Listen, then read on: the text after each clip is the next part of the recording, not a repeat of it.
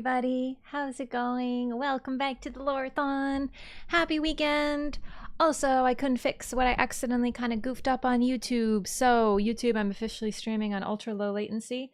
I don't want to be doing that. But that I freaking clicked something that popped up underneath my cursor. Thanks, YouTube. Not throwing any shade or anything. I just feel like maybe if YouTube allows you to change something on the fly, then they should allow you to change it back. So if they're gonna go ahead and be like, yeah, you clicked to turn on ultra low latency, right?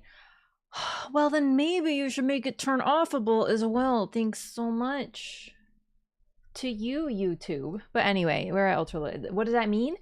I don't know, but it might affect the quality a little bit, apparently.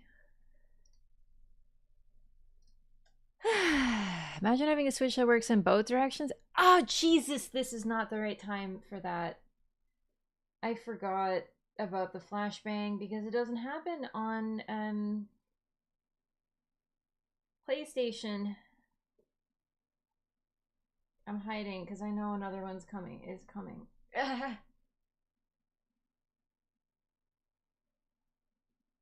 Okay, what's up everybody? Happy weekend. We're gonna talk some lore today. Rip retinas? Yeah, that was quite possibly the worst thing that could have happened. I'm a little early today. I saw a couple folks in chat were like, early? I am early, but the thing is that I'm early because I have a terrible headache. And the thing about that is they only get worse. So I'm hoping that I can get in. I really wanted to get into lore today. I was very excited about today. So I was like, we gotta stream. But if I wait, it'll get worse. So I'm very light sensitive, and that doesn't help. But we're gonna see. Hope your headache goes away. Me too. Me too. No Dragon's Dogma 2. That's next week. I tweeted about it. See Twitter for that because I haven't tweeted much, so it's really just gonna be that. But you know, we have a whole plan for next week. Played Neo 2 and it felt better. Gaming helps. Light does not do good for me, unfortunately, so we're gonna see what happens. What's up, YouTube? Master Blaster, Fang Panda, what's up? Out here revolutionizing medical practice. Maybe have you considered that it was like the adrenaline? Because adrenaline is good for pain, I feel, right? Gemini Lightning, thank you so much for 14 months. Welcome back. Hi, thank you so much for the support. Good to see you. Don't help, like, I sometimes take an Advil, but like they don't fully make it go away when the headaches get bad enough. But I didn't want to not stream today. I'm very excited about today. 10 hours of Neo yesterday. Yeah, for me, I think it's too much screen time. Because I've been editing a lot. So, but I did manage to get an entire episode of the Elden Ring first playthrough. I edited today, and what is it? It's Moog. We finally get to Moog. It's very funny. If you ask me, it's very funny. Because I really, really don't like Moog. I still don't like Moog. So my first experience with Moog was very funny. So look forward to that, let me tell you. Dung Eater has his way of handling migraines?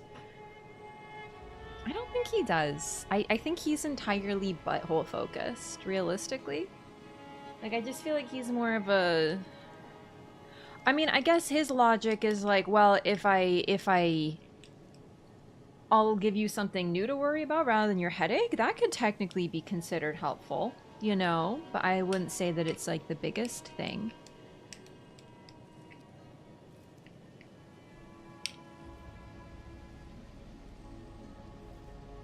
I actually did want to talk about Dragon's Dogma 2 because I've been kind of like astonished at the general weird negative, like hyper negative backlash that has occurred because of the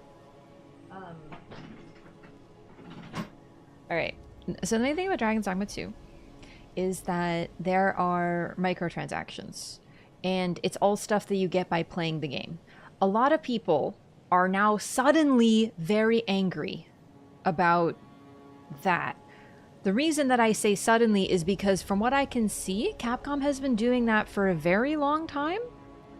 So it's just a little bit like maybe people weren't aware, maybe people didn't know, but I find that Capcom does do that, hey, microtransactions are available to you in a really unobtrusive way, and they don't yell at you constantly. There's no pop-ups. It's not like the main menu of the game has all this stuff. It's very like I have played hundreds of hours of Monster Hunter World and Rise, and I never felt like I got that FOMO. I was like, huh, Sanj, you know?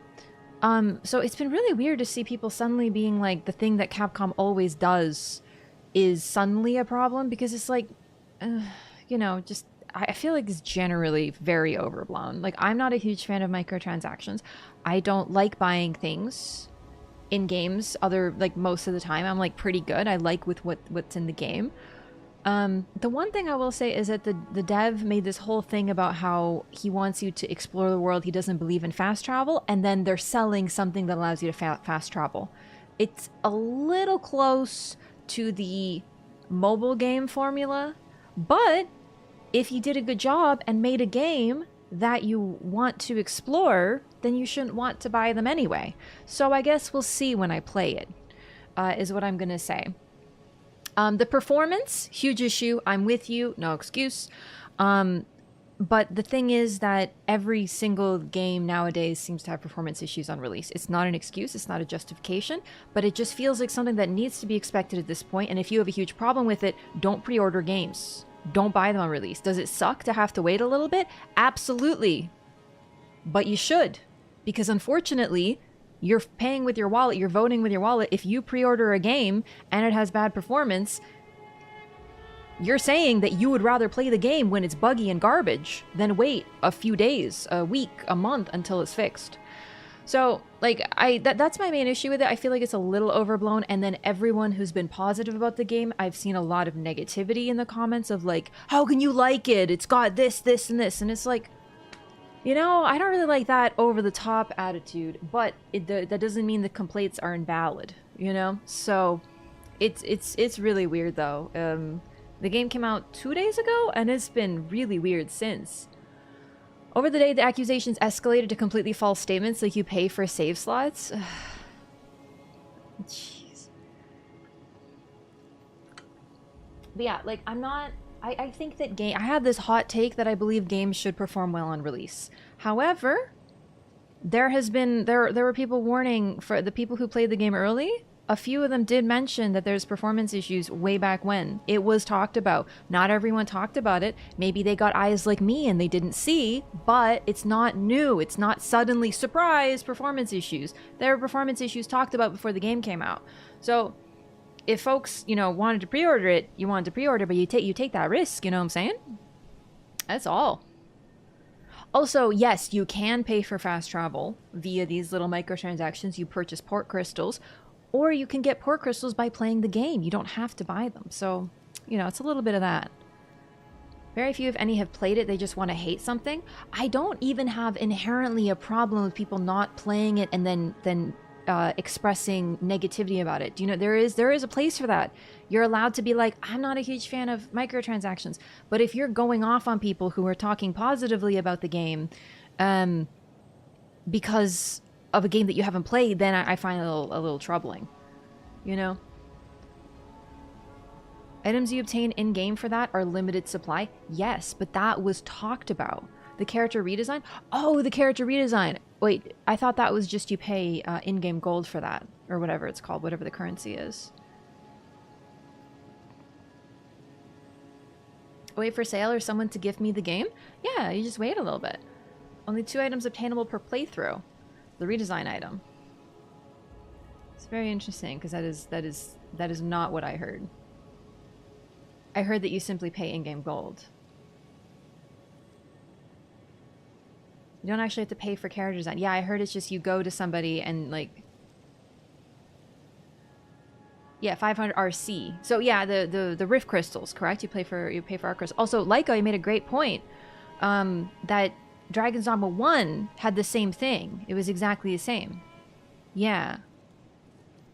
Also, I will say that in Monster Hunter World, I remember I wanted to change my character's hair, and I went through the whole hairstyle thing, and then it asked me to get a token to change my character design. I was like, I don't love that. I decided not to do it. And then when I got Iceborne, I did the same thing, and I found out they made it, you could change your hair anytime. That was Monster Hunter World. So the point is that Capcom has been doing this for a while. I agree. But it's also like, that's why I kind of find it weird now that people are upset. Because it's like, if you played a Capcom game, they do the same thing, right? Only 2 of those items. Okay, I'd have to play it myself because I heard the complete opposite. I heard that it simply takes RC and nothing else. Yeah. There's detailing that you do with gold, hair, makeup. Oh, you can't change your character's face. Oh, well, yeah. They always do that. You can change, like, cosmetics, like hair and makeup, but you can't change your character's face. That's where it came from. Sorry, that I misunderstood. Yeah, you can change your hair, but, like, to get plastic surgery in the game, you need you need to get those tokens. You got to think about it more. They make you think about it, but still, 2 of them in the game is quite a bit. Do you know what I mean? I'm not saying that because like Elden Ring, you can change your character all you want 1 billion times, right? It's just the way that Capcom is. Do you know what I mean? Not haircuts, though. The basic stuff. So, okay, think about you as a person. Do you want to change your makeup? Do you want to change your hair? Do you want to change stuff like that? Do you want to get a dye job? Do you want whatever? You can do that. You just have to pay. But if you want to change how your face be, then you're going to need to go to a surgeon and pay a little bit more. It's like that with those games. They just do that. You can't really just redesign your character super easily. Is that a good idea for a single player game? I don't. Also, a lot of people are complaining about the whole single player versus multiplayer thing. It'd just be like that. Their mods let you bypass everything already? Yeah, but that's I'm talking about what's in the game, because you can change your character's appearance as much as you want. It's just you cannot surgically alter your character, I guess, is what I'm describing, right? Like, there is a difference, because I don't like to change my character's face. I like to change her hair sometimes. I like to change makeup, maybe. Maybe I pick a different fashion and I want to change her lip color. I can do that as many times as I want. That makes a difference to me. So saying that you have to pay to change your character, not quite accurate. Do you know what I mean? Character's physicality matters in Dragon's Dogma. Yes, your own personal physicality matters too as a person. Do you know what I mean? Like, in Dragon's Dogma, they make you think about your choices, and maybe they don't tell you super clearly that that matters, but it does. It's like, it's pseudo-realistic. I don't know. It's just, imagine playing as a short character with lots of mobility, and then all of a sudden you're like, actually, I want to become a strength build, and you just casually make yourself 6 feet taller and add muscle, you know? It's just like, they want you to really have consequences for that, you know? Or at least think about it more. They make you think about it with scarcity. Delightful Business Goose, thank you so much for the resub. Thank you for 3 months. Thank you for the Prime. Really appreciate that. Welcome back. Gotta study, but I'll return. Hey, when you're done studying, you can come here and study some lore with us.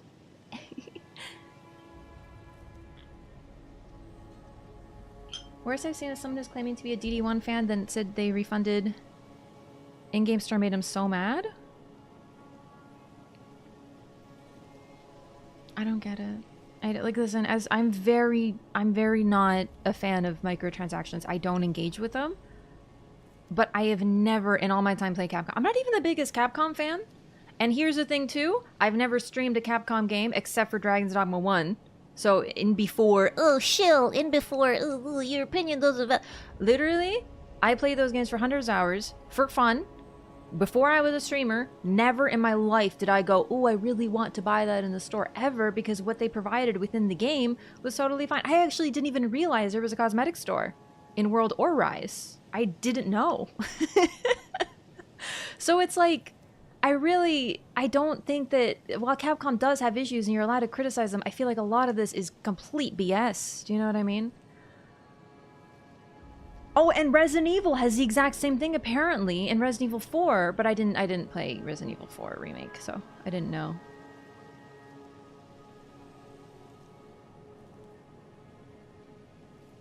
Short people are more easily set on fire. I mean, there is like less, if you're shorter, you got like less body volume, right? So that makes sense statistically. Yeah, I kind of, you know what? I forgot Resident Evil was Capcom as well, actually. Totally forgot. So yeah, I have played Resident Evil on stream. I lied, but that's just ignorance. No one got mad at RE4 because the story came out a week or a month later, so all these types weren't paying attention, had moved on. Yeah, it's a little odd. I don't know. I personally think it's super overblown. I think people are super, like, salty over nothing with this. I think it's way over the top and unnecessary. Should wait longer to be sneakier? Yeah, a lot of it came from the fact that the game has performance issues, but they hot-fixed, like, they patched in the store rather than, you know, work on that. But apparently that was always the plan. I don't know. It's just... it's to me, slightly nonsensical thing to be worried about.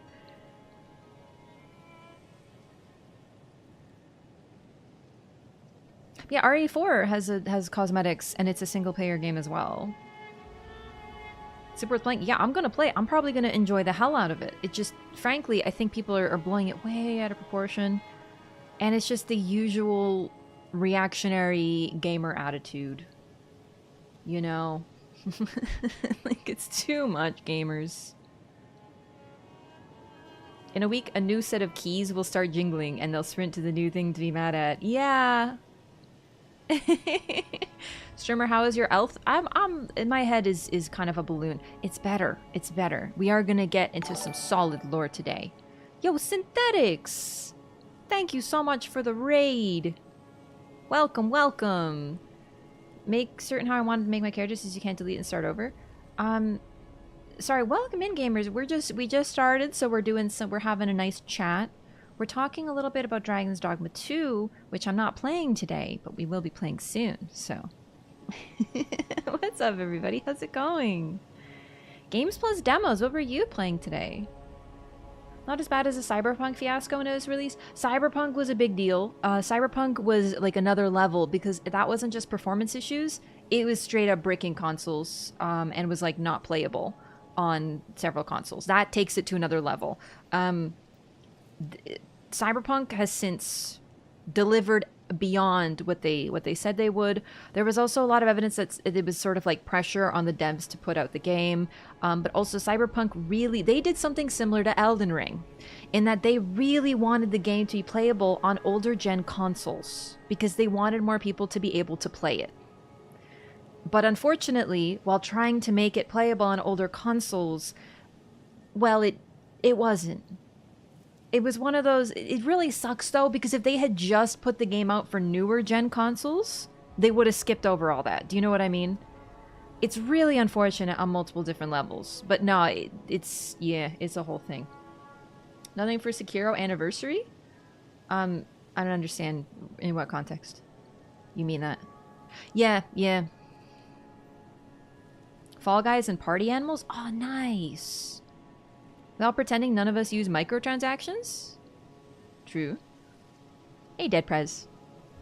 Elden Ring leaded up to Shadow of the Erd Tree? Yes, that's what we're doing! Oh, yeah, one thing. So yeah, sorry, I forgot. Raiders, we're doing a LOREATHON. I'm playing all the games. We're starting with Elden Ring. And we're just doing super slow, thorough plays, getting all the lore. If you have any questions, feel free to ask. We're having like really fun discussions about lore. But yeah, no, Tsar Nikolai, the one thing is, do you mean that you can't delete your character? You can delete your character and start the game entirely over. It's not easy, but you can. You can't make another file. It's not like Elden Ring, for example. You have multiple characters. You have to... They really make you think about your choices. But you can delete. I'm not really sure how. I've seen discussion. You can delete your character and start over. So... CD Projekt Red had a great reputation. Cyberpunk changed that. I agree. All it takes is one bad release to ruin the reputation. But what I will say is I think they've made up for it. Genuinely, the game seems to be very good. Frankly, even on release, I heard a lot of positive things. It reminds me of, what's the other one? No Man's Sky? Very similar issue. People were expecting certain things that weren't in the game. Very fair criticism. But now that is a very beloved game that delivers and more upon what it was expected to. It just took a few years. So, I don't know. I bought Cyberpunk day one on PS4. Oh, yeah. Turn off Steam Cloud for DD2, then delete your save in the app data folder. I see. Okay. Witcher 3 Game of the Year full editions at CD Pride Red got huge? Yeah, no, I mean, Witcher 3 is definitely what put them on the map with the Game of the Year and stuff, but also, like, in general, they, Witcher 3 avoided all those eyes. I think it's also the fact that, Cyberpunk, they pushed the marketing really, really, really, really hard. So there was pressure to just release the game. And that's effectively what happened. It released sort of unfinished, yeah.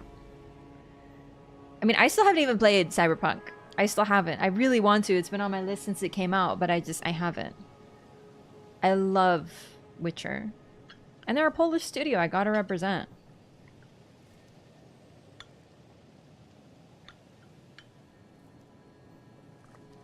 Also, is Phantom Liberty the DLC with Idris Elba in it? Because, oh my god, love him.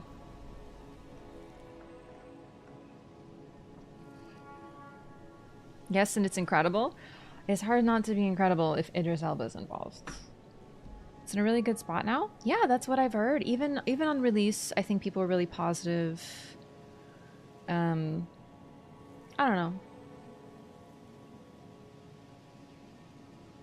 One good game to make CD Projekt Red seem fair, only one bad game ruined it. That's just the way people are. But like, I don't know. I genuinely did hear positive things about CD Projekt Red or Cyberpunk when it came out. There was a lot of like, oof, but there was also a lot of, wow, I'm addicted. Do you know how many people I heard that were like, I played this game for 16 hours a day. It's so incredible. It's so addictive. Like, I was like, wow, okay. On release. So yes, I understand, but like, I don't know. It's hard. The general messaging, like right now, if you ask, if someone hears about Dragon's Dogma 2 and you ask them, hey, what do you think about Dragon's Dogma 2? They probably be like, I heard it was really bad. Or I heard it's like really mixed right now. I think that's bonkers. 16 hours, that's nuts. I knew so many people who vanished off the face of the earth when that game came out. 40% positive reviews on Steam. Dragon's Dogma 2 has 40% positive reviews. And this is why you can't trust reviews. Even fucking gamer reviews. Honestly. Honestly, I bet you had those people who are like, it's got microtransactions. Game stinky. I'm disappointed. Should have been delayed on last-gen consoles? I agree. I agree. And it really does suck that if they had simply said, fuck you, PlayStation 4 and Xbox One gamers, you don't get to play our game, they would have actually probably not gotten their reputation ruined. Isn't that fucking depressing? The fact that they wanted more people to access their game in a time where PlayStation 5s and Xbox Series X and S's were almost utterly unavailable, they wanted more people to actually be able to play their game. And they talked, I remember they released this message saying like, hey, like we really want people to be able to play our game. We want to make it compatible with older gen consoles because we care about you. They got shit for that. Twitch gameplay by gamers, make my own decisions whether I want to play the game. Yeah. I feel a little bad because Dragon's Dogma really got the shit under the stick, the first one, when it released. And now it's like, I don't know. When I watch Elden Ring, I knew how to play the game because it's not like Dark Souls. Yeah, I watched my friend. I went over to his house when Breath of the Wild came out, and because he was like the only person I knew with a Switch. And he's like, "You want to see the Switch?" And I was like, "Yeah, sure." So I came over, and he showed me Breath of the Wild. And I'm like, "Okay, I don't normally like Zelda games, but this game looks incredible." And then I went home and I bought it for the Wii U. I didn't have a Switch yet, and I was like, "This looks great." You know, like sometimes you just need to see a game to decide. I'm gonna be playing it next week, so we'll see. We'll see. It could be... I think I'm gonna love it. I'm sorry. The people that I trust the most said that it's really fun. And even though it's got issues, it's still really fun. I think I'm gonna be right there with them personally. I can't wait. Oh, I can't wait to set my character. We're gonna do that on stream. Alright, but in the meantime, let's get going, gamers. If you like DD, you'll like DD too. I think so too. Dragon's Dogma 2... So you're expecting another Souls-like? Yeah, I've seen Fightin' Cowboy dealing with a lot of it. I've seen general negativity everywhere, and it's just like, it's so overblown. It really is. People are entitled to their opinions by all means, but goodness me. Love DD2 so far. The exploration NPCs are just fun. Yeah, I'm so glad. I'm so glad you're enjoying it. Found a riftstone in DD2 where only summons pawns that are tall women. That's my riftstone. Don't regret my purchase at all. I can't wait. I can't wait. I want to finish Dragon's Dogma 1. So, before we start today with the LOREATHON, my plan is to stream the LOREATHON all weekend, Saturday, Sunday in this case. Monday, I would like to do a bonus stream and play Dragon's Dogma 1. Also, we're going to be doing a sponsor on Monday, and before you go, ugh, it's Siege. Rainbow Six Siege.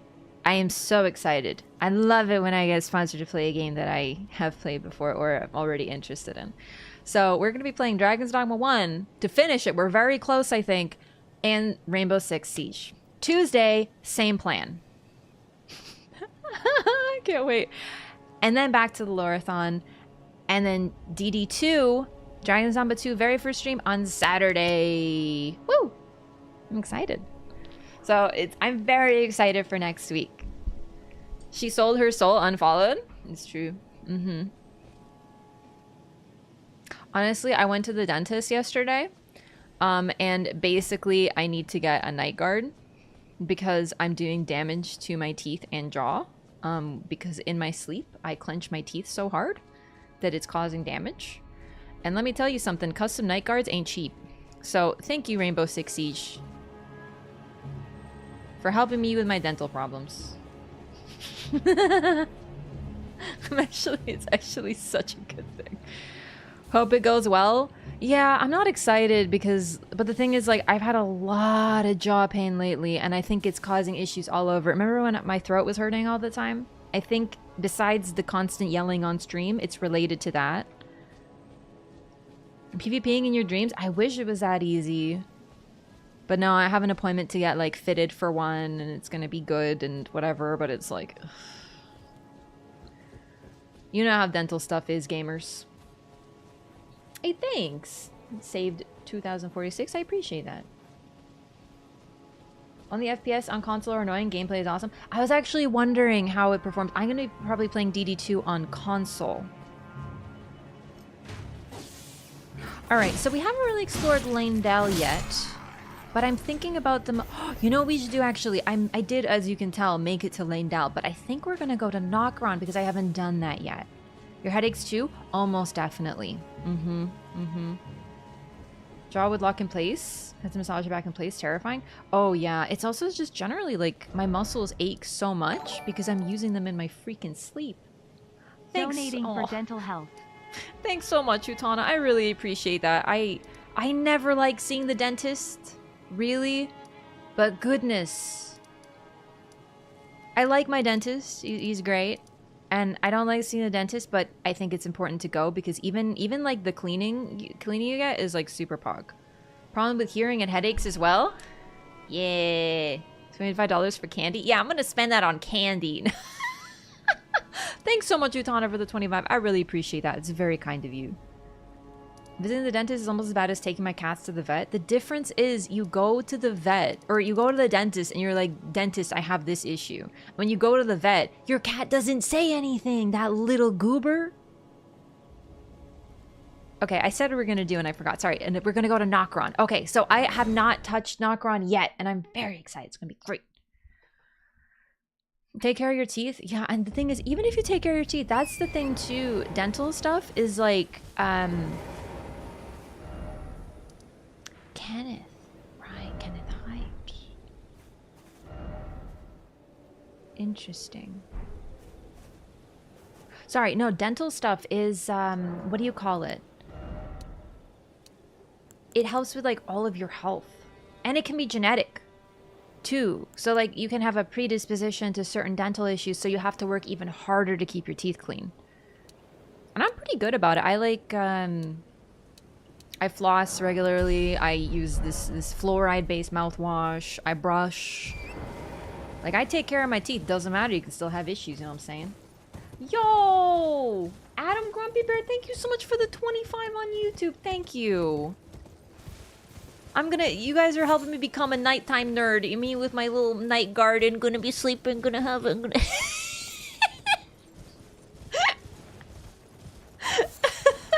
you so much. That's very kind of you. I really appreciate that. Nokron. Did I talk to Ken? I feel like I haven't talked to Kenny in a while. Give me 1 second to see if Kenny's here. Nerd. I'm gonna be an Omega nerd. I don't care though, honestly. If it helps my jaw from hurting. Oh, I will wear that thing all freaking day. Well, no. It happens at night. I will wear it all night. Hey, what's up, gamers? This is an actually really accurate representation of how I feel Dragons 2 haters on YouTube or on Twitter are right now.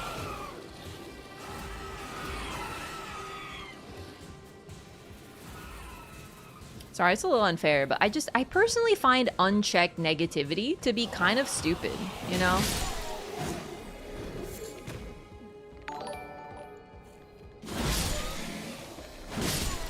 Yo, thanks so much. YouTube. I don't know why YouTube alerts are so slow, but thank you again. An apple after every meal goes a long way, keeping the teeth in shape. You know what's funny about apples? Is it's really mixed with them, because the main benefit to apples is because they're harder.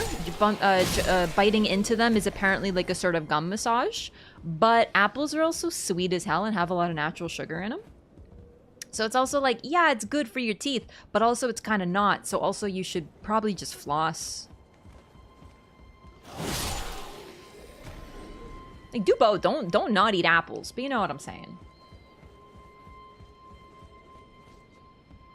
This is not New Game Plus. I made a brand new file just for this. The reason that I have this garb is because I asked someone to drop it for me, for fashion. Also why I have these forbidden runes, but it's a fresh New Game cycle, yeah. Hey, Kenny. Hey, Kenny. The stance has got me so good. He's like, yes. I don't floss, I water pick. You know what? My dental hygienist is a bit mixed on water pick. She says it's good, but you still need to manually floss because it doesn't get into your gum pocket, apparently. So I love my water pick, but it's good to do both. You wanna know my routine? Alright. Brush my teeth thoroughly. Good job. Keep the toothpaste in my mouth. Use a floss pick. And then I floss with that because it pushes the toothpaste in between your teeth. And then upon being done with that, then I use the water pick as a rinse. Floss once or twice a day. Dental hygienist told me to do it twice. Yes, you should floss twice. I normally floss once. I'm not perfect, but yeah. Yo, Rob! Thank you so much for the 5 gifted memberships. I appreciate that so much. Please enjoy your emotes. Thanks so much, Rob. I appreciate that. I love apple juice and orange juice, but they sure do spike the insulin. They sure do. And I'm not saying don't drink juice. I'm just saying, like, be aware of what the juice do to you. You know what I'm saying? Lack of floss. You gotta floss. Dude, I'm telling you, you gotta floss. It is so important. This is me fresh off the dentist evangelizing about teeth care. But genuinely, flossing is so important. American Academy of Family Physicians actually does recommend not drinking juice. Yeah, of course they do. They're a bunch of nerds who don't want you to have fun, okay? Drink your juice. Just brush your teeth.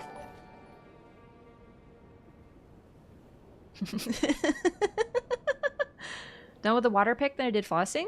You might need to do both though, because like trust me, you feel clean, but it doesn't mean it's clean. You know what I'm saying? Drink apple juice all day long if I let myself. Just do both. Just do both. I love lemonade. I freaking love lemonade. You can take my lemonade out of my cold dead hands.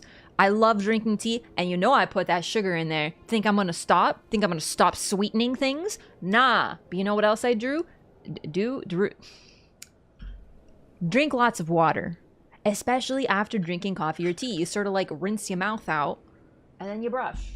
You're allowed to have fun in this life, okay? Anyway, Kenneth, tell me about your teeth, my brother. It's easy for you to say? What do you mean? You, is it? I suppose you must have seen it by now, yes. The sorry state of my fort. Oh, indeed, it is a foul fate for a land to be without a ruler. He does floss twice a day. Found with haste, and not that awful Godric, but a true and stalwart lord of the proper lineage to take the reins of Limgrave. And then he's, let me guess, you're going to start your search post-haste. I'm sorry to have lifted your hopes, but I haven't the authority to raise you to knighthood as things stand. That isn't called raising hopes, that is called lying to somebody? His sincerest apology. But now, I must begin my search post-haste for a true and stalwart lord of the proper lineage to take the reins of Limgrave. I must begin my search post-haste for a true and... And you want to know how long he can sit there? Hundreds of hours. Post-haste, by the way. I actually do not remember what Kenneth's trigger is. Obviously, you have to progress Nephili's questline to the same point, but I believe there's a certain trigger. I don't know if it's Great Runes acquired. I don't know if it's like bosses or something, but they have a pretty late game trigger to where they move to Stormvale. So we'll get to that. Is it Morgoth? Wonderful. All right, well, we'll do that after Morgoth. Thank you. Did they change his voice in an update? I don't believe so.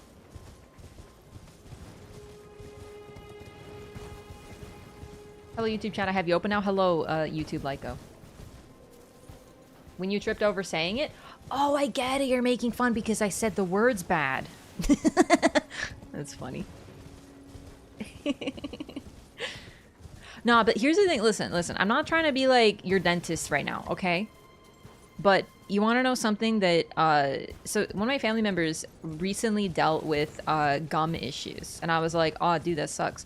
No, you know what can happen with gums? And this doesn't have anything to do with cavities or, you know, it has to do directly with hygiene, but it also can just straight up be genetic. Yeah, my family member, trust me, I'm concerned.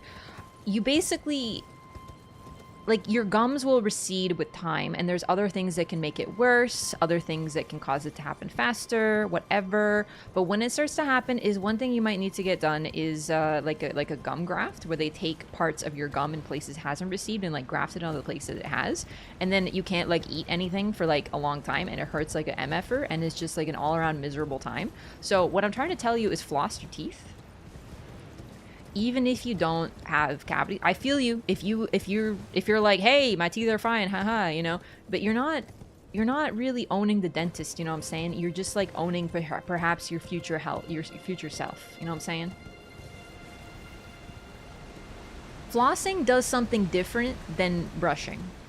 It's still cleaning, you know? It's still cleaning. It's like helping the gums.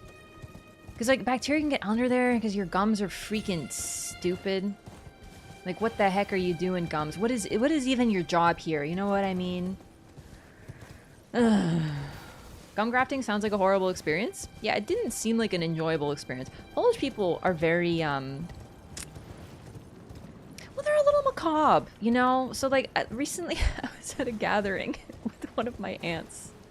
I was probably in the right place and then I forgot. Listen, I gotta do something. I gotta make it daytime. I remember how hard it is to see. All right. Polish people are a little macabre. I feel sometimes that when a bunch of Polish people get together, their main pastime is sort of to one-up each other in terms of like who has the most depressing stories. And I'm being partially facetious, but it's a little funny because like Polish people get together and they'll literally be like, oh yeah, you know, this relative is dealing with this illness. Oh, and you know what happened? Did you see this relative? Well, what happened was they were just only 40 years old and they had a stroke and they died. And it's like, oh yeah, you know what happened? I know this relative, and you know what happened with them? They were having a bad day. They had some health problems, and then they had cancer, and then their sister had cancer, and then what happened was, and then they fell and they broke all their legs, and it was just an awful time. And I'm just sitting there like, like trying not to, like, because it's very sad. But like they just have this competition on who can be the more depressing. And I'm like, goodness me. It's not funny in the traditional sense of haha, but it's like, why do you have all these stories? It's like they note them down. Remember when I didn't understand what you had to do here and I leaped into the rocks thinking I would float as well? Broke all their legs. Yeah, I'm not even that far off of what the discussion was like. I was like, goodness. Gallows humor to the max. But it's not even like, it isn't funny to me because of the sadness. It's just like every time the relatives get together, it's like just a gathering of depressing stories. Anyway, speaking of depressing stories, we head into Nokron. And you know who's the first figures that we're going to encounter when we get to the dear Nokron? I forget what they're called, the Fallen Hawk people, who got absolutely goofed up and are not having a good time.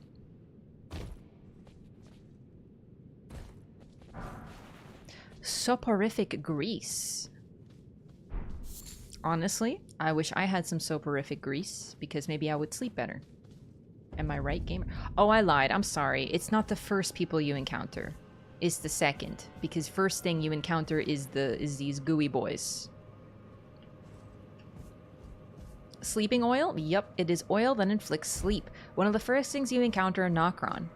It's actually rather interesting too, considering the general hue of Nokron is this sort of deep sleepy purple. Everything to do with sleep is largely associated with St. Trina. Oh, right. How do I get over there? We're making it. It's just not going to be the... Oh, dear. YOLO. Oh, God. Also, I forgot about something that is another reason that Trina and Mikola are linked together. And that is the fact that Fivor's cookbook, and this is a big one, and it makes sense. Once again, I'm not arguing that Trina and Mikola aren't linked. I'm just wondering exactly what is their relationship. But one very important thing, Fivor's cookbook 3, which is the cookbook of the fellow looking for St. Trina in his dreams, is the recipe for the Bewitching Branch, linking Mikola and Trina very, very, very, very closely. How come some weapons you just need one to dual wield, but some you need a pair to dual wield in this game? It's just how the weapons are. Most of them, like fist weapons, they give you 2. There it is. The Ghost Flame Torch.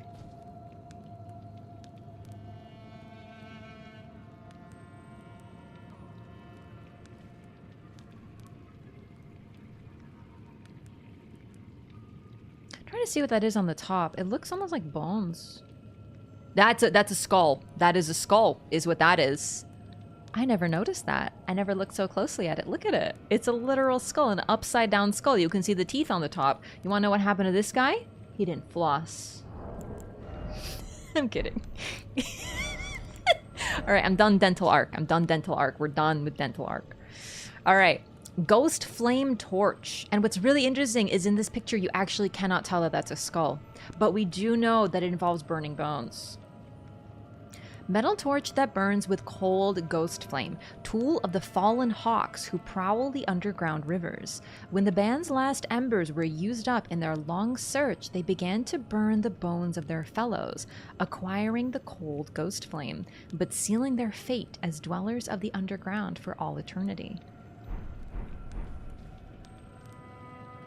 So what's really... Whoa, that hurt. What's really interesting about this... Honestly, I flashbanged myself so hard there. I actually think that I Men in Black forgot what I was gonna say. Like, just boom, you know, like their little flashy thing. Okay, Ghost Flame, Fallen Hawks. Oh, Dark Souls. In Dark Souls, just pointing out, these guys look like oil. Like they have the greasy sort of texture you get with oil. In Dark Souls, this is very much present in 3. But to strengthen your Estus flask, you literally take bone shards and toss them into the flame, and it strengthens your healing.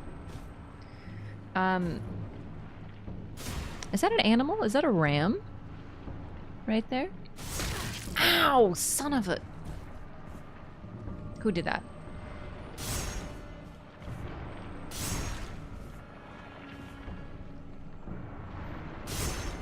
Good aim, brother. But no, the idea of using bones to strengthen yourself is something present in Dark Souls as well, and I find it interesting here because there's this concept of these people were effectively cursed. They ran out of things to burn, so they started burning the bones of their fellows.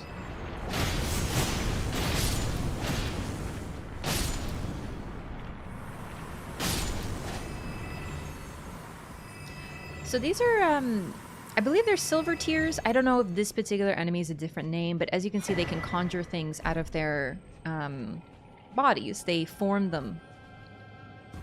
And the mimic tier is very similar, but it seems to be able to mimic things at a much higher level. These ones tend to just form blades. The blades look very needle-like, though. I actually wondered if they were literally throwing needles at you. Right there, that looks like a needle. Even right there, the gap at the end, it looks very much like a needle.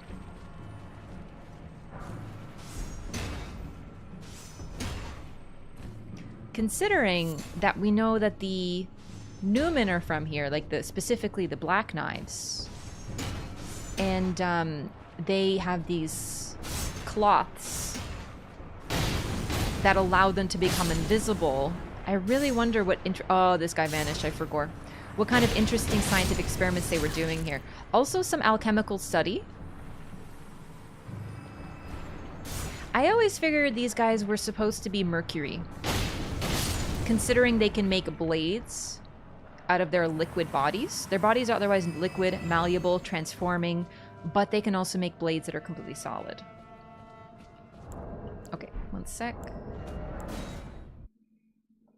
They look like lances? They do. They do. Had the Blades of Chaos? No, the Blades of Chaos. They're the Blades of Mesmer. Oh, it's just one of these. I wanted to make sure it wasn't an important one. Little tip, if you exit out of the game, the beetles will reset to their original position, so you can get them really easily. Nascent butterfly. Considering there's soporific grease here and a nascent butterfly on this character, I really wonder if this wasn't tied to... I think we actually get a Fivor cookbook down here too, but I'm not certain where all of those are. But no, there's already links between Nokron and sleep. Considering Saint Trina is so unusual, like, first of all, she is literally considered a saint. Oh, did I read the Silver Tear Husk? Let's read that. A hardened husk shed by a formless life form known as the Silver Tear, found in and around the Eternal City. The Silver Tear makes mockery of life, reborn again and again into imitation. Perhaps one day it will reborn a lord. Never. That did not happen. They are dittos? They are, in fact, a lot like Ditto. Yes. They mimic, but it's always imperfect. What is this armor set? This is Rotten Gravekeeper Cloak and Rotten Duelist Greaves. It's one set, it's just they have different names. Okay, so this is the Band of the Fallen Hawk.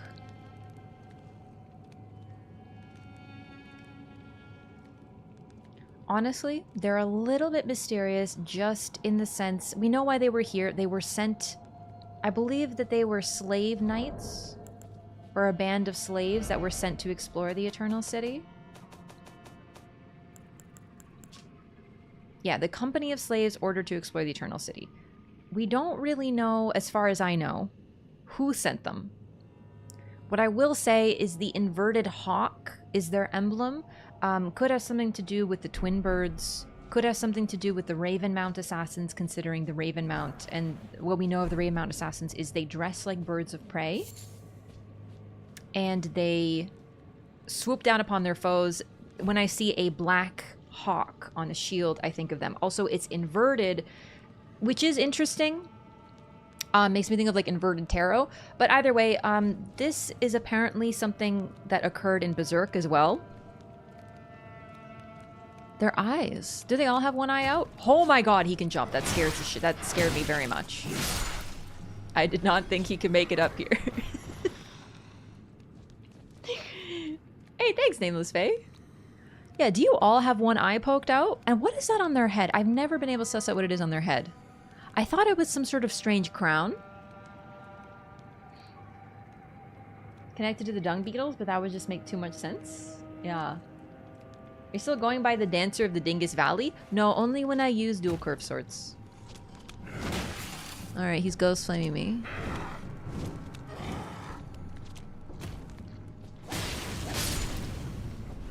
Okay, let's take another look at their head.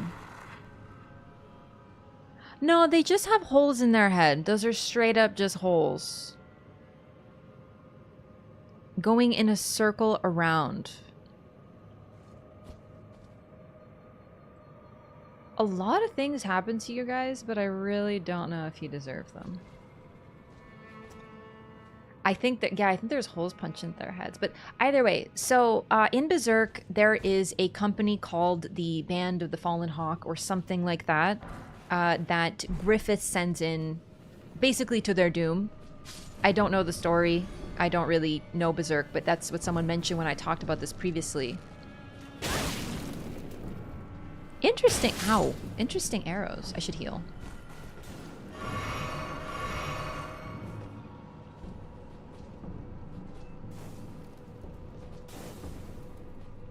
So this is something from Berserk, but I think it still fits into the lore that we have.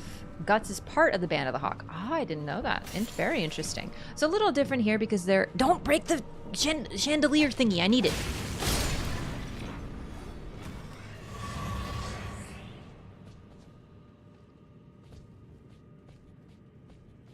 There's also an IRL surgical tool called a halo, which is used to fix the neck and head into place after neck surgery.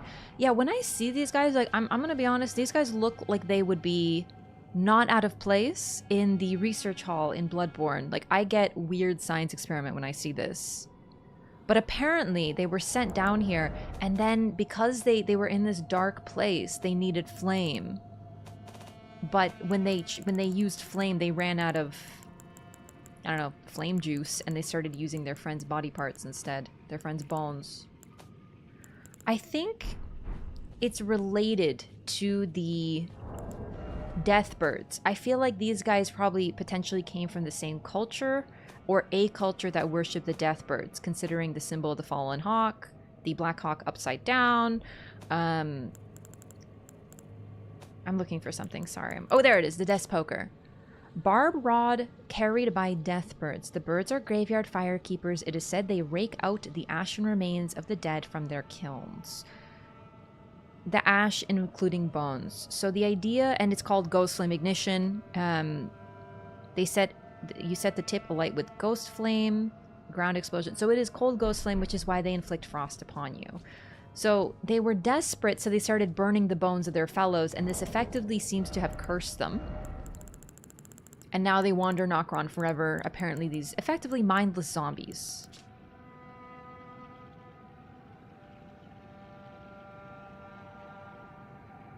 I'm not certain what about doing that sealed their fate, but it was apparently a taboo, right?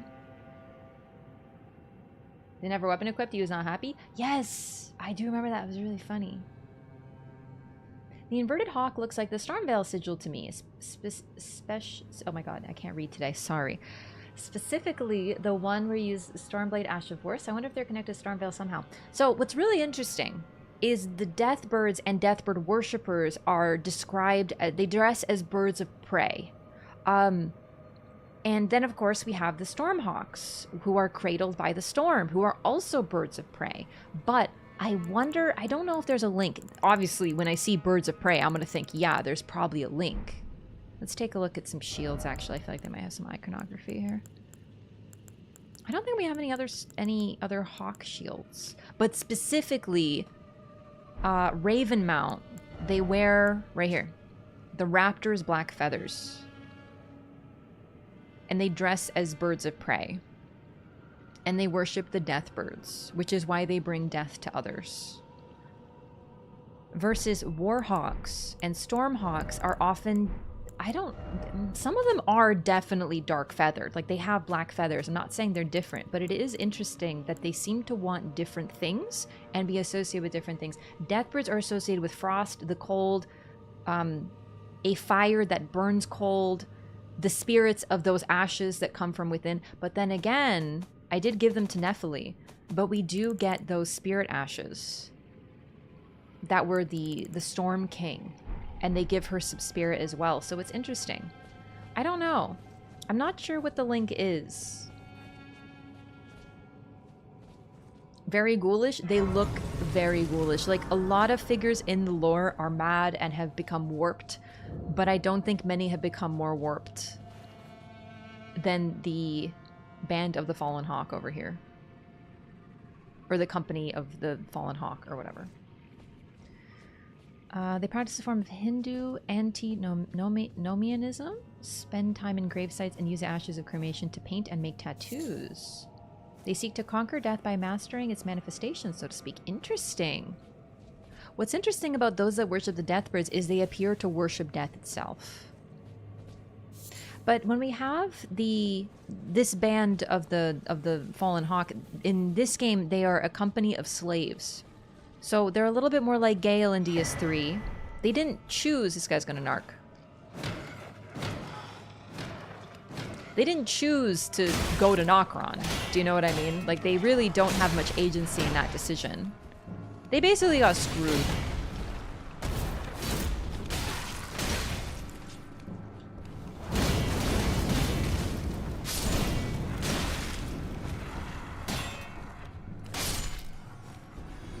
Also, interestingly, these ones wear hoods, or hats, helmets, that's the word.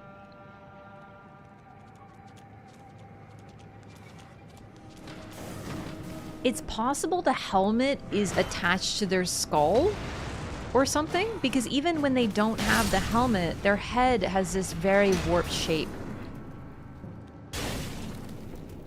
Are their eyes covered? That's it. Oh my god, they're taking more damage than I noticed.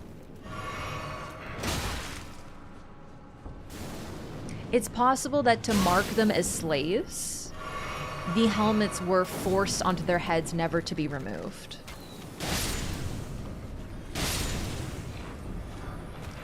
A Spirit Flame Arrow, let's go! I was hoping we get that. Hi, do you have eyes? Come here to the light. No, come here. Skeletal Mask is lore, but the Raven Peeps too. Yeah, that's just, they dress as birds. It has the same thing. They don't forget they're human. It looks like his eyes are visible, but okay, it's really hard to tell when you hide yourself behind your shield, my brother.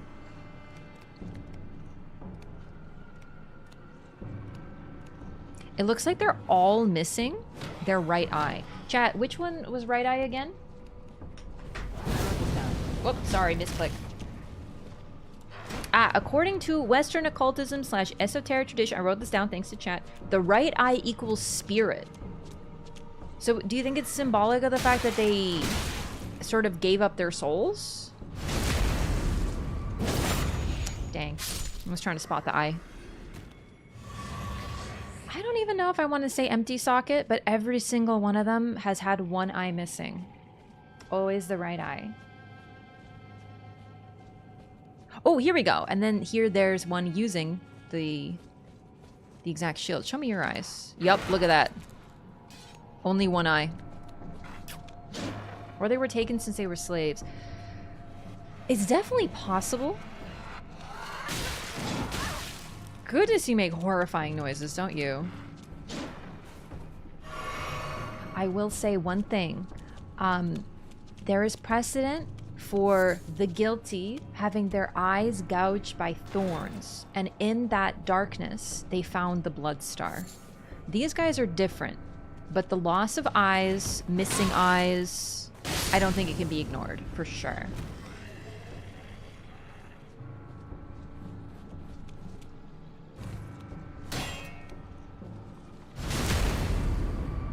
Yep, still only one eye.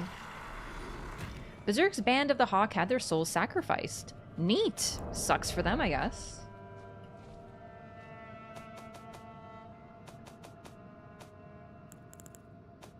So we got the Spirit Flame arrow. Where the heck is it? Here it is. We got 5 of them. Arrows set alight with Ghost Flame before firing. Deals magic damage while also afflicting foes with frost. Used by the Company of the Fallen Hawk once ordered to explore the Eternal City. We don't know who sent them. We can't be certain. The only reason I'm making a link to Ravenmount and the Deathbirds is because the Deathbirds do use Cold Ghost Flame. They're associated with Ghost Flame. And the Ravenmount Assassins are represented by a symbol of the hawk.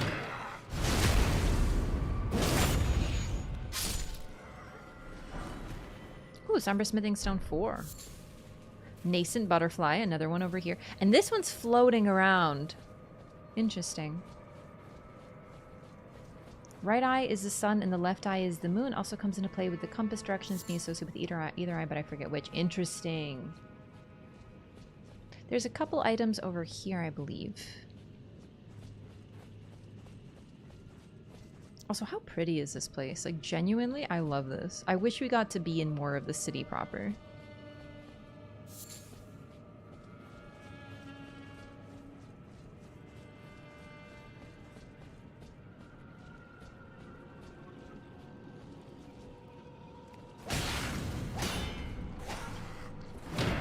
They were digging in the ground. They were searching for something.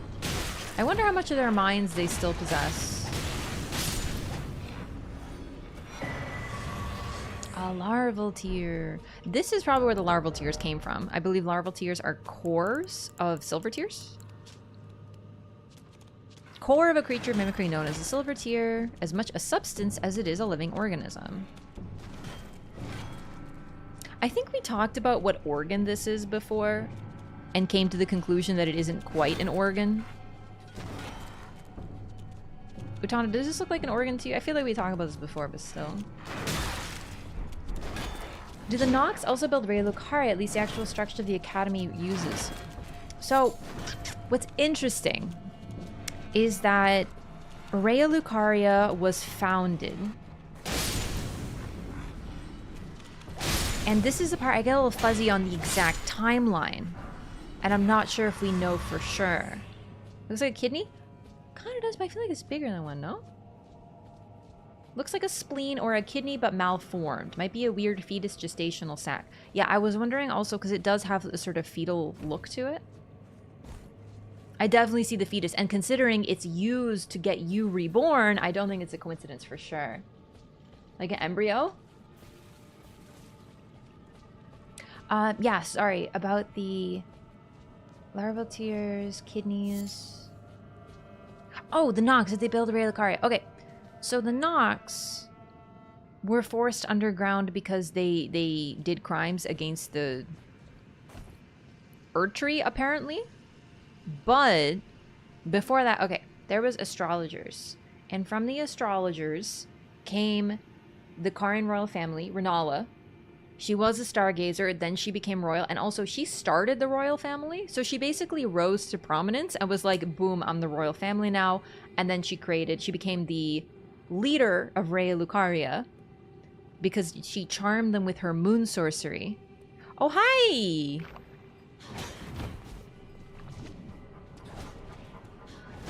And then she founded them as royalty, right? Like her own family, and created Cardia Manor. But it looks like at some point there was a split. It doesn't say that she was a Nox, but the Nox also descended from the astrologers, it looks like. Oh my god, the Nox maidens are mean. Nox architecture on the surface like at Celia. Yeah, Celia descended from the Nox. So it's not a coincidence there. But to be honest, we don't really know. As far as I know, we don't know who actually constructed Raya Lucaria, but it was probably the people known as astrologers. Then the astrologers moved in and founded the academy. So the Nox were astrologers. It was like a split. We don't know exactly what caused the split, but it looks like the astrologers split. I think it was a focus on the stars versus a focus on the moon, because even Ranala is described as a stargazer. Not that we have that item yet. Ranala, before she became the Carian queen, was a stargazer, an astrologer. Also, that's the first Nox mate. Whoa! I remember.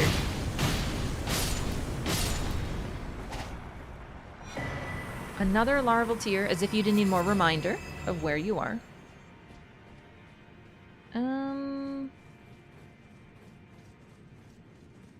I'm out of magic juice, is the thing. Wait, wasn't I supposed to get it? Did I not get a bonfire? Hang on, I think I'm having a goober moment. A lot of similarities between the two locations, mainly the rooftop designs. Yeah, I think it's just when they started to call themselves something different, but they have a similar origin, right? Like they came from the same group of people. They descended from the same group of people. What are these weapons? They're the magma blades.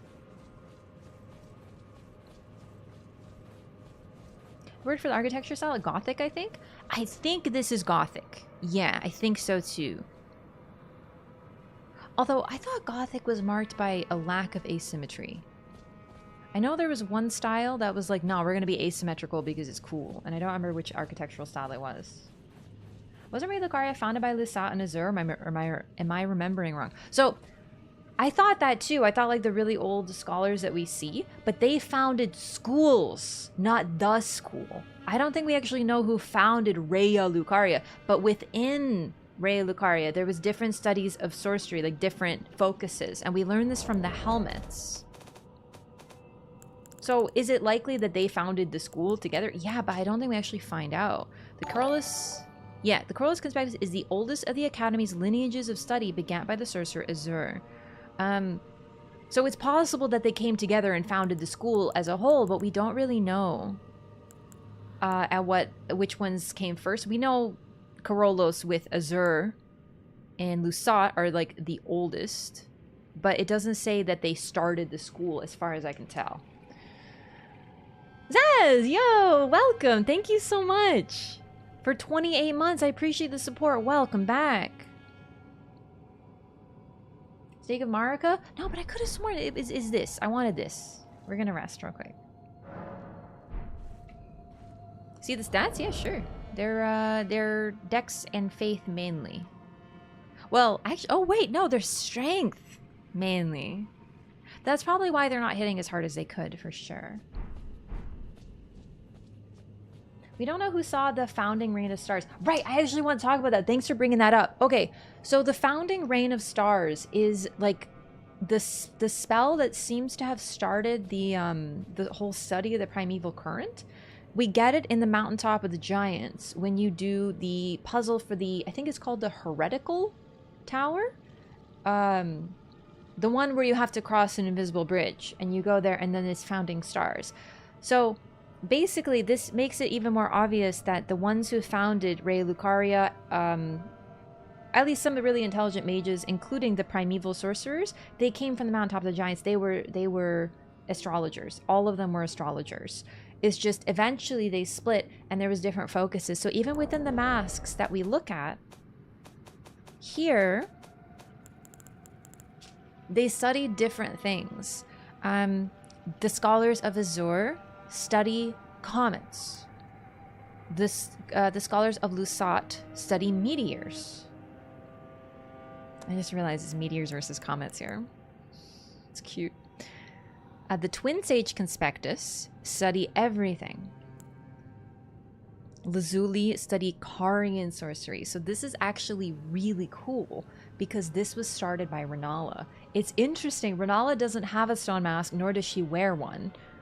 But she basically found this conspectus because she's the one who showed up and was like, my moon sorceries are sick. And they started studying the moon as equal to the stars. Which means that before Ranala and her introduction of the moon, they mainly focused on stars and things related to them.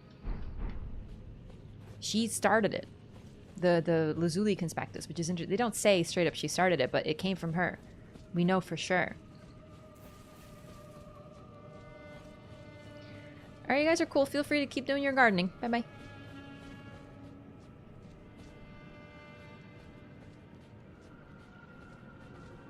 I missed a sparkly over there. I missed a lot of sparklies over here. One school of thought is fascinated by things that fall from the sky. Two different schools of thought are fascinated by things that fall out of the sky. And also... Okay. Shooting stars are not literally stars. We just call them that, right? Great Shield Soldier Ashes. Perfect. We'll read that in just a second. I believe their lore is simply, hey, they work well together. Scary. But no, in their way, they were basically studying stars.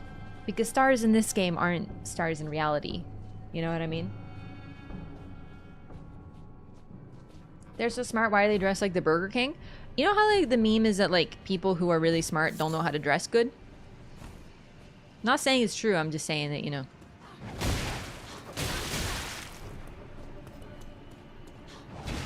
Comets and meteors are different things? Yeah. But both of them were primeval sorcerers. Lusat and Azur were fixated on it. And primeval sorcery became a taboo and they didn't want it to be studied anymore. But it looks like they were sort of, the founders were studying that all along.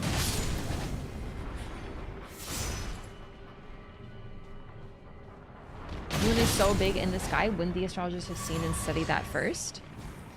So the astrologers were studying stars, and Ranni did too, but she encountered the moon. Now I know you're saying, well, the moon's so big, how did they miss it? There's a fair bit of evidence that the moon is an entity. We don't know exactly the nature of it, but it's... I'm not saying it's an outer god, but it seems to have very similar traits to the outer gods.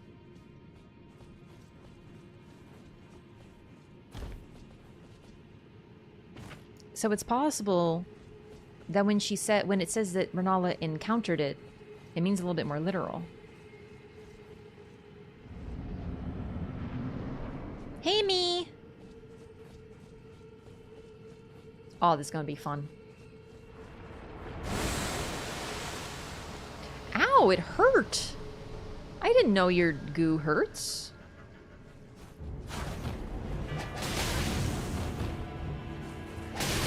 Me first, bitch. Ow. Come here.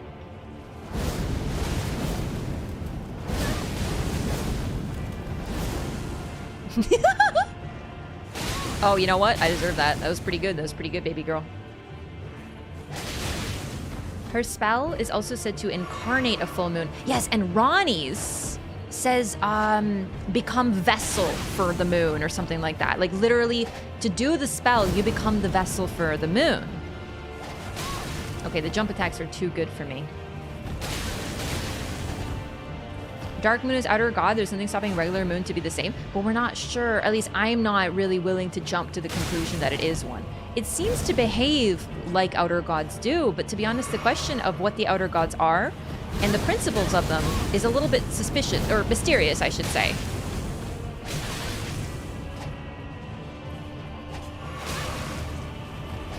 These things don't do a lot of damaging. Oh, I definitely cheese this fight. Spoken like someone who doesn't like to fight themselves. You want to know something about me? I like PvP, and I never get more joy than fighting myself. Even an AI version of myself. I'm always so fun. My builds are always so fun. Hee hee.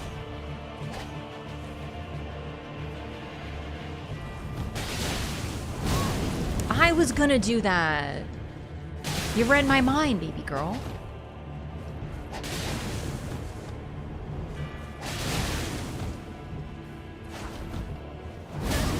You know what? Fair enough.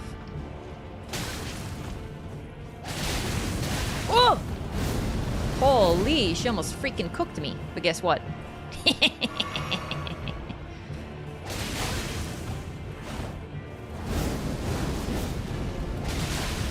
Ooh!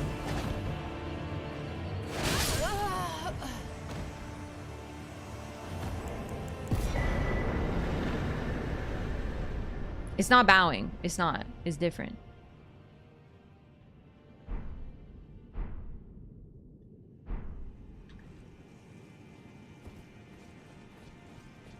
Fight Latio? Not a fan of PvP in games like this? Sorry to hear that. PvP is some of the most fun you can have with your clothes on. But you don't need to PvP with your clothes on. Here we go. Rennala's full moon uses the caster as a vessel to incarnate a full moon, then sends it floating towards foes. The full moon dispels all sorcery. It's actually rather interesting the full moon dispels sorcery now that I think about it as well. And it reduces magic damage negation for those it strikes. Queen Rennala encountered this enchanting moon when she was young, and later it would bewitch the academy.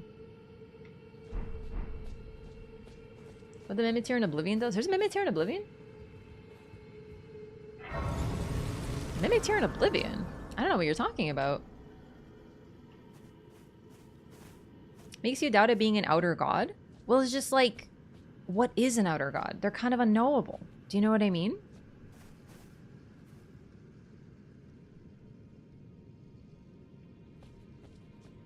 Also, if it's an outer god, then isn't Ranni's ending just choosing, like, replacing one devil with a devil we don't know? Which is interesting, as if it brainwashed them. I will say, it's rather interesting too, considering that the moon appears to charm those who see it as well. Yeah.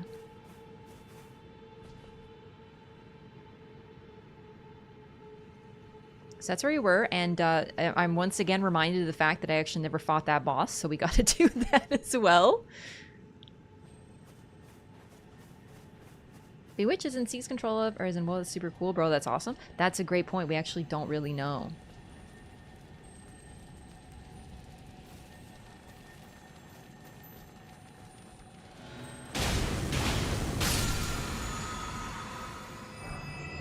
Just one of those questions of what makes the moon better than what we're already dealing with. Unpopular opinion, I don't think Ranni's is a good ending. There are no good endings, absolutely, that shouldn't be unpopular. Genuinely, if you think that any ending in a FromSoft game is a good ending, boy, do I have news for you. It's not quite that simple.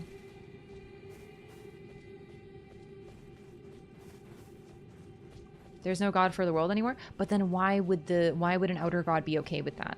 The outer gods all seem to be vying for power. We don't necessarily know what that looks like, but they seem to need worshippers and bodies.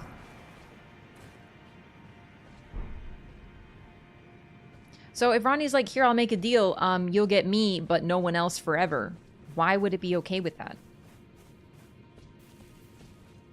Few endings are putting up a no gods allowed sign and lands between. I think really the only one that actually does that, really, is Ranni's, and it's just replacing one god with another. Sekiro has one, arguably two good endings. Shura? Sorry. I'm being a shit. What about Goldmask's ending? So we actually talked about this briefly last time. I say briefly, we talked about it quite a bit. I truly believe Goldmask is probably the most evil, because the thing about Goldmasks is it takes away the weakness in the Golden Order, and the weakness in the Golden Order ended up being Marika, ended up being choice and human will and the ability to break. Edgy stuff, I'm a sucker for the Frenzied Flame ending. What's really interesting about the Frenzied Flame ending is, unlike some others, there is a fragment of hope in the Frenzied Flame ending. It is a super messed up ending, but there is still hope within them. Why is the land between so popular for outer gods? Yeah, it's a good question.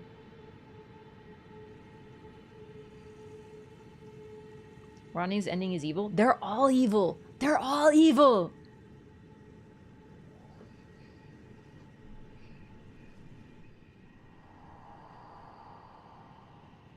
Lord of Blood, your eminence.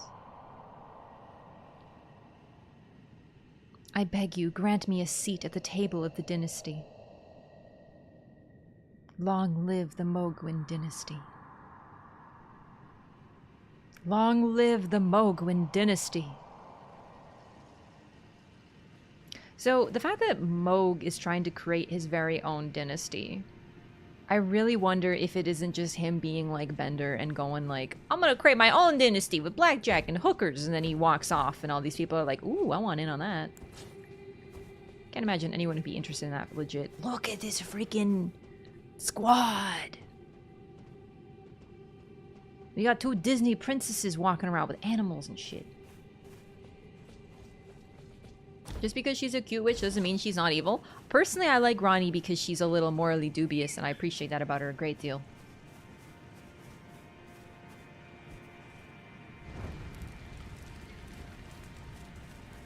Creating a world like ours, where God is a noble can't be meddled with, so it's a journey to fear, doubt, and loneliness, not knowing. I didn't read it that way. I think it's more Ranni, like Marika, is martyring herself by potentially taking the Outer God and its influence elsewhere. But I have to wonder, why would the Outer God be okay with that? Do you know what I mean? If they get power from afflicting people, enchanting people, bewitching them, infecting them, whatever it is, Scarlet Rot, you get Scarlet Rot. The Greater Will puts grace within your eyes. The moon bewitches and enchants those who see it. So why would it be okay, this great power, with, yeah, it's cool, you can just take me to the moon, no problem. That's why I'm really not sure about that ending. Even Mikla can be interpreted as pretty uncool. Oh yeah, Mikla is definitely mysterious and suspicious. No Chaos Theory! Welcome back. Thank you for the resub. Thank you for 10 months. Lists the moon as an even greater source of power than mortal worship. But if the moon is an entity, then how could that be?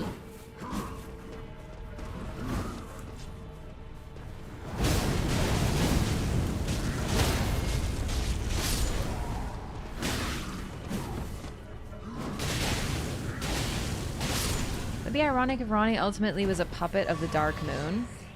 I wonder. I really wonder. I don't think she's like... I don't know, it's really hard to say because everything she does is to remove the influence of things upon her. But I wonder if that's supposed to be this sort of ironic thing because she cannot. Because it's impossible.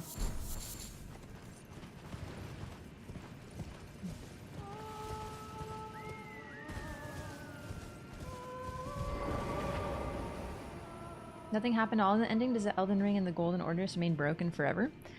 So, what's interesting about the ending where you don't fix the Elden Ring is at least that it isn't just locked in the tree. Like, we're there? Do you know what I mean? Yo, Itachi, thank you so much for the Prime. Welcome.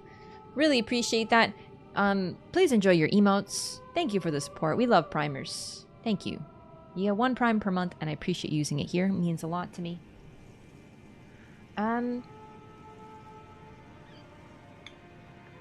No real moral endings, only choices. That's what's so bad. That was so great, yeah. I thought she was getting rid of them, getting rid of what, outer gods? But the problem is, if you use the power of what is potentially an outer god to remove other outer gods, then isn't that just replacing one with another, right?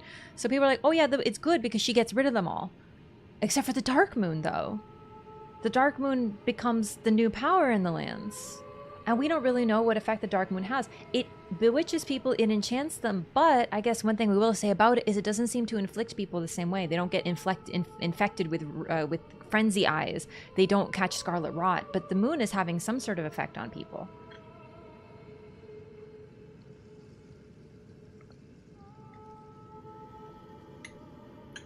Yeah, the Age of Fracture. It's kind of the most forgotten ending because it involves not doing anything at all. So I think it is sort of just continuing what's going on with just you as the lord of the land. So rather than there being no lord because Radagon is away. You know what? Let's not do this right now. Let's actually go down here. I really would like to fight the Hallowhorn, the Ancestral Spirit. I keep forgetting, so that's my bad. The Dark Moon might not have a personality. It might not have a will. That could actually be it. Yep.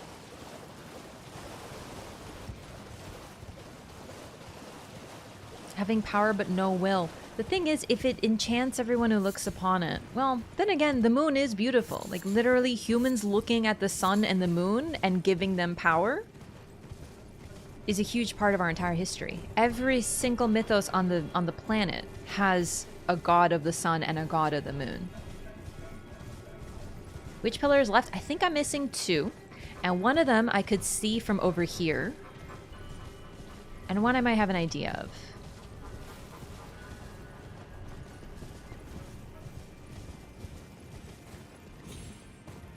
Has a back to business as usual ending? Mm-hmm. That's pretty much what it is, exactly. Wait, was it here or was it on this side? That one. Humans creating gods out of things entirely physical. Mm-hmm. Mm-hmm. I'm glad you enjoyed the snake. So one thing I want to talk about these guys, all of the ones we encountered down here, I was just missing one. Wonderful. What element do you do? Sorry, I was trying to... Can you spit some bubbles at me? Bubble beam? Bubble beam? Krabby use bubble beam?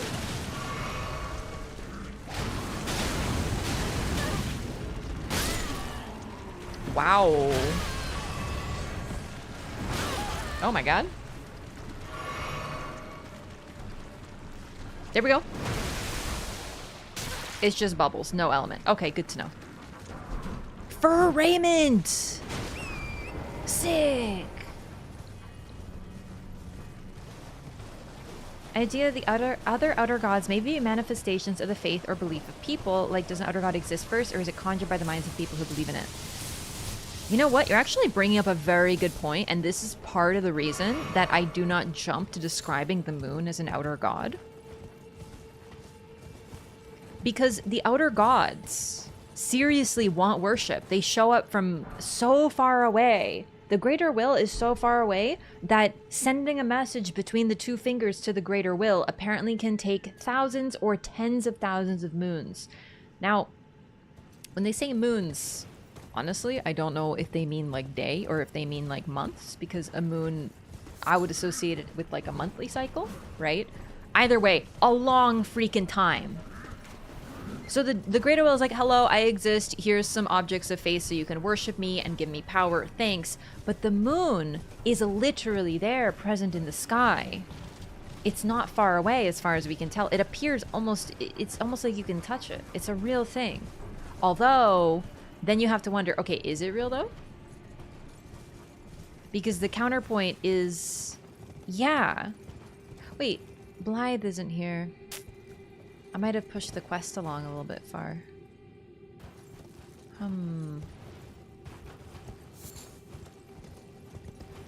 No, yeah, the moon is actually present, but apparently it took Ranala to encounter it.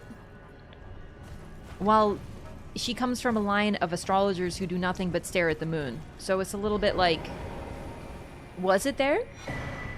The horn bow. How neat. I actually forgot about this.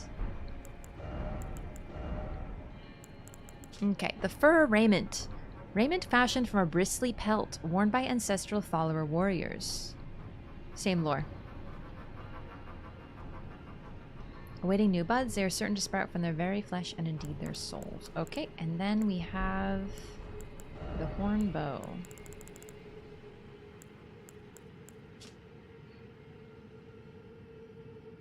Less than 2,600 light years, not so far on galaxy scale. It's pretty long though.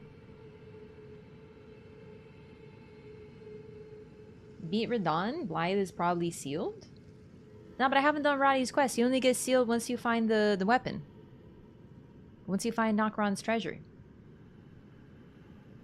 The hornbow. Longbow made from animal horn, wielded by the master hunters of the ancestral followers. Imbues arrows fired with magic damage.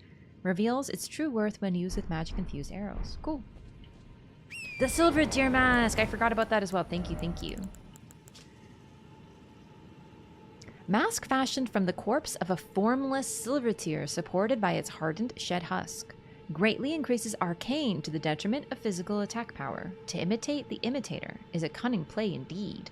So, arcane. Blythe gets locked up after killing Radagon? Oh, sorry, I got confused. Yeah, no. On the end, yeah, you talked to him down here, and then I got this place confused with Nokron. No, that's my bad. It's on the way to find Radagon that you talk to Blythe, which we did during this playthrough, I think. Yeah, we did that. Right? Yeah, we talked to Blythe. I got his dialogue. Then we figured out Radagon. He talked about threatening Seluvis. Yeah, we did that. We did that. Okay, I just forgot. Brain got a little confusioned. Yeah, his dialogue is basically just confusion. It's very sweet. But we did get it this playthrough. I just forgot. It's been a while since I've been down here. Alright, the Silver Tier Mask. It raises Arcane. Arcane equals, from what we can tell, effectively, we've come to the conclusion that Arcane equals space magic. So dressing as a Silver Tier increases your awareness and understanding of space magic. Which includes Bleed, most likely because of this dingus up here with the Blood Star and the Formless Mother over here. Because Bleed scales of Arcane. But a lot of figures who are associated with space magic, the primeval current, things like that, they're associated with Arcane as well.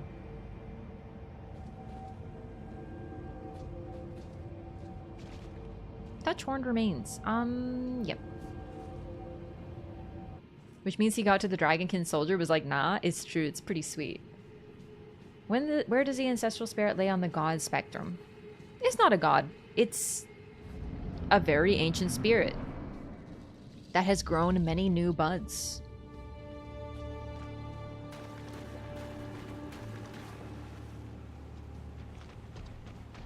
It is dead, but remains full of life.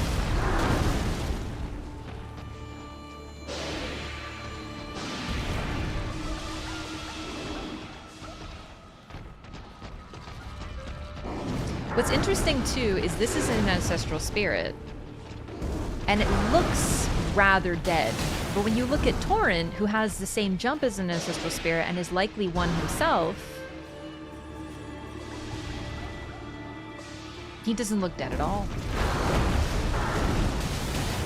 But the ancestral spirits are able to jump way further.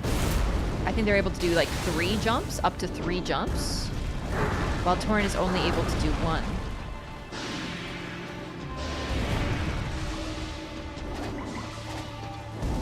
Is this a crucible creature, considering the thorn's horns? It's an object of worship for the ancestral followers. And the ancestral followers are rather interesting because they seem to kind of exist outside of the usual worship.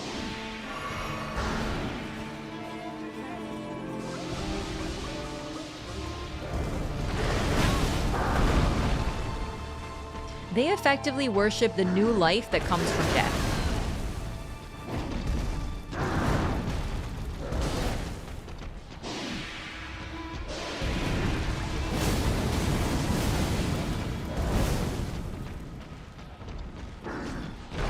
Oh, misjudged.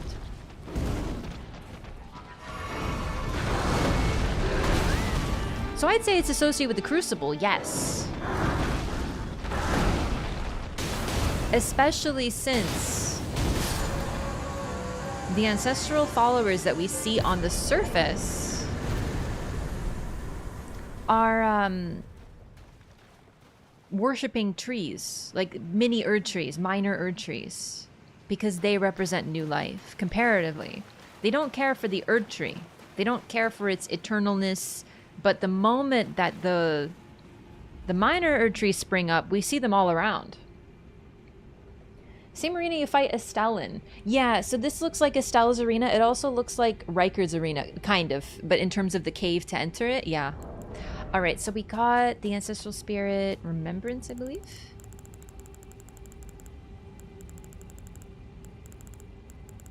Wait, do you not?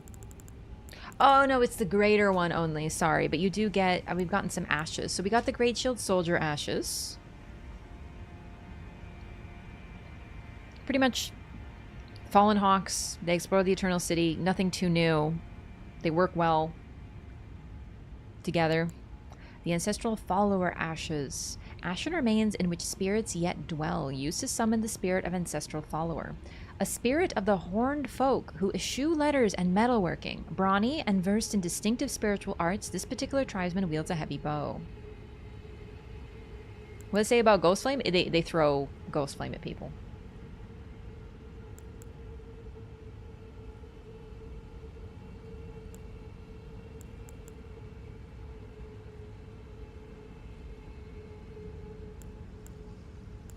Hang on one second. No, they all have that symbol. They all have that symbol. One thing I will point out, though, do you see that sort of symbol behind your spirits? It's easier to see in some if the spirit is smaller. But does it not look like the rune thingies that you use to access the ancestral spirit in the first place? How much of the Fallen Hawks is a Berserk reference? I think the fact their name likely is. But generally, from what we can tell, they do fit into the lore of this game, so it's not like, you know. The other one, spirits, consumes the spirits when it heals. Yes, so the second one, the Regal Ancestor Spirit, there's a bunch of spirit animals in its arena, and when it heals itself, it'll teleport away and heal. It literally drains the life from those spirits around it. Seen the mobs that are growing horns? Which ones? Do you mean the Omen? Alright, so with that, I think we're done. Oh, sorry, I wanted to show you this. Of course, the flame is there now, but the runes here are pretty much exactly the ones that you see in the spirit summon symbol behind. Rather interesting. Starts to move like the other animals. Yeah, I think I watched Zuli's video. How some of it doesn't really... I think they cut some of it or something. It's been a while since I've seen that particular video. The red albinarics. Ah, yeah, the red albinarics. They are growing horns because they got Mohg's blood in them. And they appear to be rather sensitive to changes in their blood and are likely taking on Omen traits because of that. Goodness, that was loud.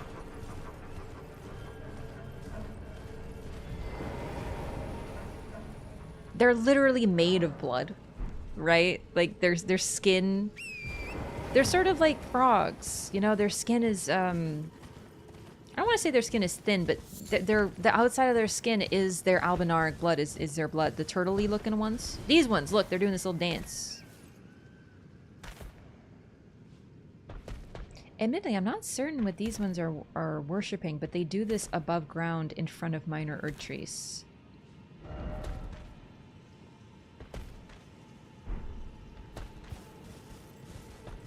It could be the minor Erdtree above, but no, it's far, it's far. Then again...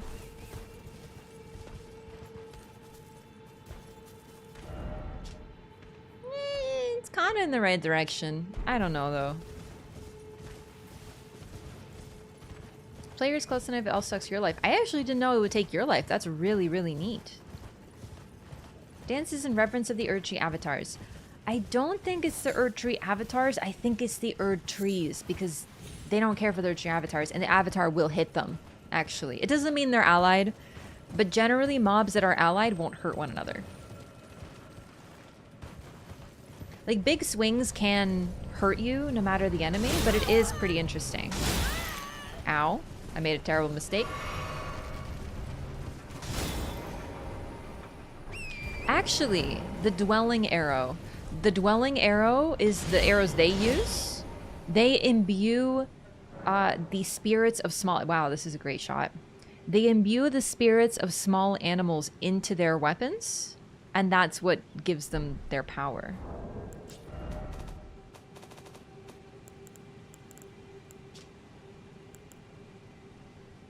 Arrows in which the spirits of small animals are thought to dwell deals magic damage.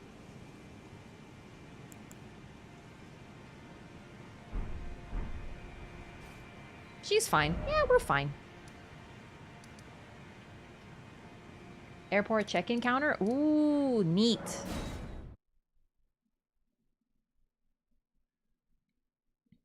Red Albinauric is Bone Wheel of the game. It is so funny that you mention that because I literally encountered them in my first playthrough the other day, and we talked exactly about that. Yep, I was like, wait, these are bone wheels. Oh my god, they're like bone wheels.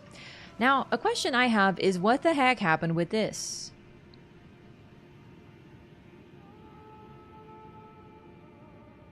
I don't know if these were intentionally carved, but they definitely don't give that vibe. However, when I see this on top of the general architecture of the area being very reminiscent of Yharnam from Bloodborne, they kind of look like messengers, first of all, the lack of noses and such.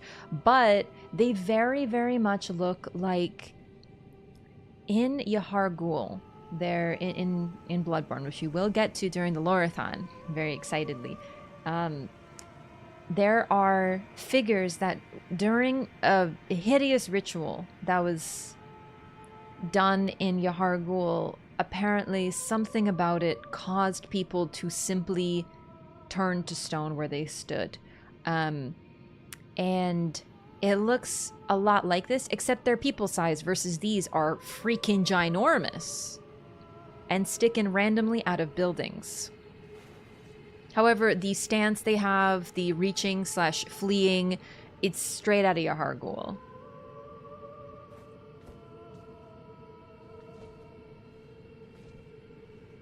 Also, they're giant. And then we have these guys, who, to me, remain mysterious.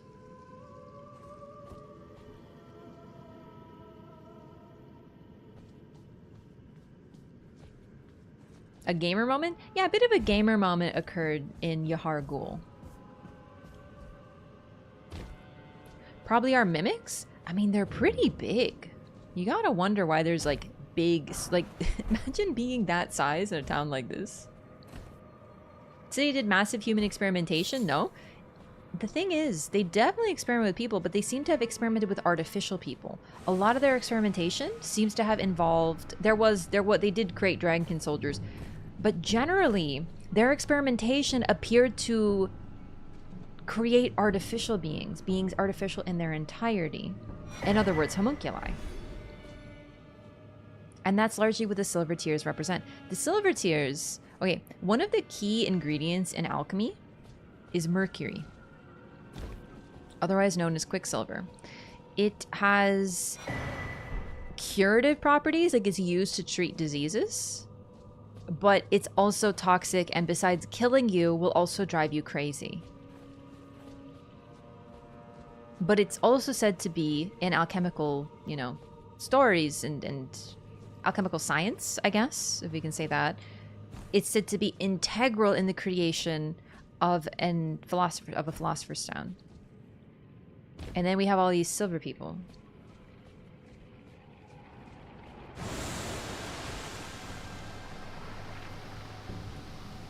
Hello. Oh, I'm sorry, I attacked you too early. Have a hand in creating the Godskin. The Godskin are the children of the Glowmite Queen? Isn't there supposed to be a second one? Did he fall in? Where'd the second one go? I thought there was two. Sometimes the one at the front will like detect you early and he'll just run into the pit trying to get to you because he's smart. But I didn't notice getting any souls. Maybe I missed it. It's just the Nox God Emperor. Dude, imagine being a God Emperor, but you're also giant. Like huge, and your followers are puny, so they make a city, but for you it looks like a freaking Lego. Like literally imagine being worshipped by tiny people and then they try to build something for you and you're like, what is this, a freaking town for ants?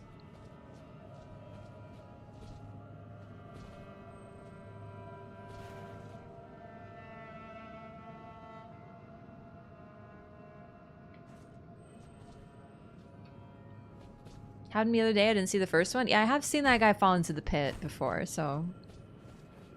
They were doing their best, but... Needs to be at least 3 times bigger. We gotta check the feet. I will say, they're rocking an anklet. 2 anklets. And look at those rings. They got 3 on each hand.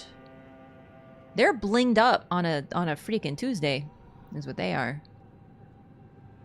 The tassels off their belt look almost like braids.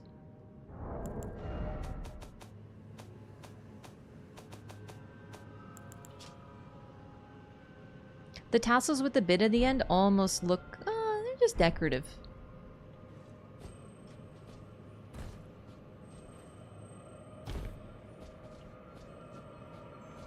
I think we get a whetstone here. The black wet blade, I should say, not whetstone.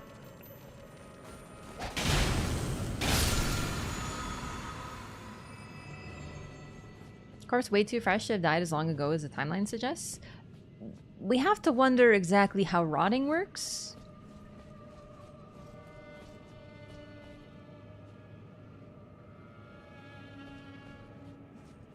Yeah, we don't know what's going on with decay. It's a little weird, champ, in this land. Godskin were created, not born. The thing about the Godskin is, according to the swaddling cloth, it's possible they're created, but they appear to be babies who require swaddling. I don't know if I have it on this character. I don't remember where you get it.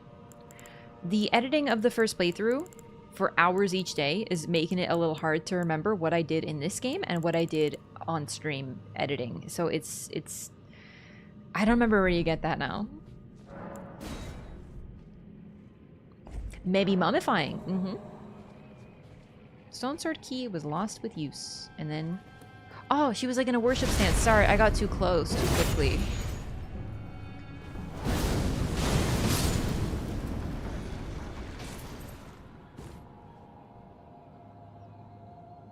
So we see lady holding flame basin. She's a Nox maiden. These are very similar to the torches we see. Otherwise just wearing Nox maiden drip. And then at the base are these horrified screaming faces. They look very much like messengers from Bloodborne. Except, of course, huge. They do not have a typical human face even looking at them. Or... less like messengers. They look like Tumerians. Very much so. Big hands for a lady? Oh, are you thinking this isn't a lady? The thing is, this garb is traditionally worn by the women, the Nox women. Oh, geez, sorry. Versus the priests wear a different garb. So I am definitely thinking lady here, for sure. Also, the hands are not that big, I will say. I got weirdly long hands, though. Jawline also pretty strong. Just saying.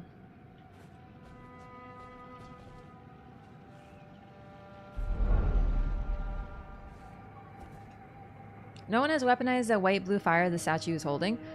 Not as far as I know. But the thing is, it looks like ghost flame. But it's not. But it also kind of looks like... But it's not. But it also kind of looks like it. That mimic's here. Is Rav confirmed? Yeah, I'm just saying, like, listen. I know what you're saying. But it's just like, she's also like larger than a person. Do you know what I mean? So if you take the fact that okay, it's not like I'm 5'11" and she's 6 feet. Do you know what I mean? Like, she's tall. Even my feet aren't even in line with her feet. Like, add a freaking few inches there. She's freaking big. So the hands are going to be freaking big. And the jaw is going to be freaking big, you know? That isn't Ghost Flame. Ghost Flame was brought by the... It's not native to this land. Get another fire in the lore. Yeah, don't get me started with their freaking blue fire out here. Looks like Saint Trina torch with eyes covered in a third eye. It could be. I mean, there is a lot of... Interestingly, there's a lot of Trina stuff upon the entrance to Nokron. There sure is. Right? We get the soporific grease, which is associated with her, and we get... I mean, the place looks purpley. You know, I'm not saying it's not related, but it's a different hue. This veers a little bit toward blue versus Trina's flame is very, very gray with a sort of outline of purple, like lilac.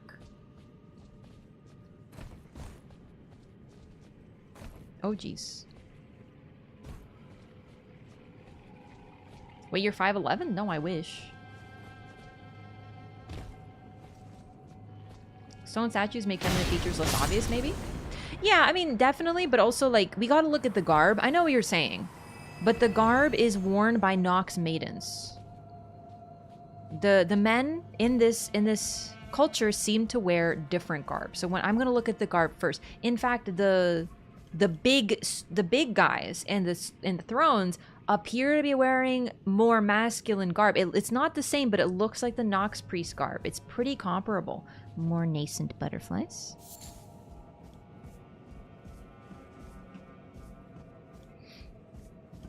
Did Mikola call out that imagery for his own use? The thing is that Mikola is very linked to Saint Trina. I really wonder who came first. Like, did Trina come first or did Mikola come first? Does that even make sense? What if Trina created Mikola? Do you know what I mean? Somehow. Considering it seems to be likely that Marika created Radagon. What if it came in reverse? What if Trina was first? Hands will usually be just as big as our face, irrespective of gender. Yeah, sorry, just one other thing I want to mention is, like, I'm looking at the garb because, once again, statue. And if we're going to start taking facial features, you know, we get into it, like, everyone has different facial features, right? Yes, feminine facial features tend to be different than masculine facial features, but does that mean that broad-shouldered women don't exist? You know what I mean? Everyone has different bodies. Okay, so we got the Nox Flowing Hammer? I forgot to get the Nox Flowing Star. We got to do that as well. We'll get to this Site of Grace and we'll port there because I keep forgetting. Okay. The Trina depiction we see, though, like, yes, her hair is covered. Okay, the one thing I'll say about the Nox Maidens is they don't seem to have hair. Like, their hair is completely covered. And so their eyes are actually kind of visible here, too. They do seem to cover their eyes. We also don't know how old Saint Trina is. Like, she's depicted as a child, yeah, but when did her worship start? When did she become associated? And, like, saints are canonized. It's a really interesting term that she's Saint Trina. Do you know what I mean? It's different.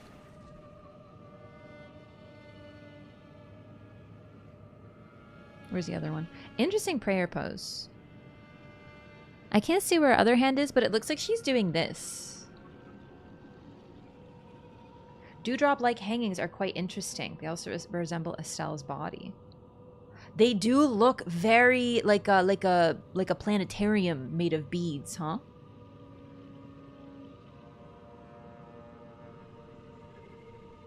Wait. Okay, I'm not saying this is the case, but could this not be depicting an eclipse? Or not an eclipse, not even an eclipse, like oh my god, there's a term for this. A time where the planets are all aligned. Like, not just moon and sun, but like multiple, right? Ones in the Mimic Tier room are cool. And I'm looking at everything right now. A conjunction. I think it's called a conjunction. I think that's it. Convergence could also be convergence. Constellation? No, not a constellation. Just called a planetary alignment when it's multiple. There's got to be a special term for that. Purple glintstone, the DLC trailer with woman in chair. That's what I'm saying. There's definitely something going on with that, especially since that glintstone looks to be glowing versus the purple glintstone that we generally see in Raya Lucaria doesn't look like it's glowing. It's conjunction. Poggers.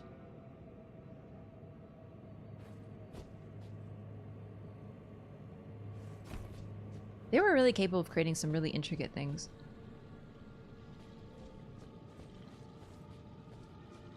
God, I just love this. Like, look at how pretty this is. It's literally just a room where you get a mimic tier. And everything about this is just... like, look at this. Except for the freaking corpse there. Hang on, I wanted to take a look at the mimic tier before I forget. Legendary Ashen Remains. Used to summon the spirit of a mimic tier, summoning consumes HP rather than FP. This spirit takes the form of the summoner to fight alongside them, but its mimicry does not extend to imitating the summoner's will. Mimic tiers are the result of an attempt by the Eternal City to forge a lord. And this is the closest they came, is the mimic tier. Now, what I will say about the Nox is nothing directly related to the Nox or Nokron or their worship or their religion or anything that we know of is directly linked to sleep. But there's a lot of little things that suggest like a Trina link, specifically the coloration. Oops. Gothic and beautiful? Sure are.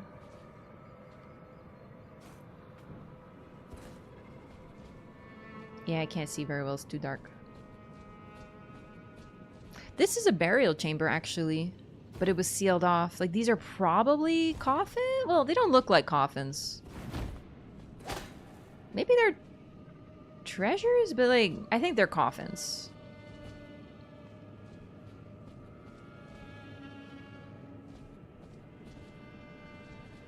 Very pretty, freaking intricate metal coffins.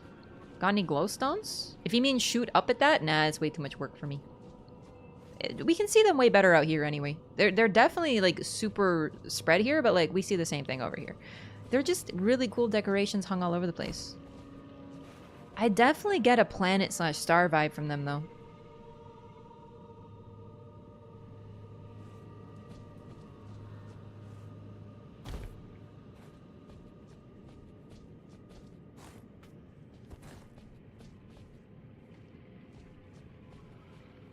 I actually want to... There we go. We just have to get close.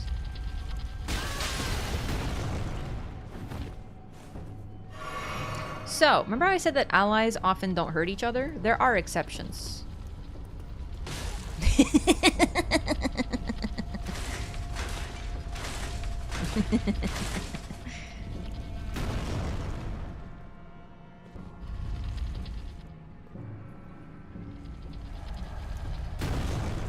Beads could also represent moon phases? The thing is, they're all pretty uniform. Oh, hi, you made it out.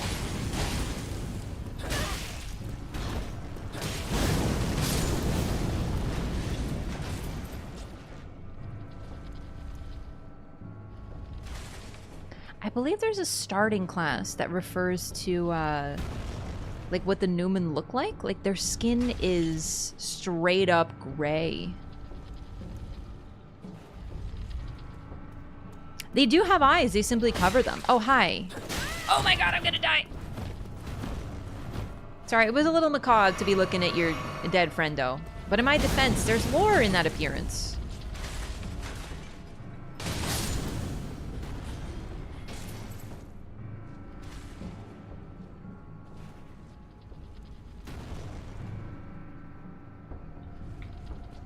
Is lore behind this ball? It big, it roll. They're like drow? Yeah, they do kind of look like, you know, D&D depictions of dark elves. But otherwise, I think they're pretty... Yeah, Nightkin, that's what it is. The Nightkin origin. Newman is a different origin. I was thinking of Nightkin, I just can't remember the name. Don't they look decayed like other people? Really have to wonder, considering the Silver Tears, when they transform into a person, they look like these Nox Maidens. Who's inside the ball? It's a larval tear.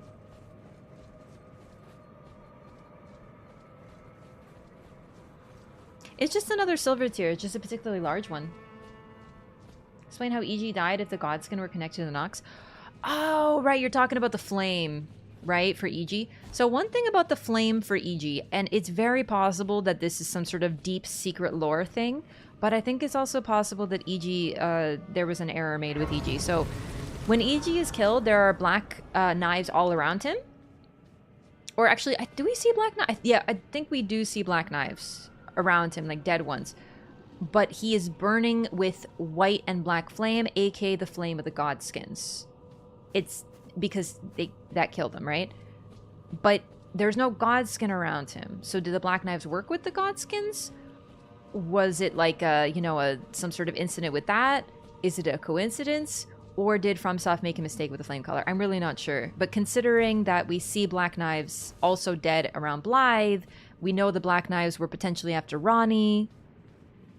We stole the treasure of Nokron, the black knives are involved. Like, I think it's more likely... I don't know, it's hard to say. It's really hard to say, because that's kind of a weird oversight. But we don't really see the Godskins directly related to the Nox. Consider the flame color has never been patched. Maybe it was intentional. Yeah, totally. But there's also things that I really think should have been fucking patched in this game that weren't either.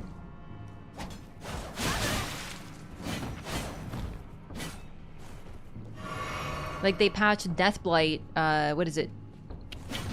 That one exploit with Deathblight where you can build it up just by rolling at people, and they didn't patch it for bleed. And if that's intentional, then FromSoft can eat my entire ass, because there's no shot that isn't an exploit. But you're absolutely right. It's just, do speedrunners care? Are speedrunners using EG's flame to boost their speedruns? No, then FromSoft doesn't care to fix it.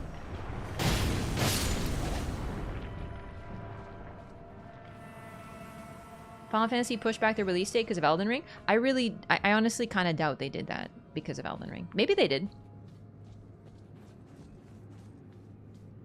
I want to rest.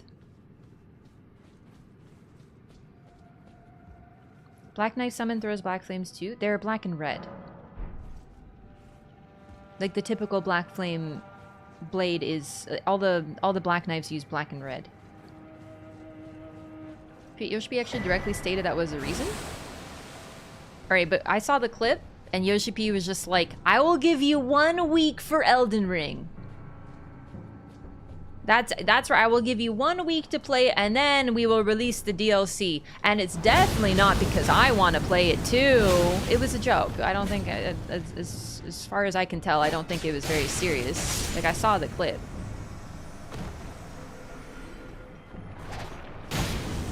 Yoshi P's a big goofball. How many of the FromSoft games have you played? All of the modern ones. Demon Souls and onward. This is what I mean about the freaking internet. He's like, I would have believed you if I hadn't seen it myself. But like, nah, the guy was largely joking. I wouldn't take that as like straight up fact. He was like, haha, you will have a week and then the DLC for Final Fantasy will drop. And it's not because I want to play it. Like, I didn't take that as like literally we are pushing it back because of Elden Ring release, you know?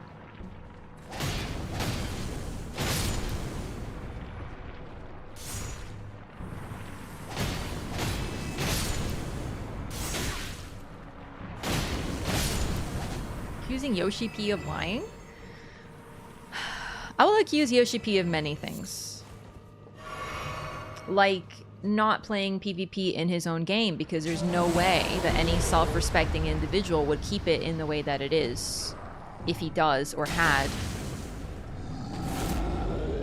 I will accuse him of being a lovable goofball who's very, very sweet other than that.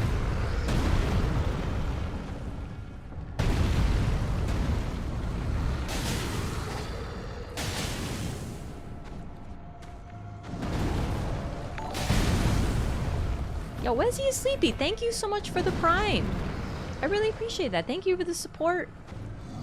Thank you for using your 1 monthly Prime here. You only get 1 per month. Thank you for choosing me. Thank you for the support.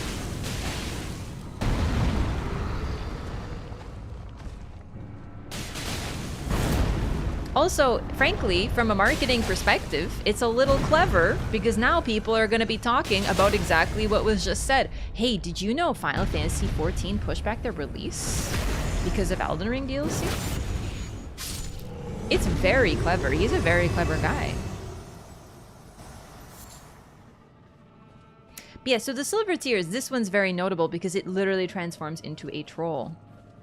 There's a lot of mimicry going on, but we can't really be sure why they transform into certain beings and others. They mimic what they see, and it seems they sort of remember what they're able to see, because there's no trolls here.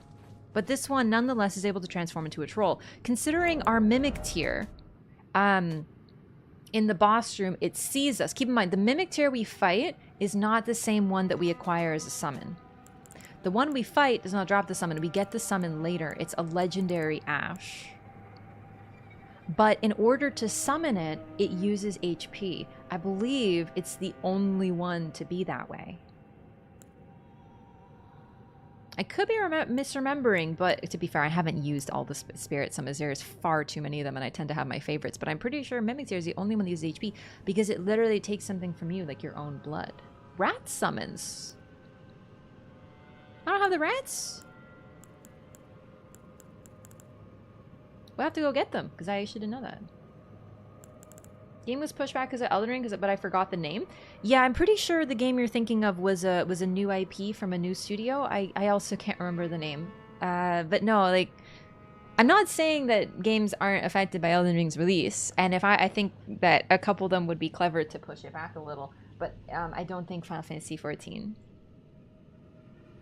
Exploding mini jars? The soul jar is a fortune. I haven't done that yet. We'll go get that. Rat summons don't cost anything? Okay, where are they though? Blood is the origin of all life forms. Kind of contains them in Bloodborne, but might be they just make what they see. No, but the one that we summon does apparently need our DNA to become us, for lack of a better term.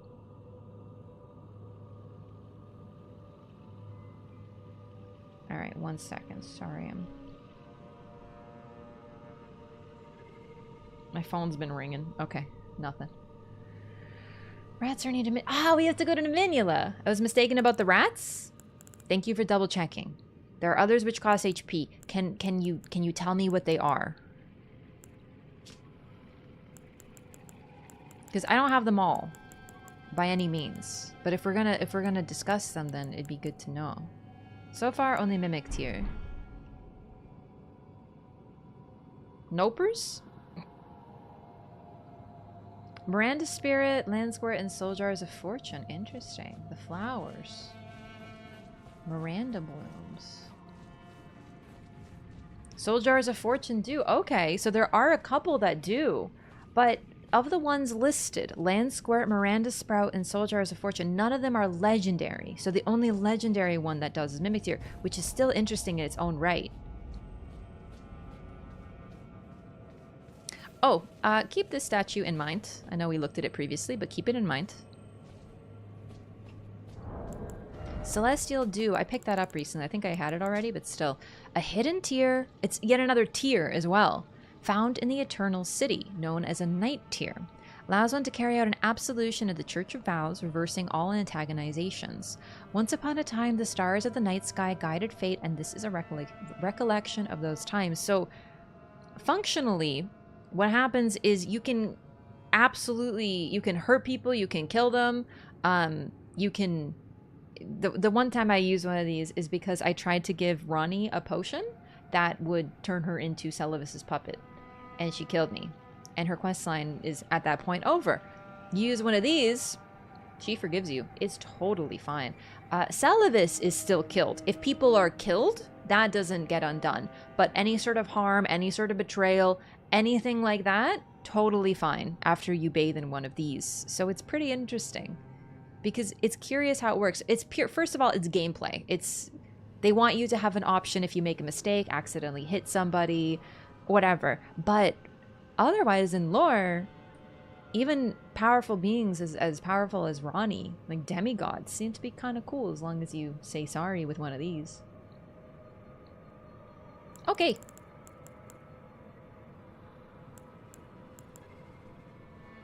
So the black wet blade, which we got in Nokron as well, applies... Oh, an additional affinity of poison, blood, or occult can be chosen. Interesting.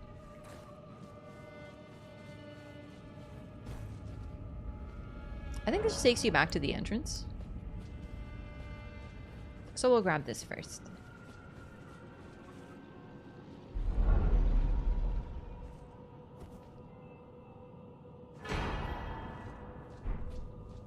Great Ghost Glovewort and the Finger Slayer Blade.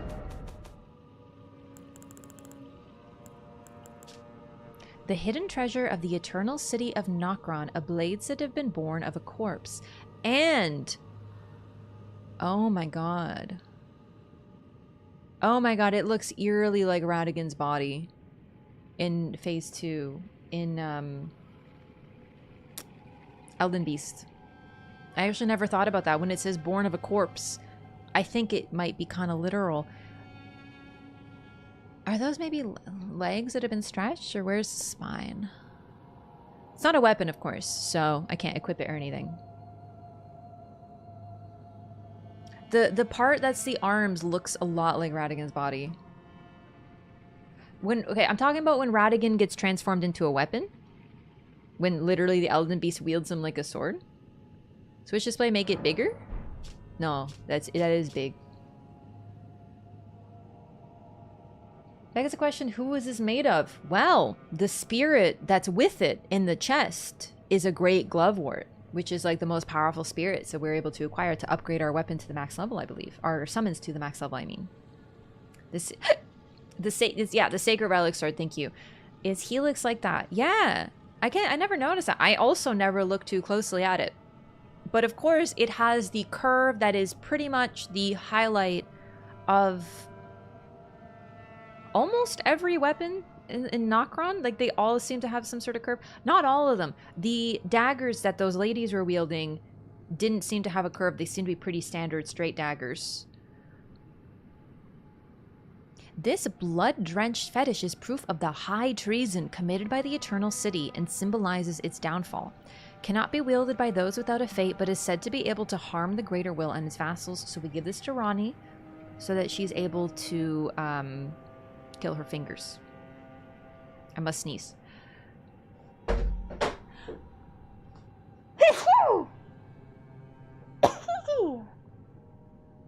That is quite possibly the biggest sneeze I've ever had in my entire life. Wah! Excuse me.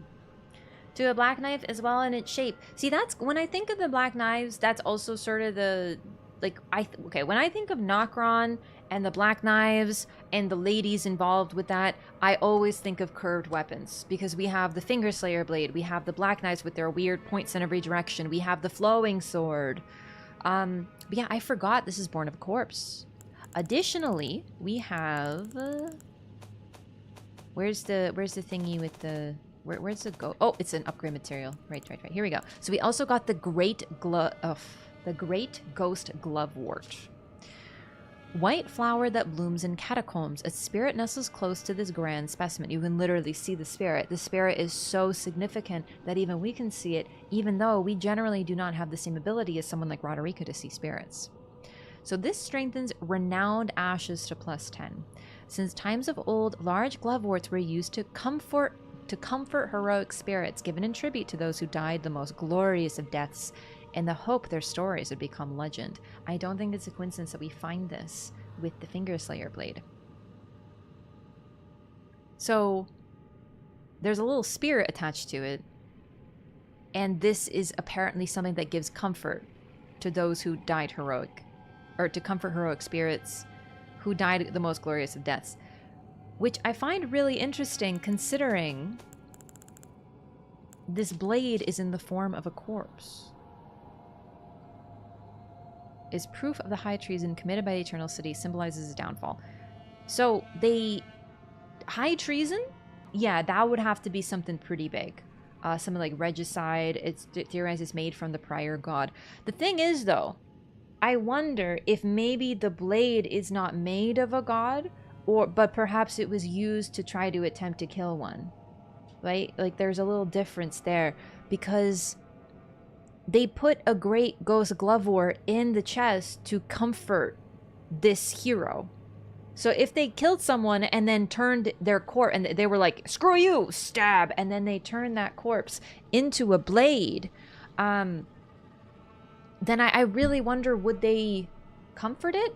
The way I see this is someone potentially martyring themselves in order to help kill an enemy of the Eternal Cities. Sacred Relic seems to be slightly less corpsey looking. It's also not bloody.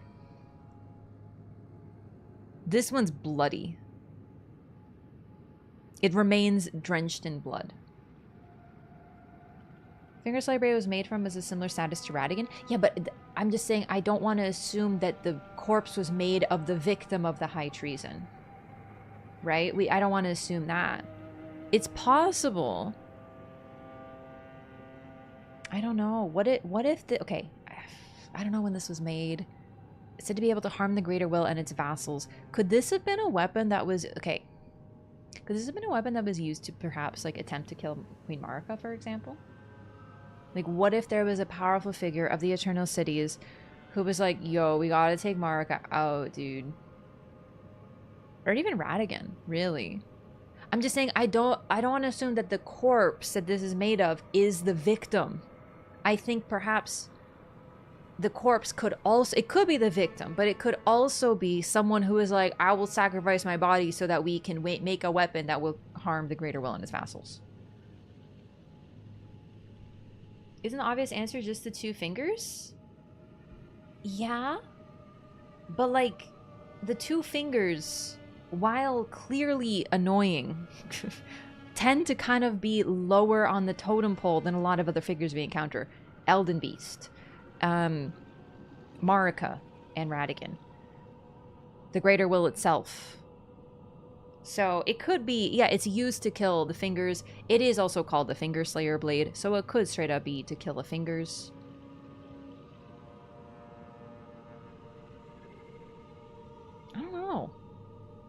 It just, to me, it seems so petty to need to kill your fingers. I know they're really strong, though. 2 fingers are called vassals. Ranni uses one to kill one. Yeah. It's just, honestly, that to me is like killing a middle manager instead of a VP. Do you know what I mean? I know that's a really weird analogy. But it's like a middle manager versus CEO. You're really going to go after middle manager, not the CEO? Do you know what I mean? Y'all get your priorities in order. You know what's even better about that with Ranni? She literally tried so many things to get rid of her 2 fingers and didn't work. Could that be a message? I really wonder if the Black Knives weren't after E.G. and Ranni and Blythe for longer.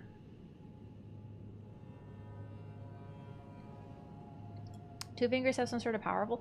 So I'm not saying the 2 fingers are weak. It's just relatively they're kind of weaker on the list. But they're still powerful enough to conjure shadows, right? Like Malekith and Blythe were created by 2 fingers, so they're not weak. Yeah, they could just straight up be used to kill fingers, for sure. It's also much smaller than the Sacred Relic Sword. True, but the Sacred... This was a sword used... This was a dagger. The Black Knives like to use curved daggers like this. So if you're gonna give a weapon to an assassin, it's gonna look different than a weapon for a warrior like Radagon. Or in this case, Elden Beast, I would say, because Elden Beast wields it as a weapon. The Discord of the Blade with the Sacred Relic Sword. Ah, thank you.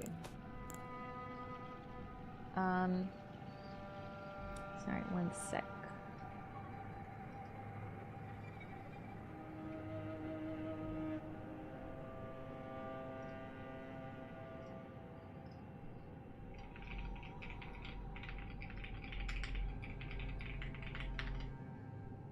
Okay. Hang on, where is it?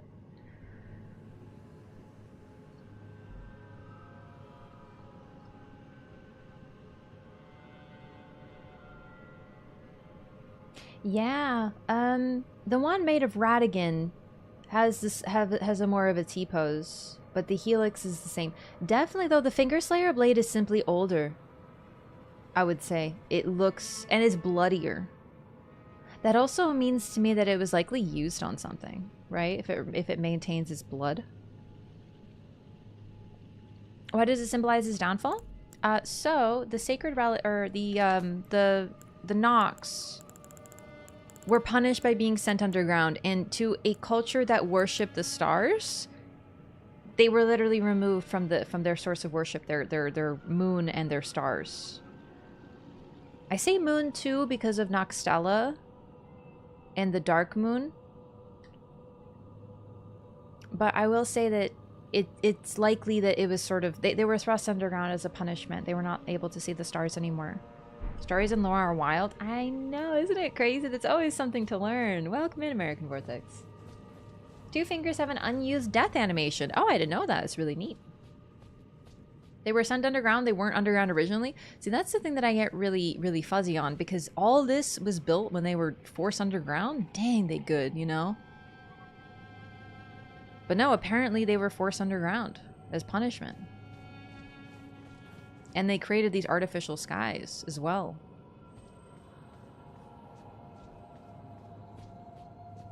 I gotta reread the lore to get the real timeline, though. Running her fate, maybe the Eternal Cities are trying to free someone of their fingers too. It's possible, for sure. I'm not saying that Ranni's petty. It's just like all that just to kill your 2 fingers. Like, really? Punishment was a Stella Shrine, their underground city. So there's another item description that says that the Nox accidentally summoned Estelle in their despair, and I don't remember what item it is. It's an old memory, so I have to find it again. But that's why I wonder if that isn't some Golden Order bullshit. Do you know what I mean? So let's say you're a bunch of nerds who worship the color gold, and your enemies are these nasty folk who worship the color silver. And then they have like a flood or something, the silver folk, and you just go, aha, you see, it shows that you are wrong in worshiping the wrong thing. You didn't flood their dang city, but you're gonna take freaking credit for it. Think about eternal darkness, but that's not what it says. Well, then tell me what it freaking says, dog.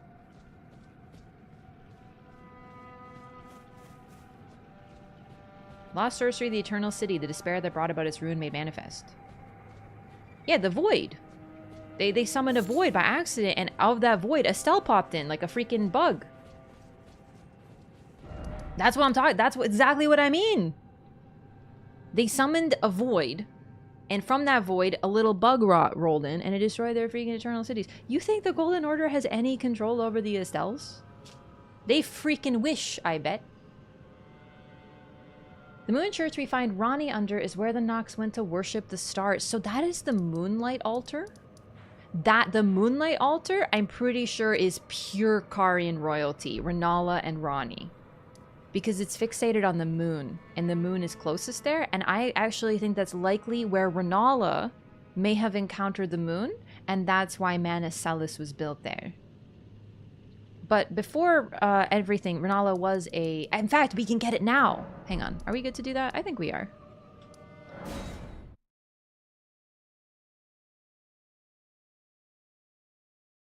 Create assassins, they oversee the demigods. Yeah, the two fingers are just such lame little antagonists, aren't they? They invented the spell in their despair after Estelle destroyed them. The thing is that before Estelle falls from Radagon being killed, there is no hole that allows us to reach the Eternal City, or that area where it was destroyed. What that suggests to me is that the Estelle had to have gotten there in a different way. So I think they opened a void, and from that void, Estelle entered in. Spare the merchants also what summoned the flame of frenzy. That's where the link came from for me. It's speculation. I'm not saying you have to believe or agree with me here, but I truly believe that the Golden Order saying they summoned an Estelle to destroy an Eternal City is absolute BS, personally, because we know that Estelle comes from this primeval darkness, because they're star void creatures. You know what I mean? Like, they literally, that's where they probably are from. Especially the malformed ones. So they created a void because they were so sad. And then Estelle popped his head and it was like, y'all sad? You want a reason to be really sad? And then he destroyed their sky. And then there's no Estelle down there, right? There isn't any other one.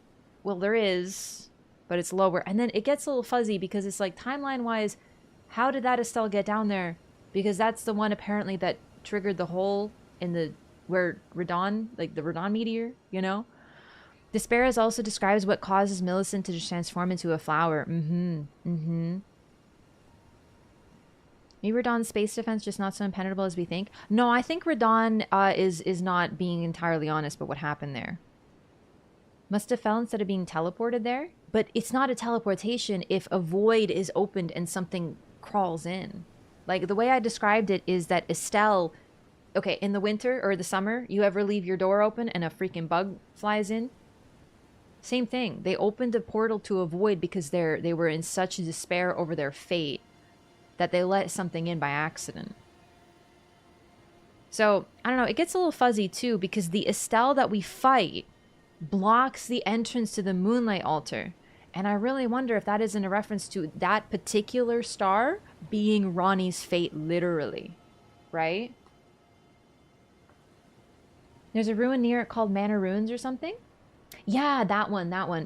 I'm not saying that there weren't astrologers there, but definitely Rennala, the Manus Salus and the Moonlight Altar is way too linked to the moon. I think that's pretty much entirely Caria's creation. We find Ranni's spell there in a tower. We find Electo, the leader of the Black Knives, locked up there in an Ever jail. That seems to be land that only the Carian royals tread. They try to conjure a star. It's possible they did that too, but they did have a sky. So what's interesting is apparently their sky was destroyed. So if they were really so sad, like they had a sky, an artificial one. Estelle showed up, however it happened. Estelle showed up, destroyed the sky. And then where did that Estelle go? Right? Is it, I don't know. It's just weird because we have to, it gets kind of weird with time stuff because the falling star is apparently, I sort of figured that at the bottom of the falling star, the one that's linked to Ranni's fate, below the lake of rot, below everything, that's the one that fell, the one that Radagon was holding up. because when we release it, the one that falls is the one that creates that gigantic pit in the ruins, like this whole hole. All here. So I don't know. Suspect it's really not the main way there. It gets a little weird because we go through like so many different levels of things. Yeah. Could Estelle taking away their sky be the same event as them being banished underground? Their sky used to be the real sky, so what was taken away was their ability to be under it. You mean the real, like the sky up here? The thing is though, that when we fight Estelle, there is literally a sky in his room. It literally looks like he just took it. Like he just, like it's like a blanket or something. He just took it and ran off. Their treason caused their downfall? Wait, what do you mean? No, their treason caused their downfall, but their downfall was being sent underground. Not their, like, you know. That doesn't lie. I'm not saying that's a lie. I'm saying the one where they say they sent a star to attack them. That's what I think is bullshit, personally.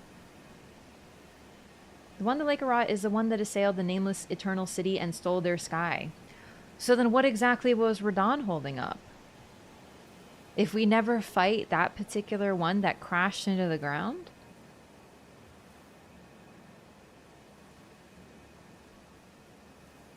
Sent underground, it wasn't just underground initially? That's where I got that interpretation from. That exact item, the Fingerslayer blade. I just don't think that Estelle was sent after them. It's like the thing is though, if Estelle destroyed he only destroyed one eternal city, the one at Deep Root Depths. The others are fine. The others still have their sky. They're otherwise okay. Might not be Estelle, Malformed Star, or Falling Star Beast, but that's, I don't know, man. Radagon just seems like a fucking idiot. The more and more we talk about he was holding up the stars, he's such a freaking actual idiot. What did he even do? All he did is screw his sister over. That's all I can tell. That's all. The only thing that he actually did was fuck over Ranni. That's it. Or as blacksmith. Genuinely. Okay, we can get this to +5. And then also +6. And I don't have any +7s. Maybe it turned into paste? So seriously though, if he was literally just holding up like a meteor that does nothing, but leave a hole in the floor that harms absolutely nobody, like no one is hurt here. Maybe a rune bear. Do you know what I mean? Like, stupid Radagon, man. Wasn't there a catacomb? Did I do the catacomb? I did. The Death Touch catacombs were set. So if he literally was just holding up a literal meteor that crashed, harmed nobody, did nothing, why exactly is he a hero again? So like the Radagon fight? Oh yeah, he's my absolute favorite fight in the entire game. I think probably. Yeah, I love Radagon as a fight. It's the complete opposite of Malenia. I love Malenia's design, her story, her lore, everything about her, her cutscenes, her voice work, everything. Fighting her, not so fun. But personality-wise, it's the complete opposite for me with Radagon. When I'm at the festival, I'm like, wee, festival, yay! And then when it comes to actually talking about Radagon, I'm like, I actually think he's the most... Like, he might be almost as ineffectual as freaking Moog. And I mean that with absolute disrespect. I don't remember what this is. Let's go check out what this is, actually. Would it hit the sea after not so long? Try to stop Malenia from spreading Scarlet Rot over Caelid? No. So the thing about Malenia, she is rotted. And she does spread Scarlet Rot as a consequence of being afflicted with that curse. But she does not like her rot. She doesn't try to spread it. It's simply she is sick. She is literally sick. So she follows the orders of her brother. And the Clean Rot Knights are afflicted by her rot, but what's interesting is according to the needle, as long as she has the needle, she doesn't spread Scarlet Rot. So it's a little odd that the Clean Rot Knights are afflicted, but it could also be just being very close in proximity with her. But no, she actually most likely resents the rot as a curse and is trying to remove it, but that's just the way she is. She was born sick. The only thing Melania... Now, keep in mind, listen, I know Melania was trying to kill Radagon. So you could be like, well, he was just defending himself. Valid. It's true. But you want to know why he was trying... she was trying to kill Radagon? Because Radagon was freezing the stars, and the freezing of the stars was what was one of the things that was keeping Godwin in his current condition of being those who live in death, the Prince of Death, this awful cursed status. And Miquella realized that at Castle Sol and was trying to help Godwin. And since Radagon was apparently a dingus and didn't want to stop holding back the stars, wartime, baby. Cleanrot's rotted before she nuked Caelid. I don't think I have their items right now, but it implies that fighting on her side would have led to them being rotted. Yeah. Prevented the eclipse? Yes, because the stars could not be aligned. They couldn't move. Nothing could move. Everything was frozen. Everything was just... I remember there's a dungeon here. I remember which one this is, actually, but I don't remember where. Probably... There it is. She was just looking for Miquella, found signs of him somewhere in Caelid. Radagon came to attack her. Mogwin is literally underneath Caelid. That used to be my prevailing theory as well, for sure. But personally now, based on the fact that to enter the DLC, we need to defeat Radagon, and Miquella appears to be journeying in the DLC, and is also awaiting the return of his lord, I think I'm now personally, I have now leaning more toward the reason that Melania is attacking Radagon is because Miquella asked her to.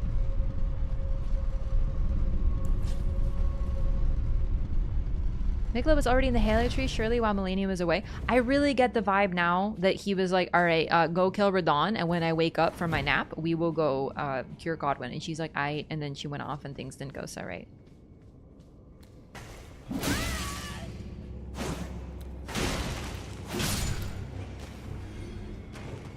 Moog is up there with Radagon in terms of being stinky? Yeah. Is Miquella a good person? We haven't met him yet. Also, I feel like once we get into good and bad, we ain't playing Souls no more. It ain't that simple. Miquella seems to care for his family and wants to make things better for the people he cares about. I would call that good.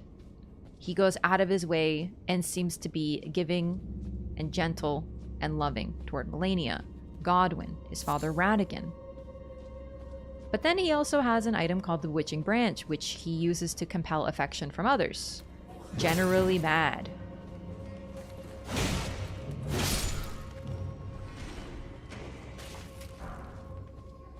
No actual wars to fight, and he wanted to be a warrior. I really, really feel like Radagon wanted to fight somebody, indeed. And that's why I think he started a fight with the stars.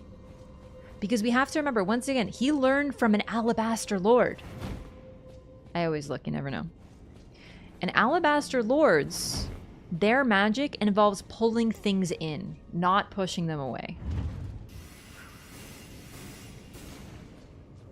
And during his training, he wanted to start a fight with the stars.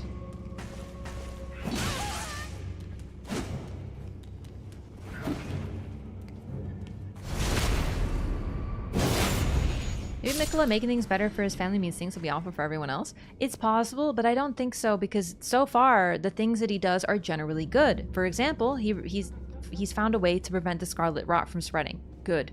He's trying to help Godwin, who is currently spreading a similar illness across the lands between, although this one is those who live in death. I would consider that a good thing too.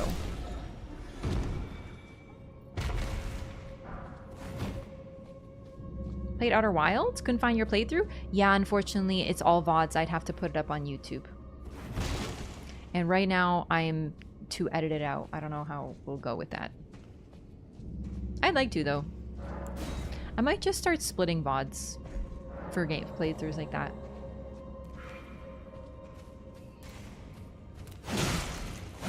Probably involved in Night of the Black Knives, at least wasn't opposed to it. How is supposed to cosplay as Godfrey? There's no war-torn world to fight in. Radagon? don't know if he was involved. Like, I conceptually, I don't know. Because there's a chance that he'd be like, yeah, if I can get a cool war to fight, and I'm totally down. Right? I could see him being okay with that. But the only thing we know that he does seems to be particularly to cause trouble for his Carian family. Or it's possible that he's scared of something that is supposed to happen to him. Right? That's another possibility. Like, perhaps he's, there's a fate he's trying to stop for himself. Give me them VODs, I'll edit them. Maybe. I think I have all of Outer Wilds. I don't have all of my playthroughs anymore, but I have most. Where is it? There you are, little guy. He was being invited to a really cool party where he could show off his swole gravity pecs. I don't know. I don't know. Desperate for Overwatch content? No, just kidding. I know you meant Outer Wilds. I really do love that Outer Wilds playthrough. It was very, very special game. Both pull and push. There's a weapon with push away Ash of War. That one, though, the push away is from the Onyx Lords, not the Alabaster. So if Radagon is being honest about that the stars came out of nowhere and attacked him and he's protecting everybody, then why do all of his spells involve the use of pull in gravity? Because he learned it from an Alabaster Lord, not an Onyx Lord.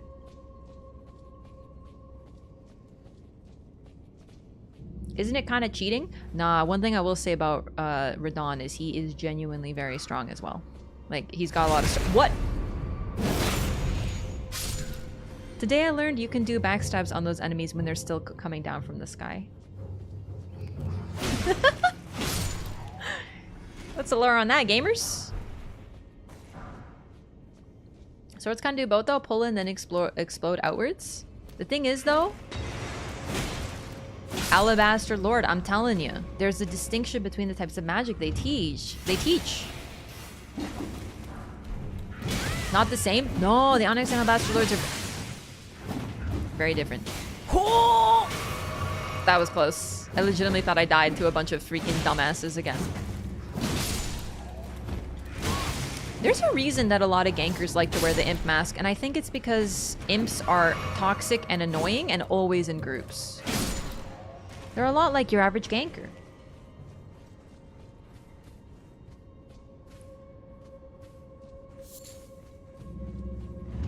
Pulled the thread to Celia so he could be the hero that repels it. I literally wouldn't be surprised because nothing hit Celia. Someone is not being entirely honest here. Okay, so I do remember this place, but not like super well or anything. So I don't remember what exactly we're supposed to do here. But probably like go down there. I do remember this place. This was very hard for me in my first playthrough because I was only level like 20 or 30 or something. So like these guys were very scary.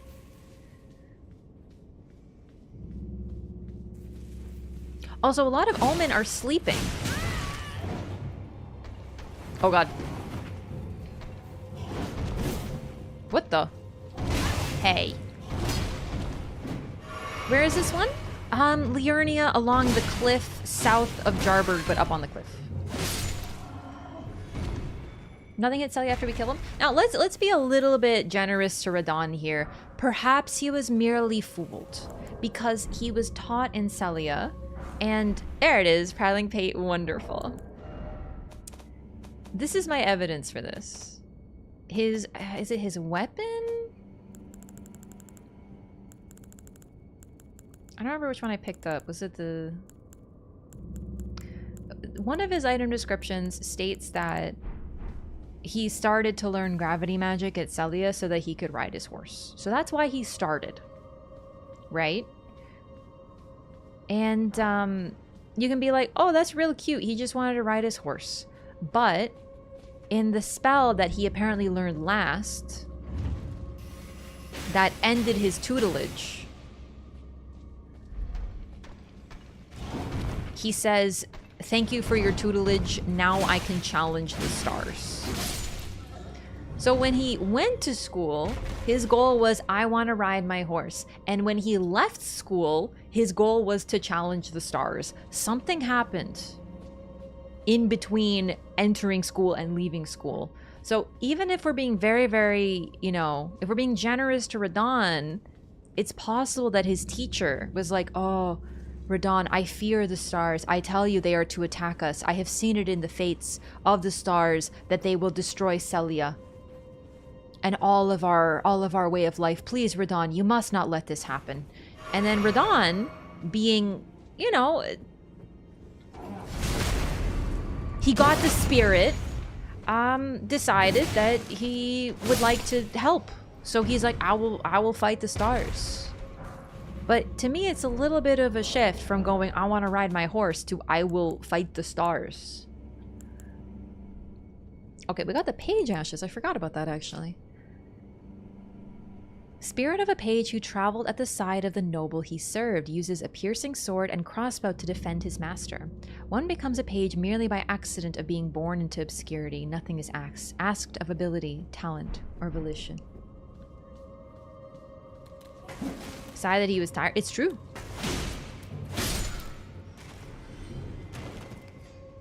Seven stars due to Elden Beast because he's also a star. Elden Beast is a star. It's pretty interesting because we don't know what occurred. However, what I will say, I feel like if there was something wrong here, I don't know. It's hard to say. Perhaps because the Elden Beast... You know what? Can we still fight the second Falling Star Beast if we never fight Radagon? Like, Radagon... Is Radagon required to fight the second Falling Star Beast? The second Estelle in the Consecrated Snowfields? I feel like based on everything I'm thinking about for pathing, no. We can fight that one without an issue. It's at the end of a dungeon. I believe to the very west of the Consecrated Snowfields. It's just there, correct? There's nothing directly about Radagon that prevents us from accessing that. And I know, gameplay over lore, they don't want you locked out of a dungeon boss because you didn't fight Radagon, right? I get it. But based on that fact, that Falling Star Beast appears to be fine. And we can fight it without defeating Radagon. So apparently, and all the other Falling Star Beasts, which are potentially larval forms of the Estelle, the full grown, I think he was maybe not being quite right. Do you know what I mean? We can fight several larval Falling Star Beasts without fighting Radagon. Like, they're all over the place. Yellow Annex. Yes, exactly that one.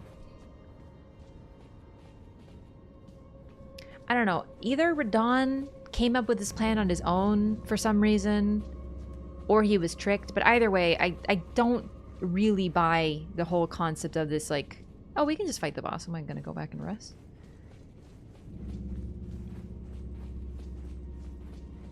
Both an Onyx and Alabaster Lord in the Yellow Annex tunnels, too. Interesting. Interesting. Radagon fanboy, so I think it checks that he wants to stop Ranni's quest. Yeah, I do have to say, I think he respects his father and his lineage, right? Because he's very proud of his red hair, which ironically Radagon was not a fan of. We know that Radagon despised his own red hair, but then his two children wear the red hair as this prize, or they show off their link to Radagon.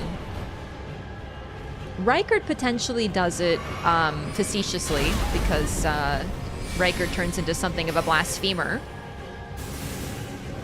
But from everything we see about Radagon, he's like, hey, Dad, I have red hair just like you, hee hee. And then Radagon's like... And then Radagon goes, hee hee, aren't you proud of me? And then Radagon goes, I'm gonna get milk. Never comes back. Kaiden Sellsword Ashes.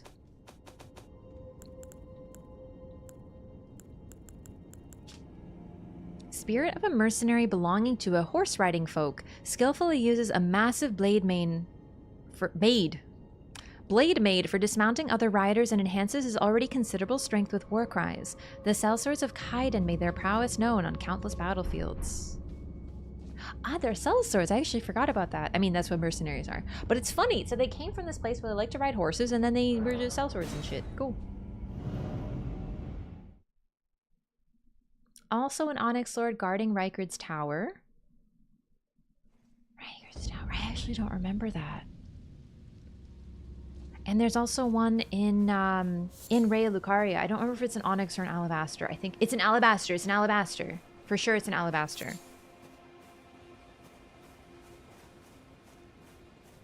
But you know, the fact that Radagon wears his red hair proudly means one of two things. He knew that his father hated it and resented his red hair, but wears it anyway because showing off your link to daddy is more important to him than what his father felt. Or he didn't even know that his father despised his own red hair, which frankly, I personally believe more, because I don't think Radagon was very present with his red-haired children, because I truly believe he resented them for having the same flaw as he did.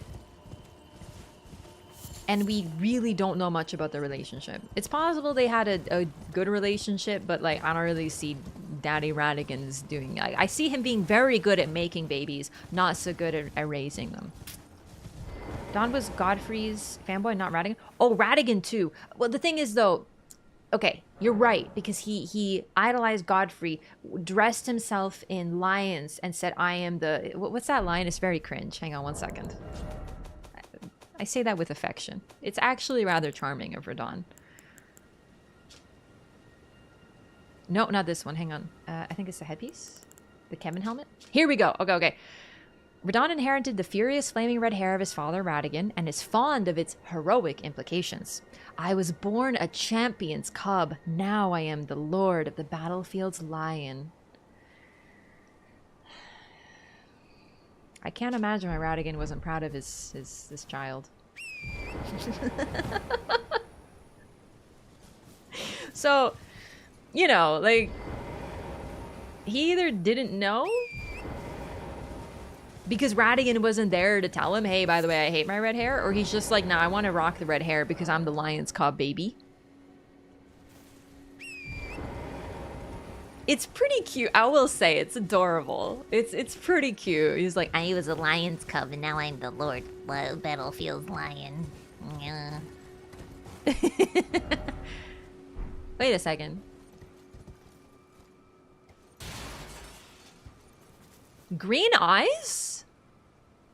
Chat, what eye color does the fire giant have? I'm gonna be real. He's too tall. I can't see his eyeballs. Do we have a Zuli video about their eye color? What color eyes do they have? Because this is very important potential lore.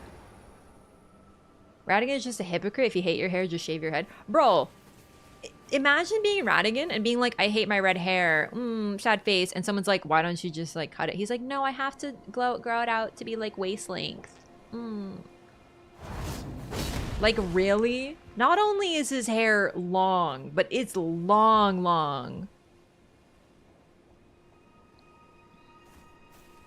It's a flamethrower chariot? The flamethrower chariots are based on the fire giants, though.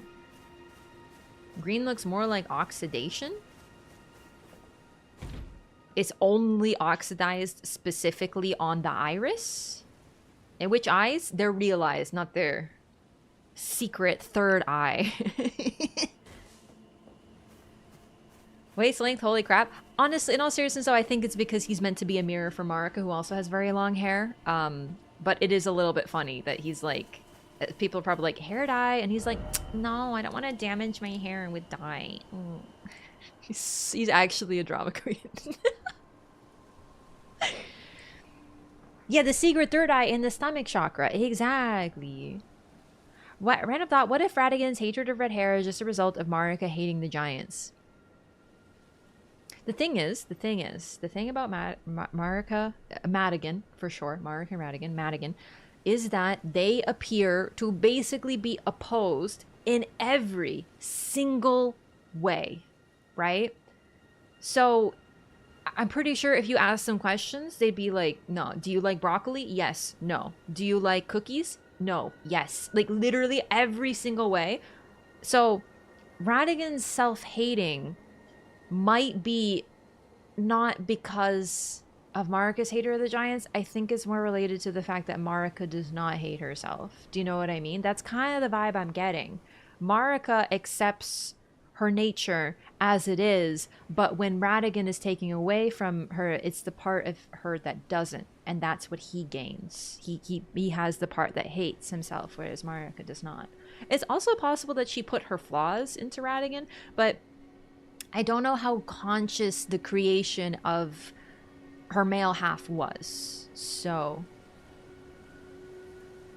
now I'm picturing him trying to shave his hair. Marika comes out like, don't you dare shave her head. Yeah, could you imagine? Like, you know how in the opening cutscene they're hammering and it's all epic and it's like the Elden Ring was shattered, the fallen leaves tell a story. But instead of, you know, them hammering, it's them like with the fucking shaving razor. And they're like, and she's like, no, and he's like, yes, and she's like, no.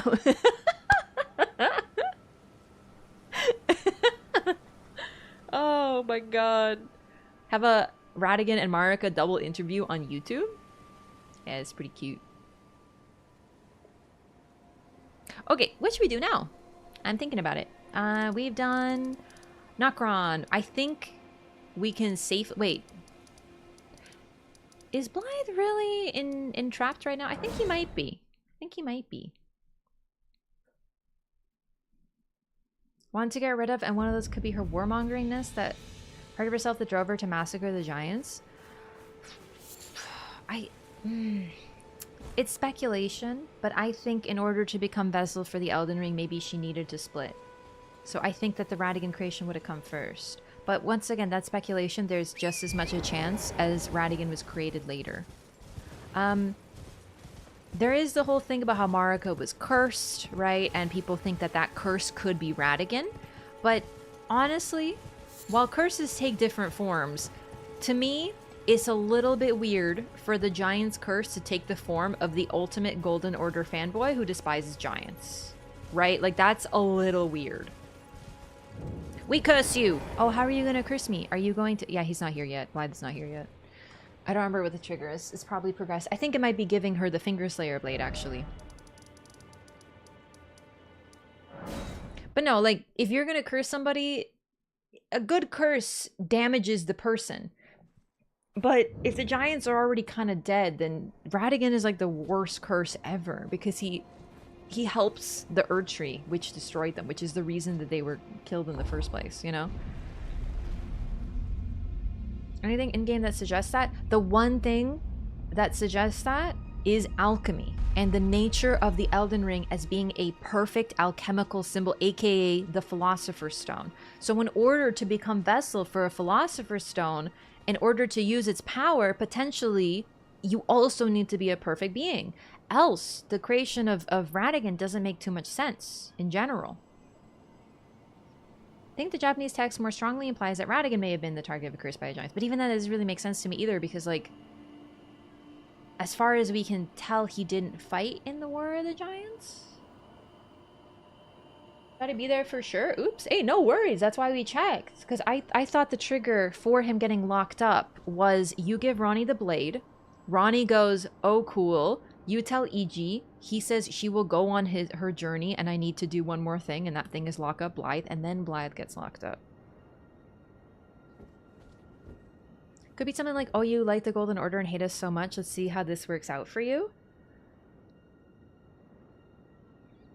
Also, curses don't necessarily take on a good form for you. That's kind of the whole point. You have to be really careful with vengeance and curses because they can turn back on you. So it could make sense that it's simply a curse of despair, and not like a typed out legal document of like, the giants are cursing you and we hate you. You know, like, it's possible.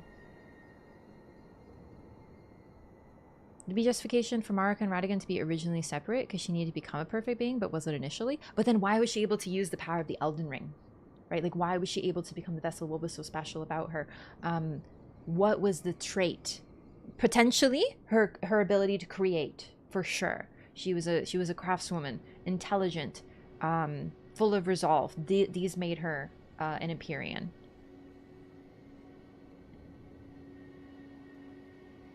Why is Rykard blonde?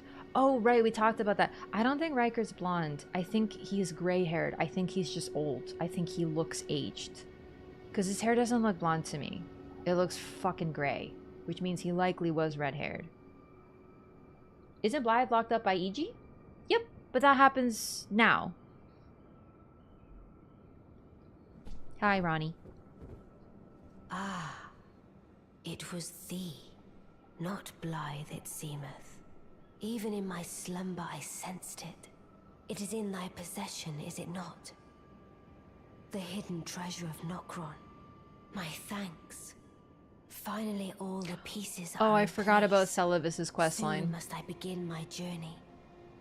Upon the dark path only I may tread. One moment, please. Making a Mickelan ability to warp hearts and minds very appealing to a religious order.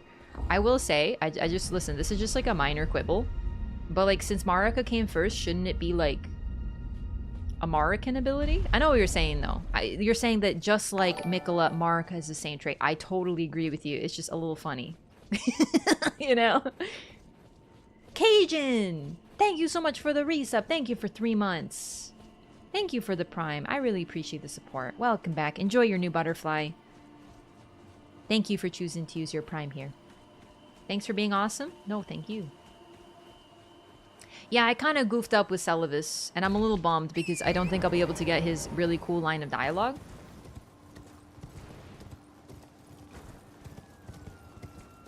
Marika needed to join with someone? But then why, is she, okay, the thing is, if Marika had to choose someone to fuse with, why wouldn't she choose Godfrey? Ah, so you made Nepheli drink the potion. I sure did. Well done. You were a touch more useful than I had thought. Very well. Then you shall have your gift. Knowledge of the sorcerous arts under the tutelage of the great preceptor Seluvis. I doubt much of it will lay within the grasp of a mere tarnished, but if you put your mind to it, perhaps you won't embarrass our lady. Him saying this when he's literally about to be killed by his lady is really funny to me. You wish to begin right this moment? Well, your impatience, though boorish, is understandable. Let's have at it.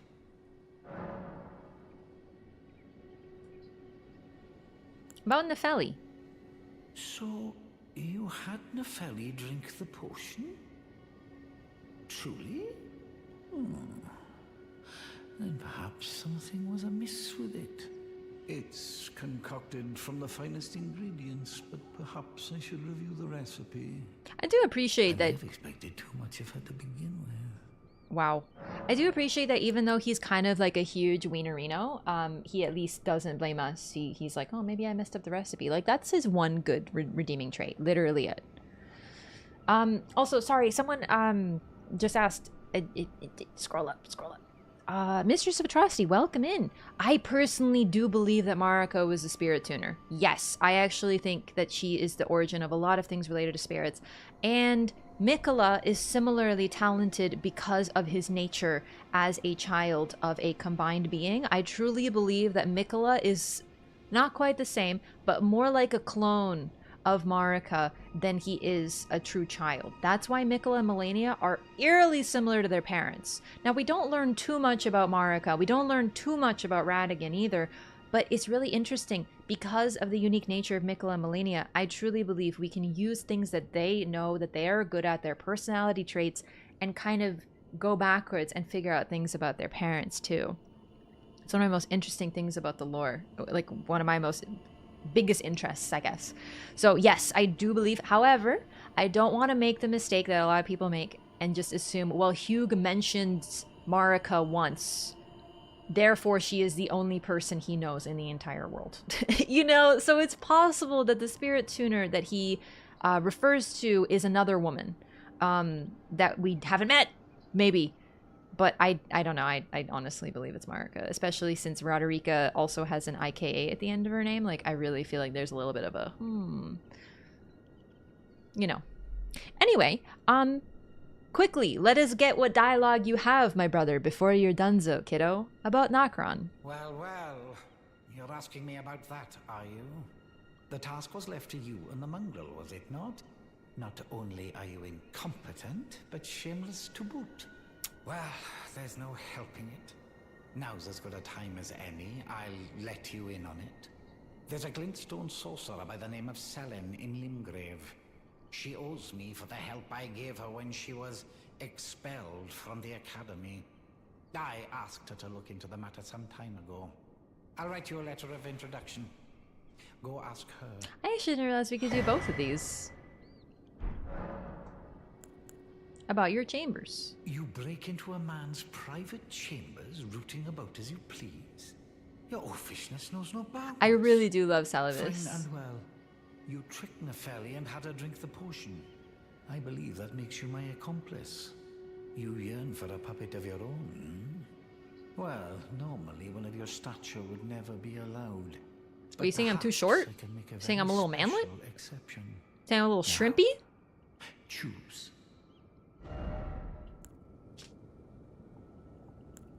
Finger Maiden Theralina. One of Seluvis's puppets. Spirit of Finger Maiden, who never met the Tarnish she was meant to guide, uses healing incantations and holy water pots, but she is not a fighter by nature and is ill-suited to battle.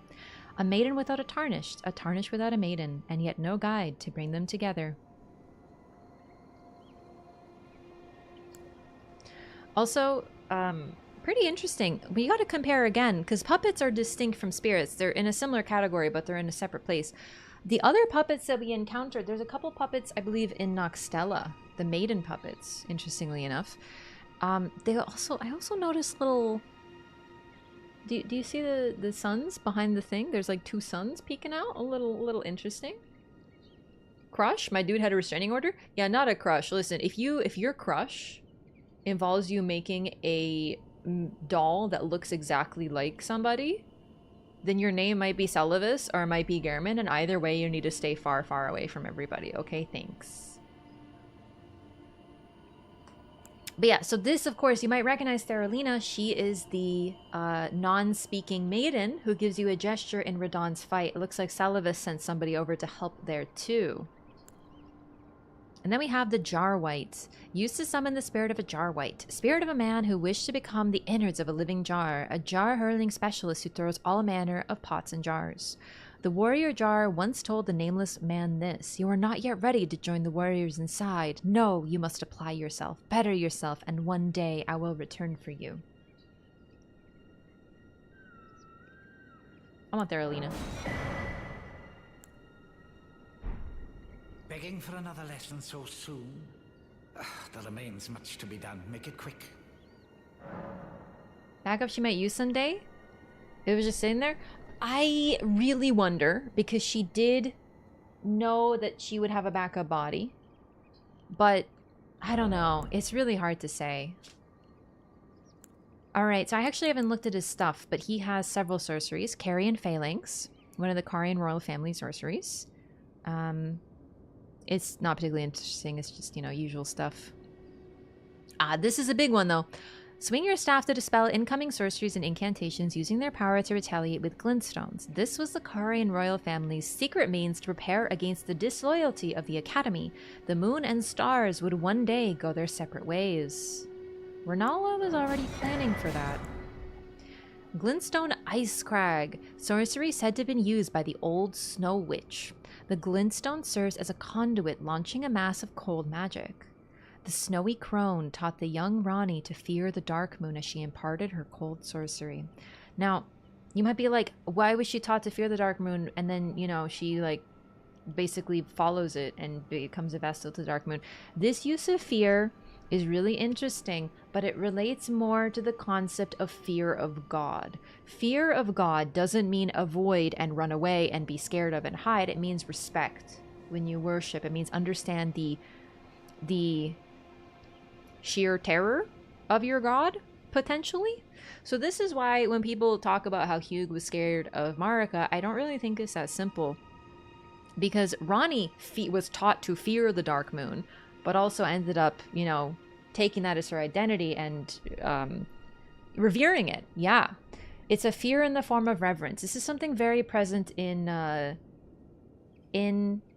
Bloodborne 2, although to be fair, with Fear the Old Blood, they are supposed to fear it, but they don't really, and they end up using it. But no, absolutely, yeah, it's the same concept. To be God-fearing is to extol a virtue. Exactly. Also, the Dark Moon was introduced to Ranni by her mother Rennala, or at least the moon was in general, because she led her by the hand. It's a very interesting turn of phrase. It's that Ranni was led by the hand by her mother to be introduced to the moon. I wish I could remember what item description that is. I'm forgetting. But either way, this is basically my evidence for why when people talk about the sheer terror of Marika, I don't, like Hugh specifically in this case, I don't think it means that he was horrified of her and stayed away from her, because if he was terrified of her, he wouldn't also pray to her. That's insane. Freezing Mist. Sorcery said to have been used by the old Snow Witch. Releases a cold mist before the caster. Same lore. Cool. Hand over the scroll. What scroll? Oh, right. You're about to die, so I don't think I will. Begging for another lesson, so I don't remember where you get the dialogue where he says you are peerless in your dullardry, and he goes, ugh, but I must have goofed it. Like, obviously I goofed up his questline. It's okay, I'm not that bothered. We do miss out on a talisman and some lore and dialogue, but we basically gotten most of what there is to do with him, I'd say.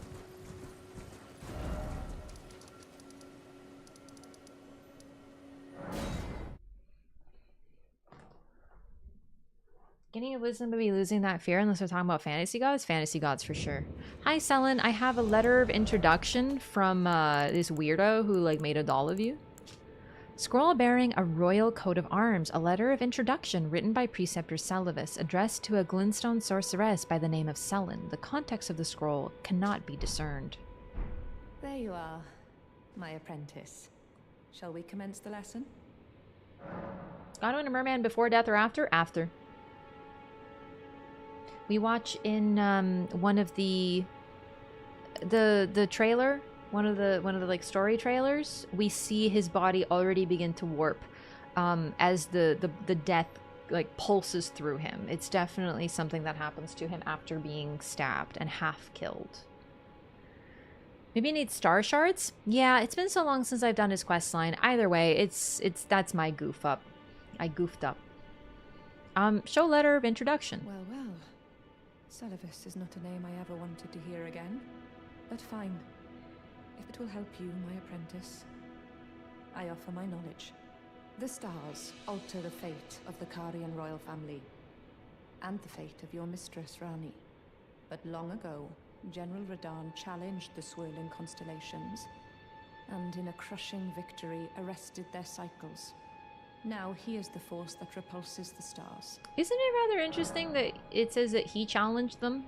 So... yeah, no, so literally Radagon started a war and then won it and said, woo, go me. I have a maiden if you're a woman already. Having a maiden is not related to your gender. It's something that the maiden offers, something that we, the Tarnished, need to progress on our journey. It's not like you are a woman, therefore maiden. Being a woman does not mean you are a maiden. It's a role that you take on. Ah, you got a lot of sorceries. Ah, so now I think, I don't remember what the trigger is, but we now get some of the crystals. I don't know if I don't think I gave her a scroll. I think this is just getting further with her quest. A sorcery of the Crystal Cadre, a group of sorcerers who pursue the wisdom of stone, the secrets locked in the faint cogitation of the Crystallians. Or maybe I did give her a scroll, I don't remember. Taught to the Knights of the Cuckoo by the Academy as payment for their contract. Okay. Oh, about glintstone sorcery. Oh, this is the big one. This is where, yeah, glintstone is the amber of the cosmos. I wrote that down. Our art draws upon the powers embedded in glintstone. But what is the nature of such power? Glintstone is the amber of the cosmos. Golden amber contains the remnants of ancient life and houses its vitality, while glintstone contains residual life and thus the vitality of the stars. It should not be forgotten. that glintstone sorcery Residual is the life. study of the stars and the life therein. The life of the A stars. fact lost on most sorcerers these days. Stars are alive. Residual life. Adding to my notes here. Excited to watch this quest again, given how morally disgusting it is anyway. For sure, for sure. But the thing is, I don't think you need to...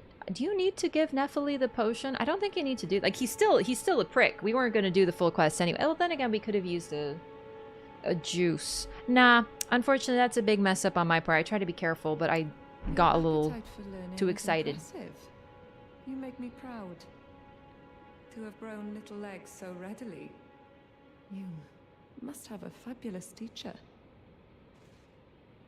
Okay, Selwyn. You wish to continue the lesson? Very well. I have time aplenty.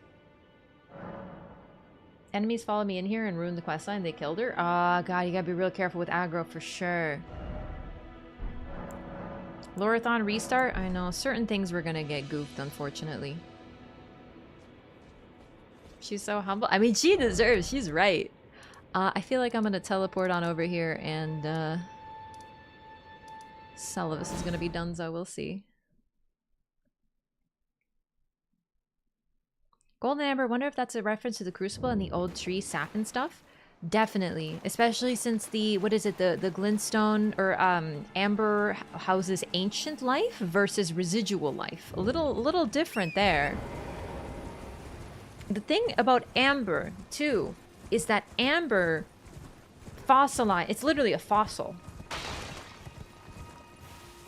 Right? So it solidifies and can retain what was left. It's like it like freezes it forever. Leaves, insects, whatever. And then if we take it of magic amber from a magic tree, oh my god, you're alive! It looks like I didn't goop it up. Okay, it looks like we can still progress this. Begging for another lesson so soon. Yeah. Much... Yeah.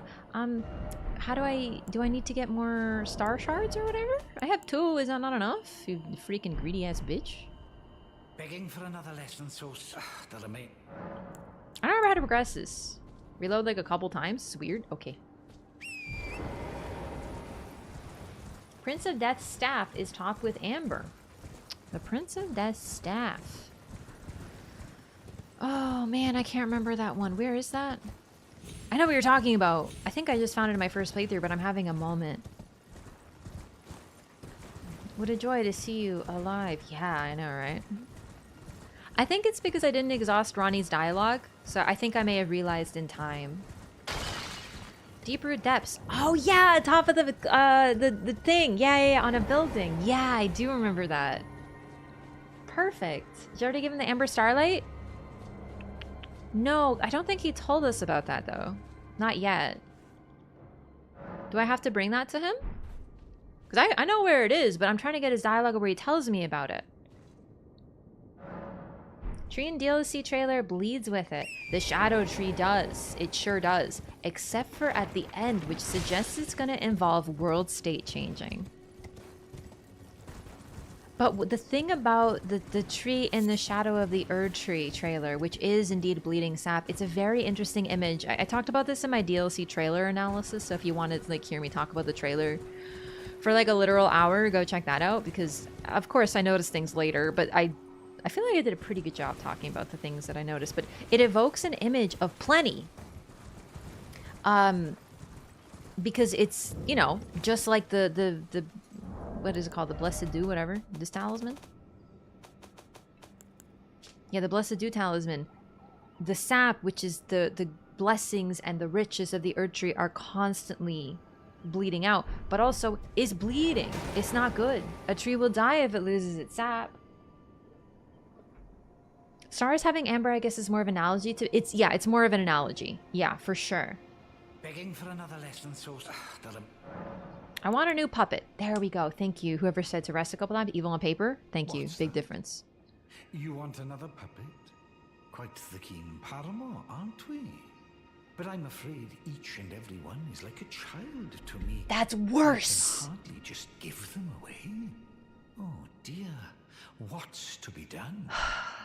Why don't you fetch me some starlight shards? If you can manage it, I'll gladly prepare a new puppet for you. The soul of every puppet has its own ambience. You'll soon come to know once you possess a few.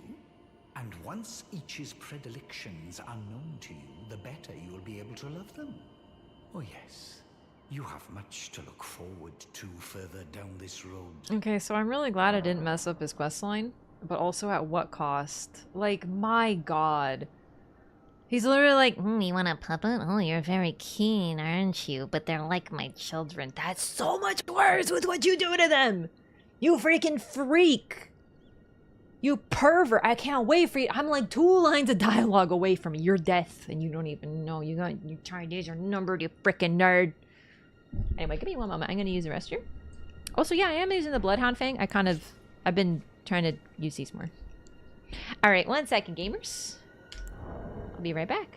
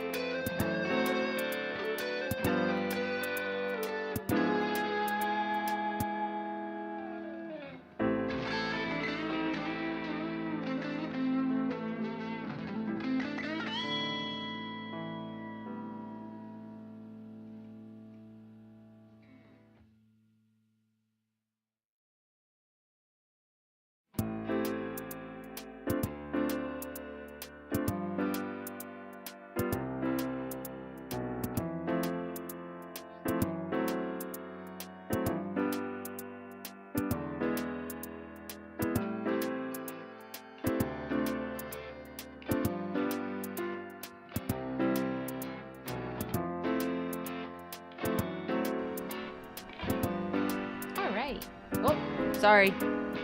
Forgot to switch scenes. Hello. I'm back. Where's my lip gloss? Music's pretty chill. Yeah, it's from Persona 3. I don't have the music on, Where's my lip gloss? Oh, there it is. Ugh, Seluvis. It's from Persona 3. I don't know if I finished my thought.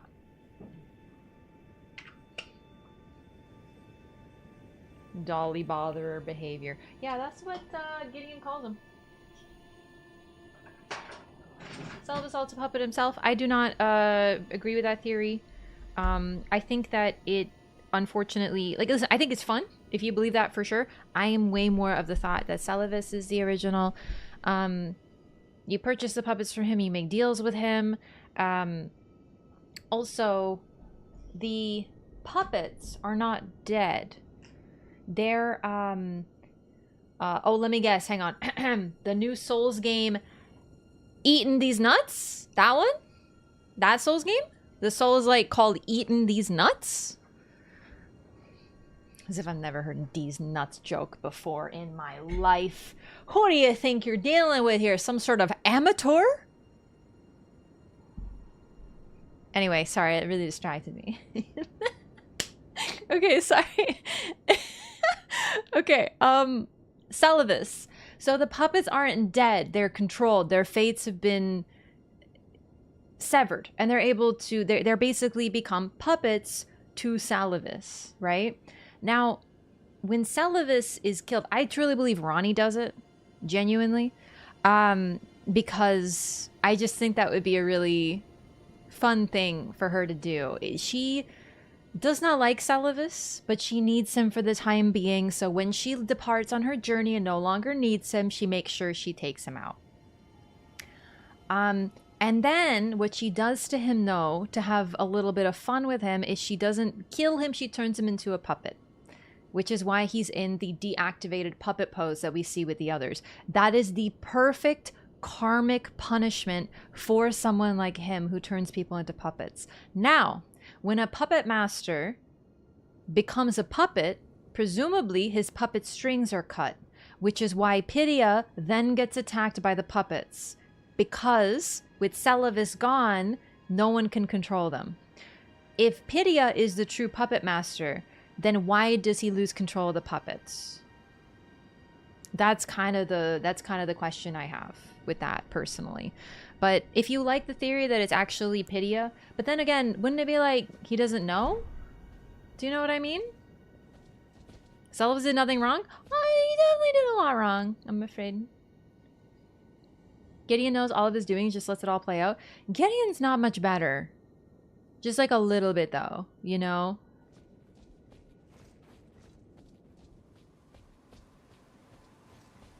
Begging for another lesson. Sorry, more puppets. So I need starlight shards. I didn't know this one's more expensive. Or maybe it's always the second one's more expensive. No, that doesn't make sense. Should have got this one. Dang it. I need one more starlight shard. I think I know of one in Limgrave. Do you like Imagine Dragons? No, I really don't. It's not Imagine Dragons' fault. I just really don't like his voice. And it's maddening. It's just like one of those things. Like, you know, do you like broccoli? No, I do. But if you don't like broccoli, you can't be like, well, guess what? I have a new recipe. Although sometimes it could be how the food is prepared. But you know what I mean.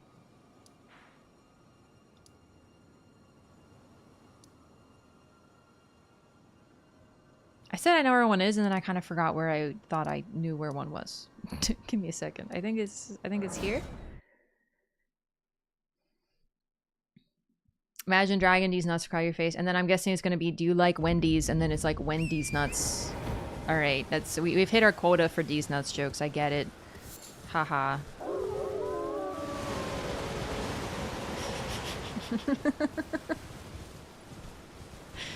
See, this is what I mean. Someone on the Discord was like, Raph, you always make these nuts jokes. I don't make these nuts jokes. I simply respond when other people in chat make these nuts jokes. I don't make these nuts jokes. I'm telling you. I'm innocent.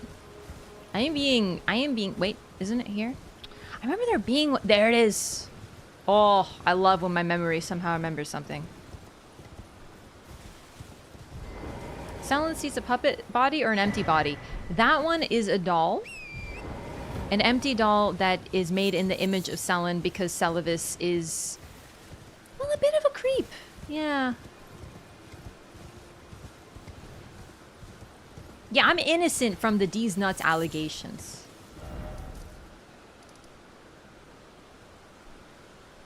The thing about the Imagine Dragons one, though, is I don't think that one's that good because I have talked about Imagine Dragons a lot on stream. Like, a lot. Like, I went on a whole discussion in fact, it was while I was editing, so it was 2 years ago, almost to the day. By the way, the playthrough, we're almost exactly 2 years ago now. Anyway, and I talked about how I can't stand his voice, and I went in this whole discussion about how, like, he's probably crying into his giant, you know, pots of money because I don't like his voice, and it was this whole discussion.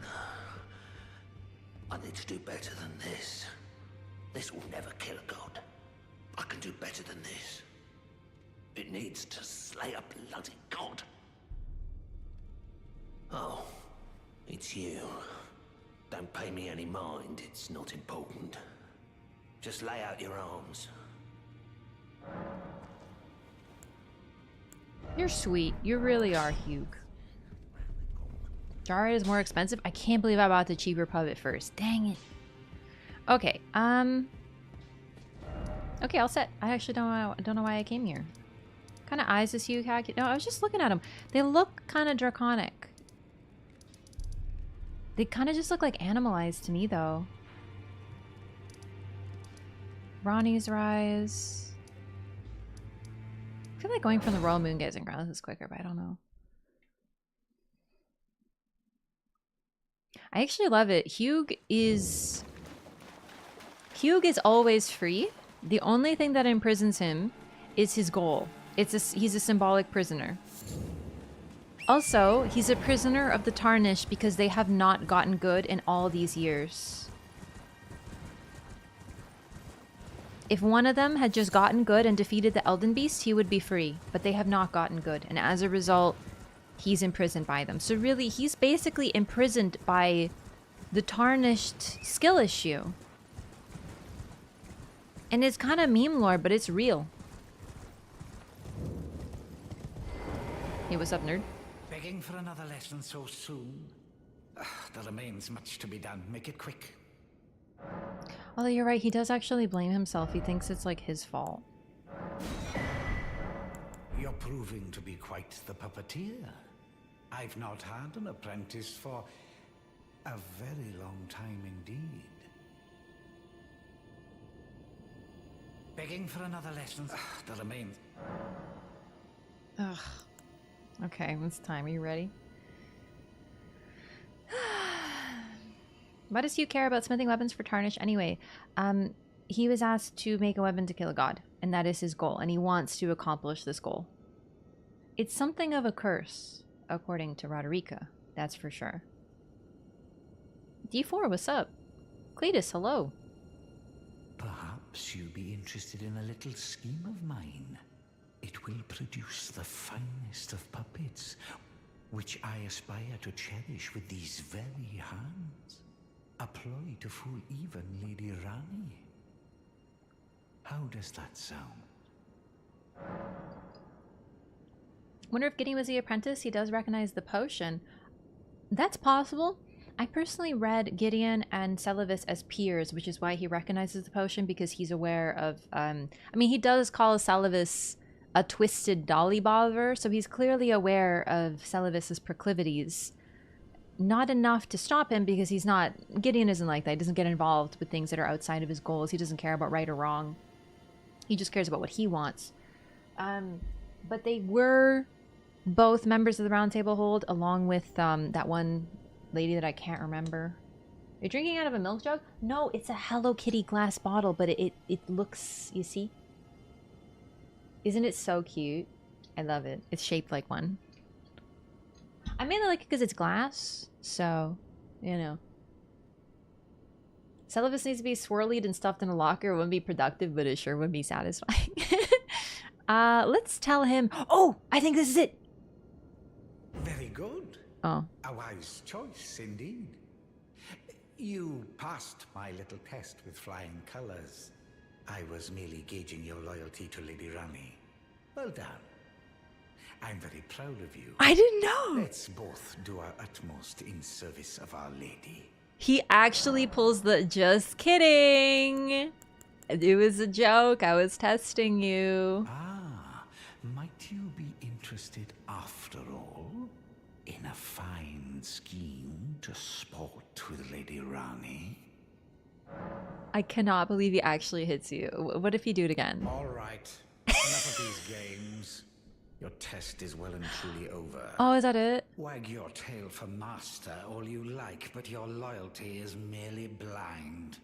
I fear your wretched provinciality is apt to burst. You're oozing at the seams.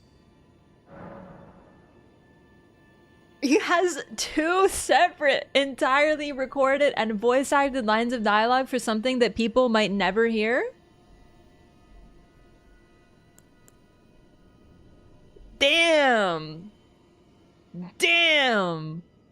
Ah, might you be interested after all in a V2 fine snail scheme moment. to sport with Lady Ranni?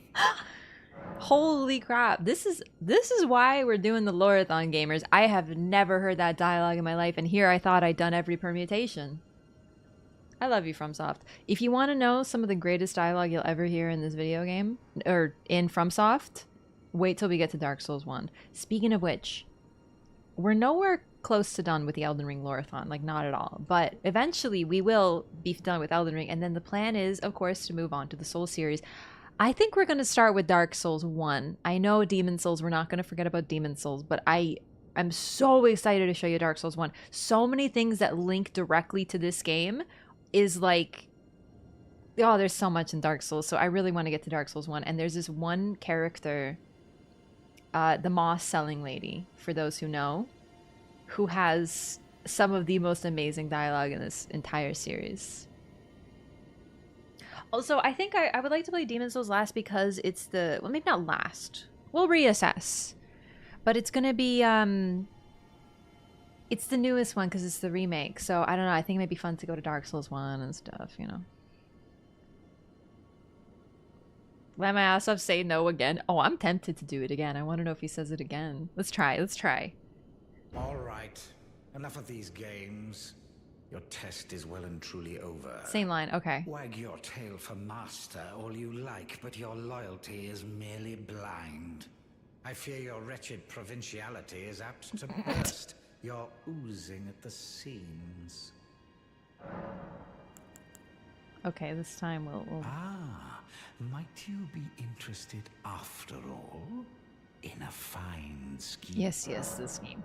Only shows me how much I've missed on FromSoft lore from all the Dark Souls games I've never played and missed out on. That's actually what's going to be so perfect about the LOREATHON. If you don't want to play yourself for like whatever, or you don't have time, you just want to watch, trust me, let me tell you something about Souls games too.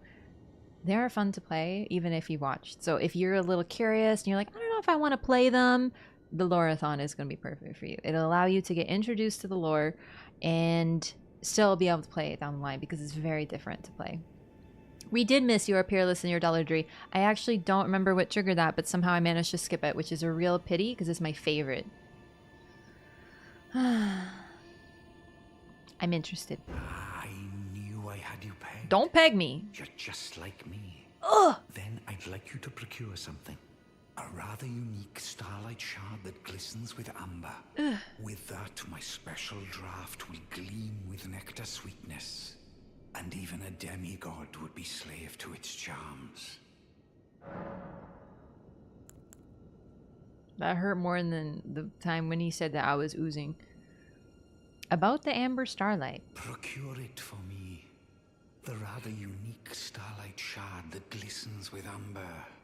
With that, my special draft will gleam with nectar sweetness. And even a demigod would be slave to its charms. Dark Souls was years ago. I didn't understand what iframes were. It was not good times. There's always time to try again. Also, my favorite ending is probably... I don't know. Okay, I don't really care about the endings that much. Like, I find the endings to be the most boring, and they're neat to talk about in some ways, and there's lore in them, but it's like the endings are like the most boring part. It's when you're done playing the game, you know? I like all of them for different reasons, but if I had if you were like, okay, which one would you pick if you were in the Lands Between? If I were in the Lands Between, I go the fuck home, dog. I ain't getting involved in this whole nightmare. Fuck all that.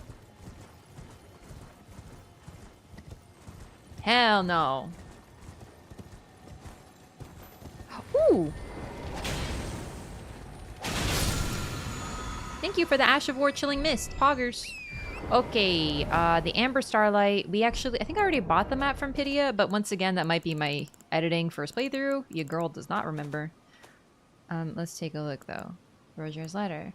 I never read Roger's Letter. Said he stood before the Prince of Death not far beyond that spot. It's pretty interesting. I do have it. Wait, no, that's a different character. I don't have it. Let's go talk to Pydia. I don't know if Tarnish should be allowed back in normal society. They sure aren't, but I don't know. I'd find a way. Yeah, I would get back into the fog. I would go home. Hey, I don't know about all y'all, but I'm built different. I would simply go home. Play Elden Ring on PC. Normally, no, but this playthrough is on PC, yeah.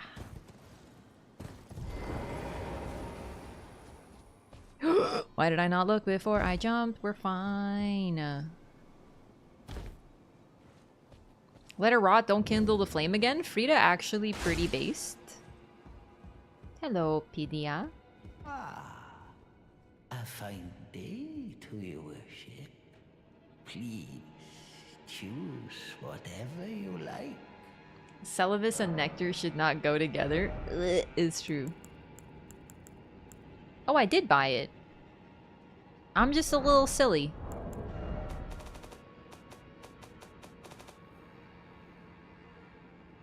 Where the heck even is it? Maybe it's a key item? Whoop, that's the arenas. Ah, oh, dang it! I don't know where it is. I know what it looks like. I'm just trying to show it. Yo, Velius Fox, thank you so much for the resub. Welcome back. Oh, it's because I freaking opened it. That's why. Okay.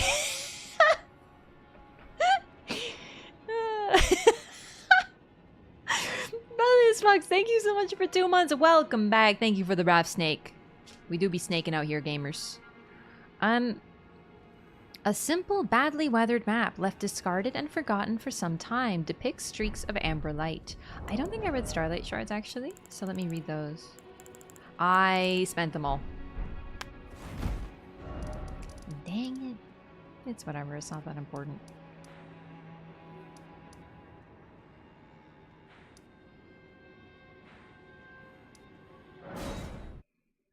We'll get another one. There's more. Yo, welcome back, Justin. Want to copy paste? Yeah, sure. Thanks.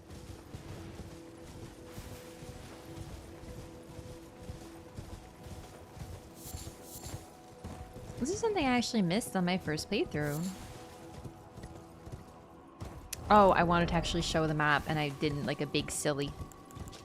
A simple, badly weathered map left forgotten, discarded, and you can see sort of, I'm gonna be honest, this might be like literally the worst map of all time because I saw this and I didn't know what the heck it meant. But it's supposed to depict this, and then you go up here. But genuinely, it makes zero sense to me as a map. Like I didn't figure this out at all.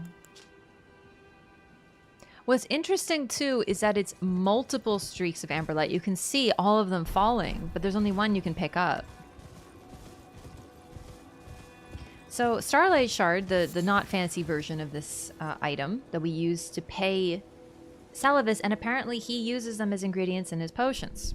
An ephemeral sliver that gives off a pale blue glow, what remains of a passing flash of starlight. A prized item that was once used in the Eternal City as an ingredient in intoxicating drafts. That's basically where Seluvis seems to have learned the craft. We also, as I mentioned, we see puppets in the Eternal Cities like Noxtella as well. Only one remains after Seluvis' other errand runners? It's possible it's the only one left. But if this is one that's powerful enough to beguile a demigod, you know? Also, I did want to talk about these octopi. The land octopuses are interesting. Land octopi, I guess.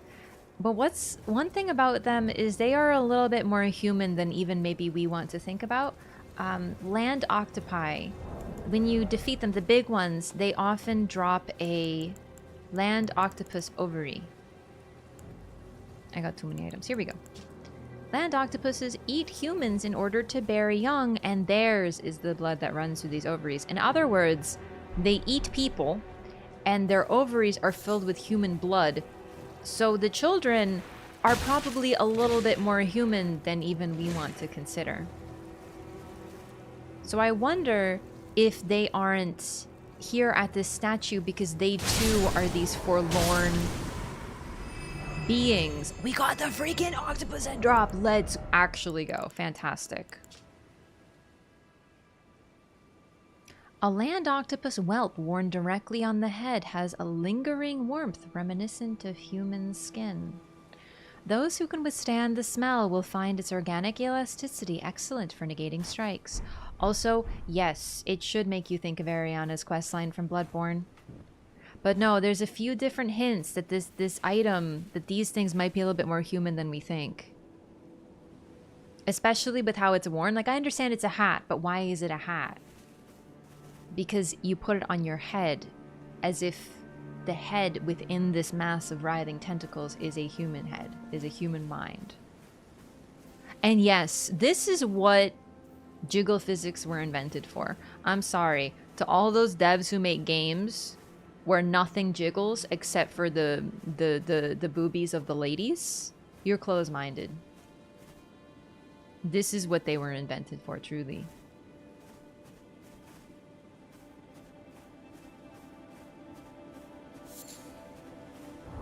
Yeah, and the tummy jiggle, that's very important. Sacramental buds are really important too. Oh, I should talk about the statue. This is a statue of Melania and Mikola. It only appears here and in the Halig tree. Only one each. They're not repeated anywhere else. And then we get right in front of it is this golden starlight shard, one that has amber in it. So it's amber and starlight as well. So since we know that glintstone is the amber of the cosmos, what happens when you get literal amber starlight?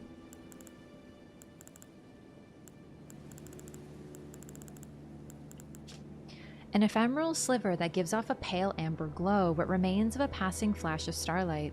If the stars command our fates, then amber-hued stars must command the fates of the gods. Such is the belief that inspired the use of these shards to prepare a most special draft, cannot be consumed by mere humans. Now, is this Mikola's fate that he circumvented and left here? It's possible. You drop a glowstone? It's pretty freaking dark. Yeah, okay, I'll do a glowstone for this one. I don't think I have a glowstone, actually.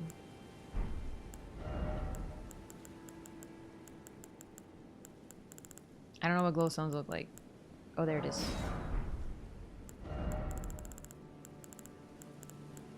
I don't know what I hate consumables. I can never find the damn things.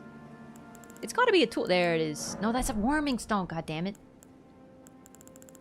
Okay, whatever. You know what the statue looks like. We've seen it before. We'll just have to see when we get to the Halig tree. Little Mikola. Melania, no arm. It's, you know, hug, cute, sweet, braids. Sat next to the rainbow stones. I give up. It's over. So, the thing is, it's not supposed to be a discarded fate, necessarily, but its placement is interesting. It's got the legendary glow. There's a nascent butterfly on the way. The statue doesn't seem coincidental. Is that the one square up from it? Let me tell you something really important. It was a request to use a stone so we could see. I said no. I'm over it. I fucking hate consumables. The fact that I even thought about it shows how much I respect you, chat. But in the end, I couldn't do it.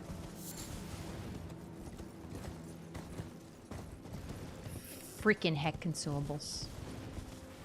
Big things that condense the blue starlight. That seemed to like catch it. Yeah, the astrolapes. Because it's what remains of a passing flash of starlight, and then they sort of get caught there, and then they just coalesce into this form. Is that a room bear? Holy heck.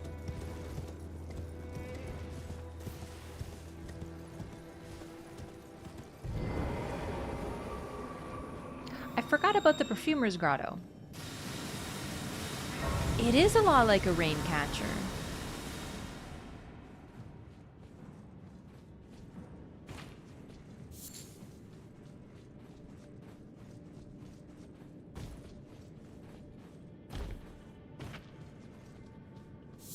I don't remember what's in this one, but I feel like I want to do it, and I don't remember why. Soul's fashion is truly hilarious in Elden Ring. I'm going to say something that might be considered a little spicy. I think the wackiest fashion is not in Elden Ring. It's got some really wackadoodle fashion, but I don't think anything can beat the Dark Souls 1 yellow outfit, the Xanthus set.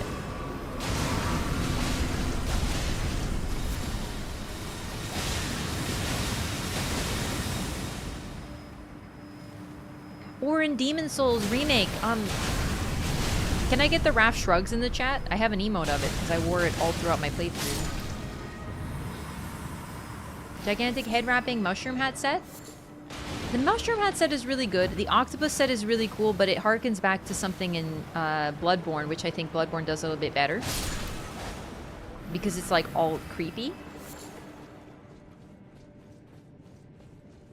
Yeah, there it is, the Raph Shrug. That's the headpiece that has jiggle physics in Demon Souls Remake. I forgore. Help.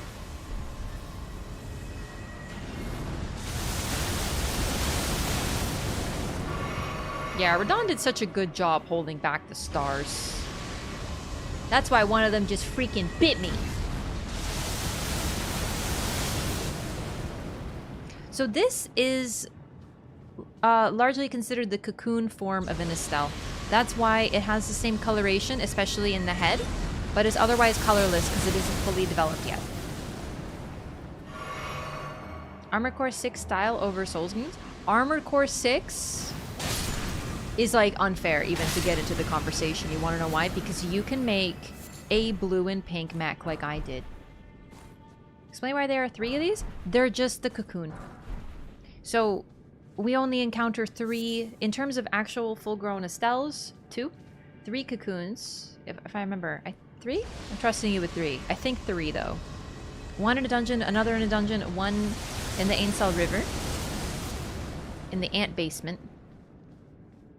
How do I get to the ant basement? Oh, the ant basement. I have to go there. I forgot. I haven't been there yet. Yeah, and then a number of the larval form, which are the falling star beasts, like just the sprinty little dinguses. Is there magic use in Dark Souls games like Elden Ring? Yeah.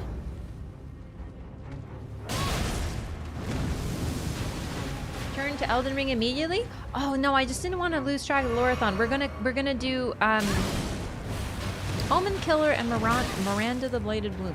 Okay, we're gonna do LOREATHON tomorrow, and then Monday I'm gonna do a bonus stream of Dragon's Dogma 1, as well as a sponsored stream of Rainbow Six Siege. And then Tuesday, same plan.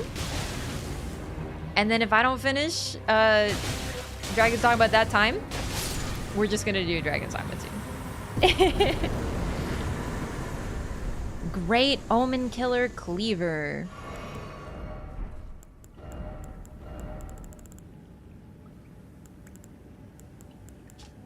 Why does this flower have a name? They all have names. They're all called Miranda Blooms. Her name is not Miranda. They're all just called Mirandas. The blade of this huge, loathsome cleaver comprises a row of amputated omen horns, a weapon of slaughter wielded by omen killers. The hideous horns cause blood loss, adding vibrant colors to the ongoing mayhem. Yeah, a sane person wrote that.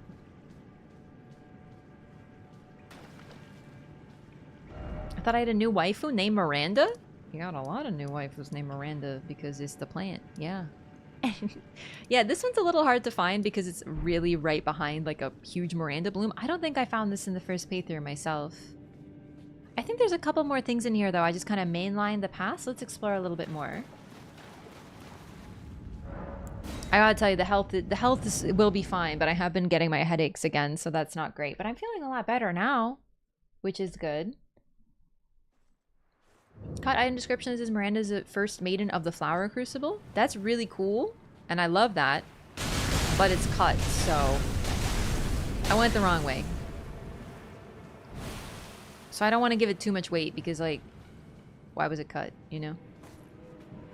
Really curious about Rainbow Six Siege Lore. Oh man, I can't believe I'm gonna play that next week on stream. I'm really excited but really nervous. I am so bad at that game. I played a bit of it years ago with friends. I was never particularly good at it. So I think it's gonna make amazing content. I've watched Northern Lion play Rainbow Six a little bit, just a touch. And that's pretty much my entire experience, is watching Northern Lion play it and then playing it myself for a bit. Oh my god, it's gonna be good. Yeah, I'm a pro FPS gamer is what I meant to say. That's true and real. God, these are beautiful, aren't they? I love Miranda blooms. They have so many unique colors. Some of the only pink in this game is the Miranda blooms.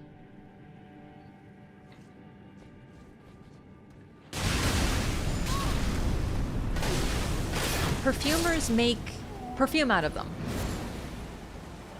And what's really interesting about the Miranda blooms is not only do they have different colors, but they're able to do elements on you.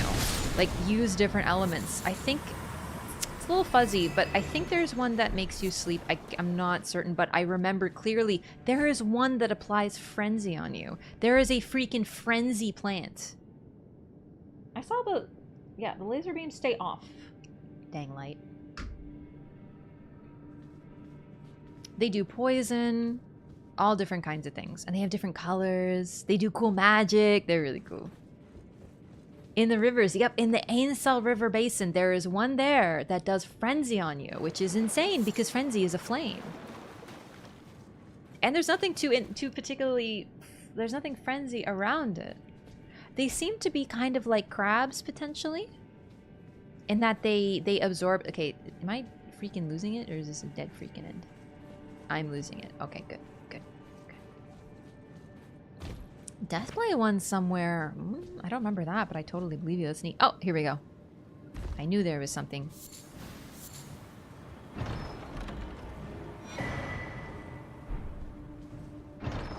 Next to the chapel where you fight Vike in Liurnia. Ah, really? Little ones? Or a big one? That's so neat, either way. Because I forgot about that one. Relation between the flowers and the big hands, since most seem to have a weakness to fire.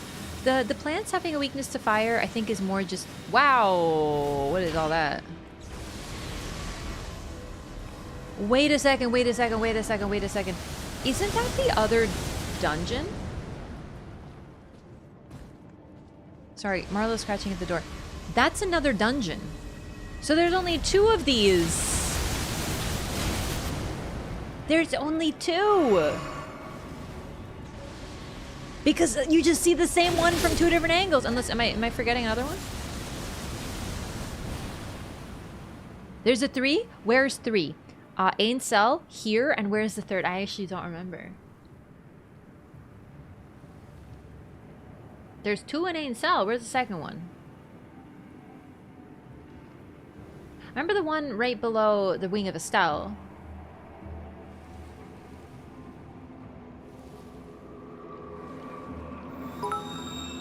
Oh god, oh god, oh god! I just learned that Einstein is a real person. All this time I thought he was a theoretical physicist. That's a really good joke. Sorry that the Miranda Bloom kind of cut off your punchline. Thanks for the 1,000 bits, Aeon. Did I say that right? Aeon? Oh, I did my best. That's really good. On the way to Dragonkin, Ancestral on the way to Noxtella. Ancestral on the way to Noxtella. I don't remember the one on the way to Noxtella, if we're thinking the same one. Wait! Oh, oh my god. Yeah, yeah, yeah. You're right, there's 3. Okay, that's so neat. I remember now. I remember. Okay, great. Neat. Thank you so much for the 1,000 bits again. Oh! How do I knew there was something. I knew it. I freaking knew it. My brain was like, you haven't found everything in here yet. Help. How do I... Actually, how do I get that? That's the co-op things? What? Okay. Nani? It's just effigy? Oh. Maybe I should stop ignoring that. And here I was excited. Let's do Dominula.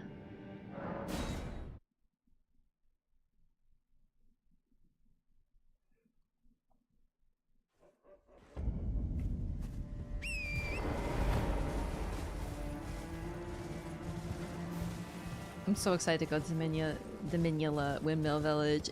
You want to know what I would do if I was in this game? I'd go join Dominula. But Raph, you'd have to like cut off people's skin and stuff and join a cult. Well, when in Rome. All right, so we went over there. We got those items. That's handled. They're just dancing. Have to eat your own wrist? I mean, haven't you ever been really itchy? Honestly, I have definitely accidentally torn my skin with my own nails before. So, like, pick up the rats? Oh, is this where the rats are? That's a raw meat dumpling. Oh, are they in there?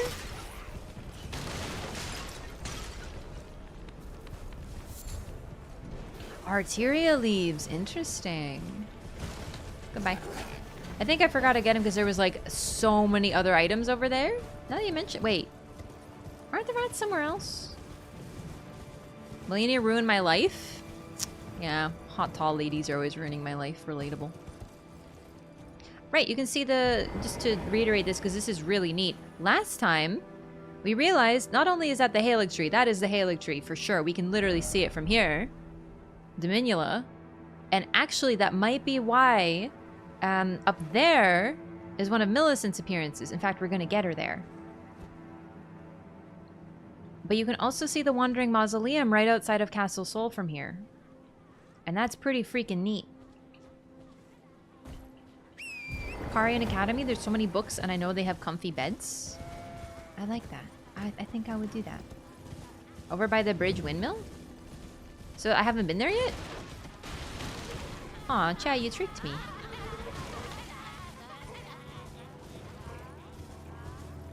Just let me explore, I'll get there. Because if you tell me too early, I'll simply forget. Did you kill the battle mage? No. No. No, not yet. Consecrated Snowfield Mausoleum by the church with large albinaric? You don't think it's the Castle Sol one? Because you get a very nice view from Castle Sol of the Halig tree. That's why I thought it was that one.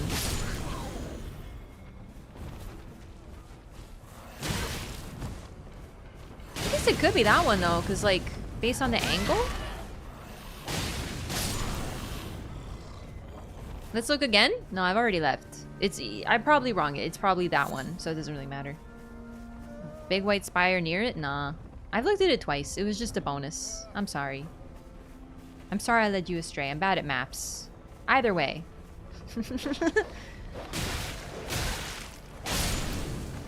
We can see a listen, the neat part that we discovered is that you can see a wandering mausoleum next to it. That's freaking neato. But then, your first mistake was trusting me when it comes to freaking directions.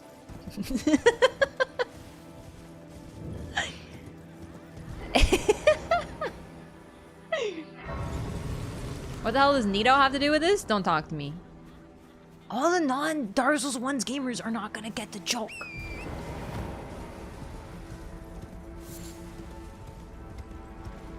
Listen, you trusted me, the one who calls every underground location of basement?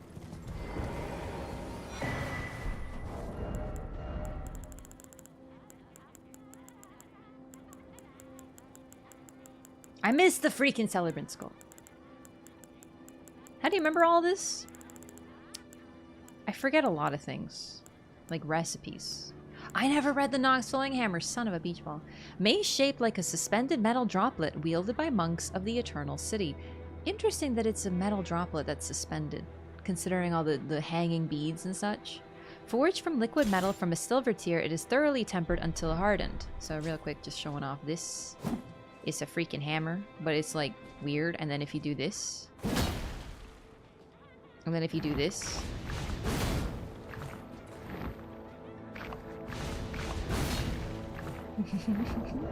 It flows like water. One of two weapons like that, I think. Celebrant skull. I know it's a big hammer. No, there it is.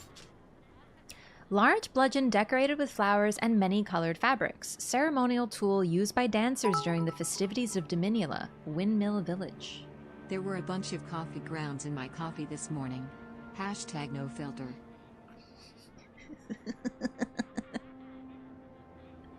It's really stupid. I really like it. Thank you for the 1,000 bits again. And I see you're using the Sylveon bit badge. It's very based. You get bit badges if you spend bits. It's very poggers. Oh, so you got new emotes with that. Can you imagine having that laughing as a ringtone for a phone? All I need to do is laugh myself. The striking end is a skull too large in size to be human. Grants trace amounts of runes on landing attacks. Here's the skull. Also, they decorated it very beautifully with these lovely dark blue flowers. It's very, and it's got this wonderful dyed and patterned fabric. Like, this is a beautiful, this is a party skull. I believe it's one of the special weapons. Ah, here, yeah, sorry, I didn't miss this. I read this, but I didn't like trace it in my brain. When you hit an attack, it gives you runes. Very small amounts of runes. But still. All doing well? I'm gonna speak for all of chat. We're doing very well, thank you for asking. Demigod skull? I don't know. I'm leaning... Okay, so the thing about Dominula is they work with the Godskins. We know because there's one at the very top, but they seem to be more cool with skinning non-gods. They're definitely lower ranking, and there's not that many gods left. So they seem to get their jollies by simply killing and skinning people potentially tarnished. The noble maiden garb we acquire from them dancing around a bonfire, and the knight that was with her. Yeah, they're probably skinning people. Also, they are rather tall, but that's probably just gameplay stuff. They're so sweet.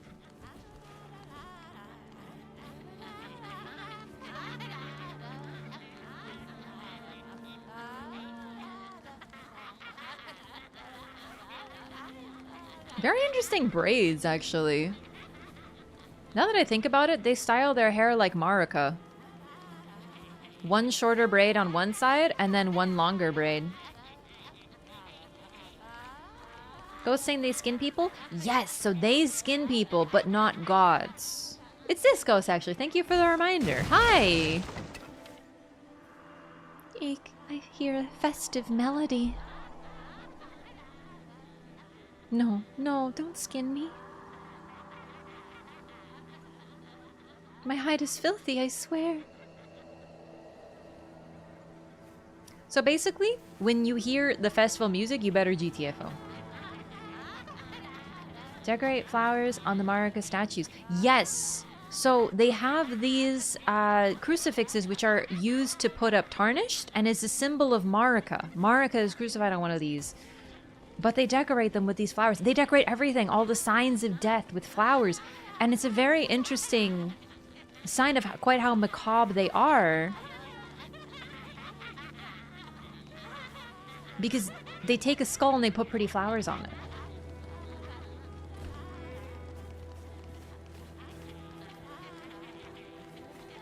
I believe they have two distinct colors of flower crowns as well. But I could be misremembering. I think there's two, but they're a rare drop and I haven't gotten them very much.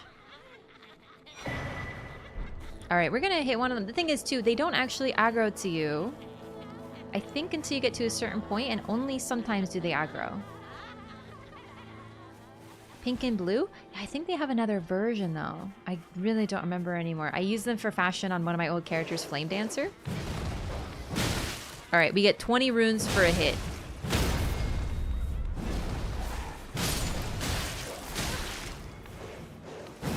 All I'm gonna say?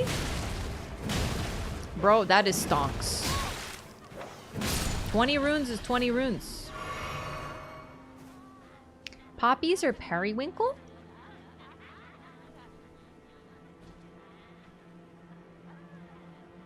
They don't look like poppies to me.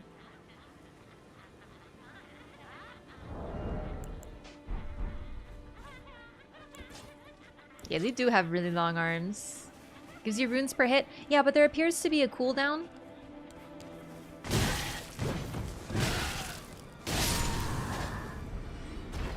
It's probably the blood, because they use weapons to skin people. Not the skull, obviously, because the skull is, you know, a blunt weapon. But when they get something from the blood, apparently, the very hit.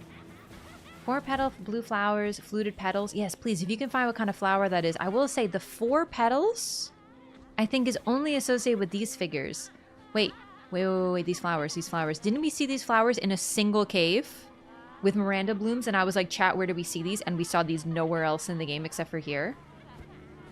But they're planted in the ground, but here they're wrapped around. These are different flowers than the ones on the ground. These are unique. Trust me, when it comes to flowers and pink, I'm an expert. That's really interesting. If it goes up with upgrade? Good question. Hey, ladies. Uh-oh. Okay, I'm not gonna lie, that happened a little quicker than I expected.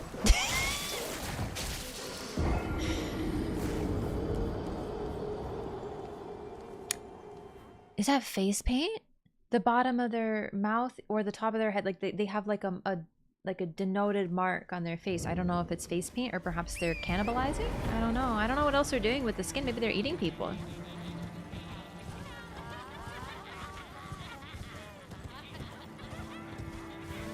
And their blood poisons you, actually.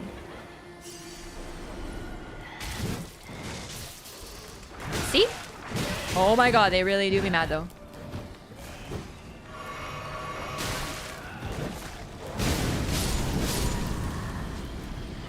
They're very similar to the women in Hemwick Charnel Lane in Bloodborne. And what's really interesting too is they even have the same sounds. Different model, but similar. They're definitely meant to evoke the same image, but they're doing their own thing for sure. People mentioned Midsummer. I don't know how to say it. I think it's probably just like Midsummer, that movie, which I haven't seen it, but it's sort of like about like a cult and things seem to be nice, but they're not type thing. Stormhawk Feather. Intriguing. Okay. And wreaths. I love pink.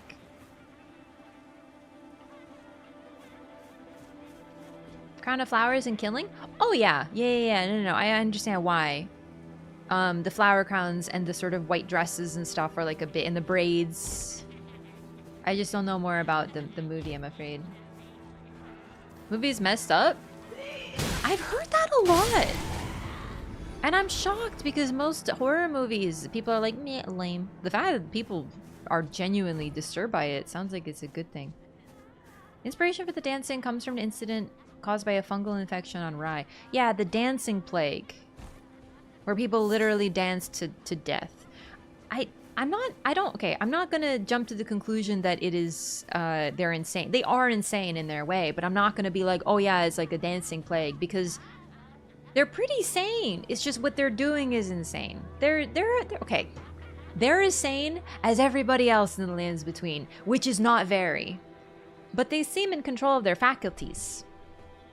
Because before they do their festival, they play music. And then they skin people. It's a festival. There's a plan to it. There's a ritual to it. It's deeply messed up.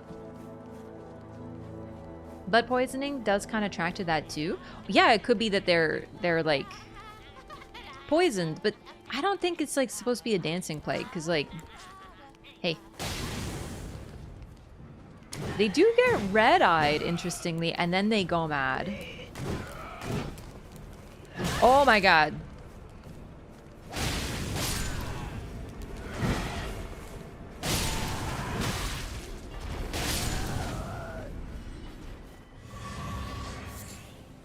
Used to synthesize LSD?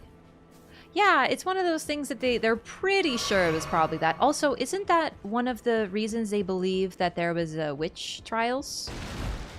Or something? That it made people see things and then they saw witches because they were tripping? Oh wait, isn't there a bonfire here? Gonna do Bloodborne last? I don't know when I'm gonna do Bloodborne. I'm thinking of a different place, I think. Could have sworn there was a bonfire here, though. I remember invading people at it. Oh, whatever. I'm probably thinking of the stake. Sir? Sir?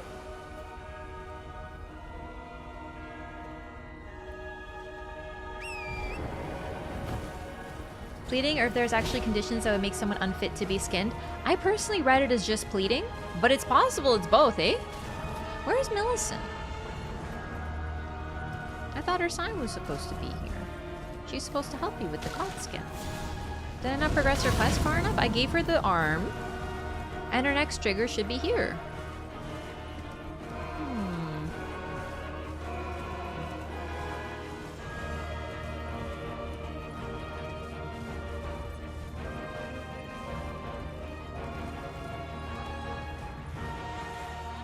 Ran past it? Where? Should have misogyny for the witch trials? Oh, a lot of it was. Yeah. Because a lot of women targeted, it was a lot of women targeted in the witch trials. Very conveniently, if someone was charged as a witch, their property would become forfeit and would be taken by the, like, what do you call it? Bitch!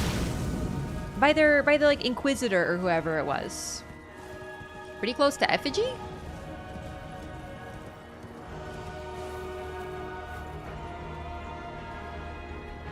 Where?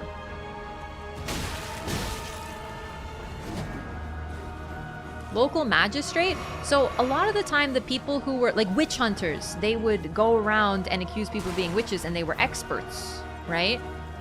So what happened was they would very coincidentally target rich unmarried women who, for example, maybe their husband died, so they got his property, but were thus unmarried and rich and very, very easy targets to be accused of witchcraft. And then that nice traveling witch hunter would get all of her shit. So it was very nice and fair. And definitely no one was getting rich off of that sort of shit. You can summon? Yeah, apparently you can summon. I've never done it myself. That's why I wanted to try. Oh, they're praying! I didn't even notice. They are praying toward the Godskin Apostle. Right here. Okay, maybe I missed it, but maybe it wasn't there before. Maybe I had to rest.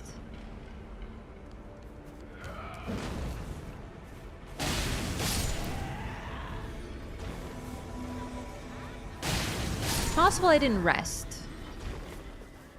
All right, Millie is here. Let's go, baby girl.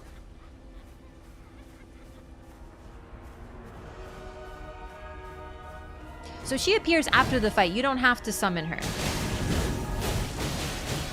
Fantasy flowers? Yeah, I'm leaning toward that too, personally, because like the Trina's lilies are water lilies. They don't look anything like water lilies. Okay, you hit really hard. Kick him in the duodenum? I actually don't know what a duodenum is, so I'll just kick him all over and hope I can take him out.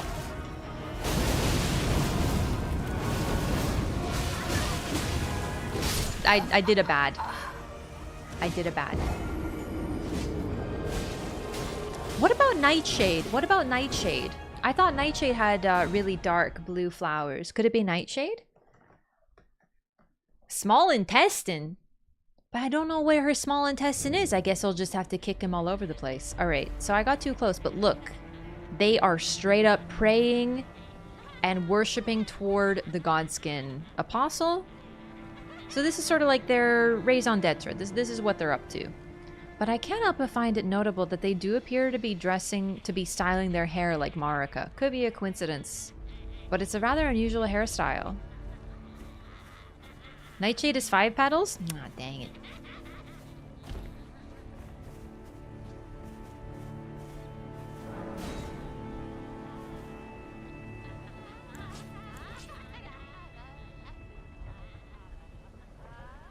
Try to look at their face, I always turn around.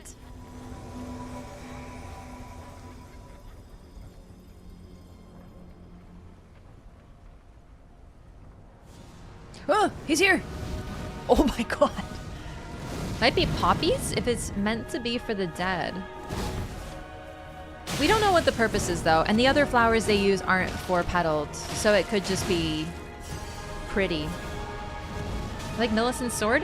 It is a shamshir, but it is unique in that waterfowl. It has waterfowl on it. So, but I believe the shamshir might be the very first weapon that the blind warrior who trained Malenia used, because we get it in a place that's strongly associated with him. But we know he used a curved sword, so it might not have been the shamshir. Ooh! Wait, why can't I stab you? It's probably a little below him, elevation-wise.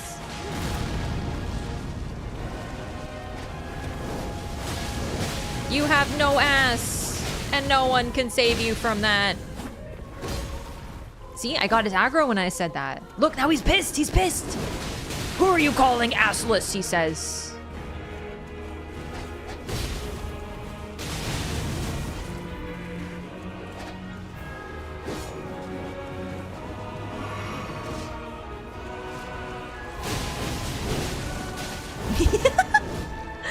These guys are so goofy, I love it. Yeah, waterfowl, waterfowl. No, no, no, no, no. Blackline tornado. All right, listen, I didn't see it. That's my bad.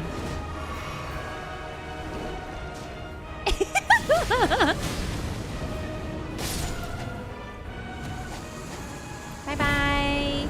Thanks, Millicent. The apostles can talk, they will sound the same as Mesmer, I bet. It actually is very interesting that he has snake-like traits, they have snake-like traits, they're both very stretched. It's interesting, but I don't know if they're linked. I'm not saying they're not, it's just, at this point, we're linking him to a lot of things. We're linking, you know, he's got the dragon aspects, he's snake-like, so Rykard and Blasphemy and Cardinal Sin, and also potentially Bloodflame because of the impaling of the giants, maybe, and then also the Godskins, and then also the Shadow, and then also the Gloam, and it's like, wow, he sounds like someone's OC or something. Like a Gary Stu. He's good at everything. Where's Millicent? There she is. But yeah, like I said, you don't need to join her, you don't need to summon her for the fight. This is just one of her spawn points. She appears here. You do need to talk to her here for her quest. She will not move forward if you don't, so you have to kind of go running to find her. Hello. Ah, we meet yet again. The arm you gave me truly is a thing of wonder. It feels just like my own. Even handling a sword. Perhaps it is foolish to say this to you of all people, but I am sure of my skill with the sword. Thus, I would have you call upon me in battle again, should you ever have the need. So, Millicent, who is a fragment of Malenia, as we kind of talked about, not just her daughter, but a part of her, is sure of her skill with the sword. And the one thing that she chooses in her questline, if she has the option, is not to bloom. It's very much like this is what Malenia truly wanted.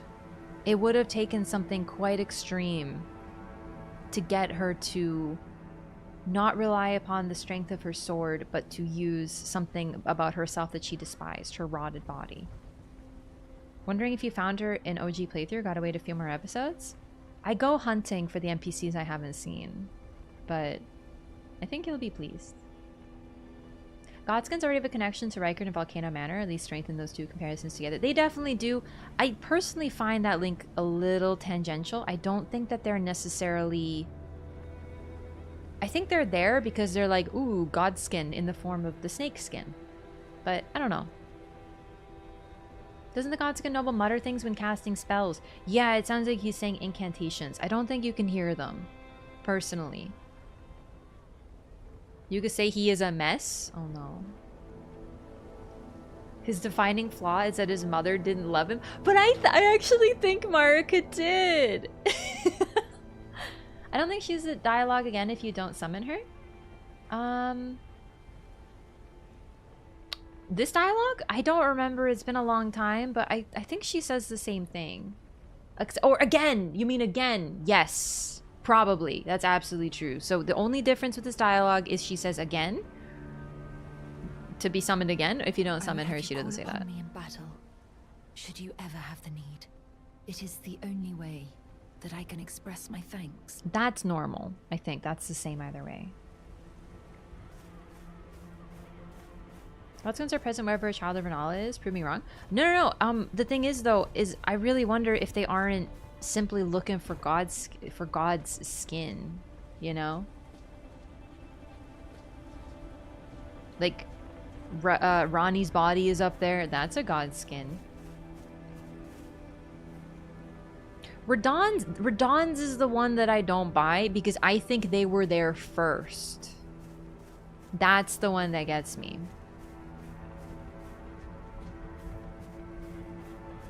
They are a major required boss in Farm Azul to prevent you from accessing Malekith. That's for sure. That's a good one. We learn hard? We sure are. What's up, Volpine? Oh, you were cat sitting? Did you aggro if you accidentally hit her in the church in Haligtree? Oh, really? Even just once? What's your level at the moment? 83.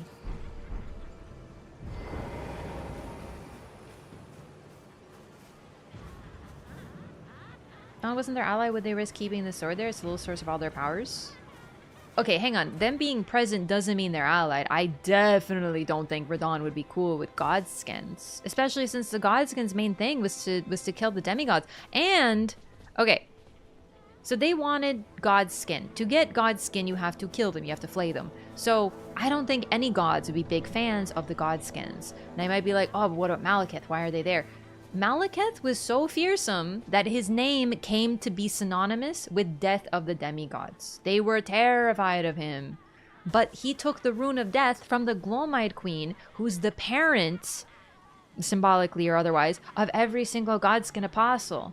So it's possible they were trying to get their stuff back. Maybe. I don't know what Godskins are up to now. They're very all over the place. But I don't think that they're working with Ranni's children. That would be insanity. Why would you work with people who is trying to kill you? Deeper depths, it's not just them looking for demigod corpses? Potentially. I don't know. I don't really know what they're up to, but I do not buy that they're working with Ranni's children. It's also possible that Ranni's children are just potentially the most obvious. Godwin was buried, but perhaps the death blight makes his skin unusable. Do you know what I mean? Maybe the soullessness makes them unusable, which would explain why they're not interested in the Wandering Mausoleums.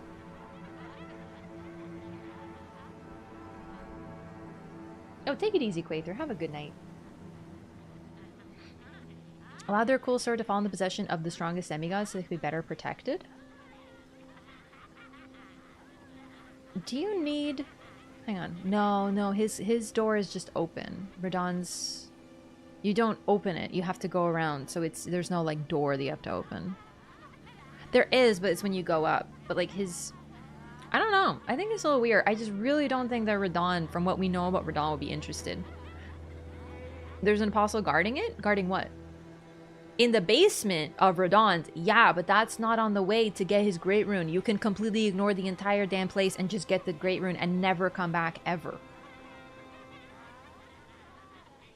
They weren't interested in Godric, the weakest demigod? Potentially.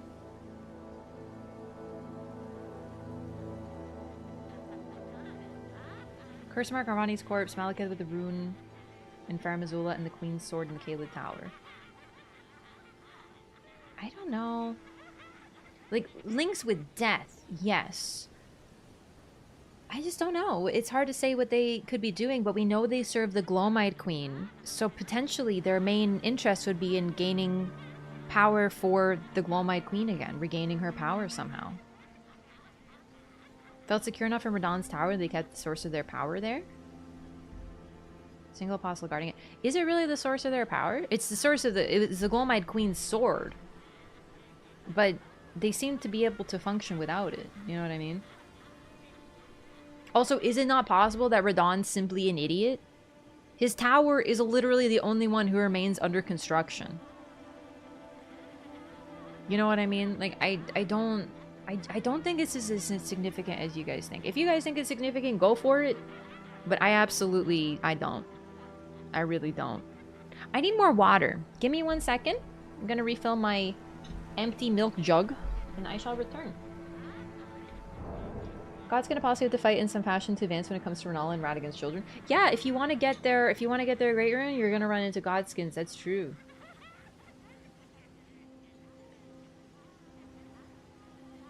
Channels of black flames wielded by the apostles. But no, okay. It's important, and they want to keep it safe. But they seem to have hidden it in a random basement with one apostle behind it. And it channels their flames, but do they need to refill on it? Do they just do a usual pilgrimage to refill from it? Or is it just a symbol, like when they are born, they receive the flame and then they have it? Because flame in these games, this is more a thing from Dark Souls, but I think it's still interesting. Once you have it, it burns within you. You can call upon it any time. It doesn't run out. It doesn't go out. It doesn't, you know, vanish. Also, yeah, they do be having a great time, huh? It doesn't, you don't lose it. So it's sort of like a ritual that they receive their flame, and apparently all of them, all Godskin Apostles were born, created, swaddled by the Glomide Queen, and then let out into the world. So if she's gone, there won't be any more made. Rob, thanks for the $3 and the happy birthday message. It's not my birthday, but thank you anyway. You're very early, but I appreciate that. You always got to be ready.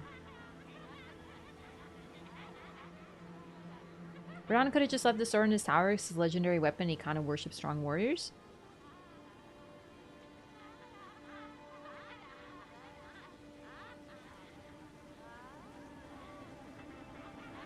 Hidden Radagon's tower since it was an abandoned building in construction. Yeah, I personally think it's kind of a coincidence. Like, I know that we don't really like to be like, oh, you're reading too much into it. I'm not even saying that. It's just, I feel like the Godskins have lost their main leader, so they're kind of all over the place.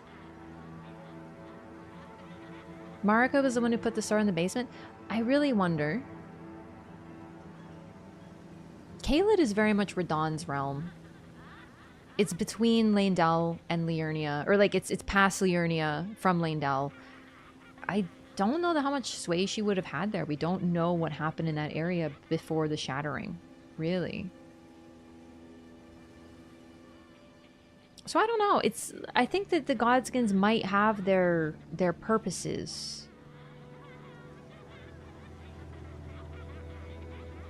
Okay, we know they can't really get to the Halig Tree. They seem to be able to get just about anywhere, but the Halig Tree is pretty hard to access for pretty much everybody. So that's an easy one. Why there's not any there near Melania or Mikla. Mohg and Morgoth seem largely ignored, potentially because of their omen status. We don't know exactly what they need skin for and what they use it for, but it's very notable that they don't seem to have any omen horns on their skin. So that's kind of, you know.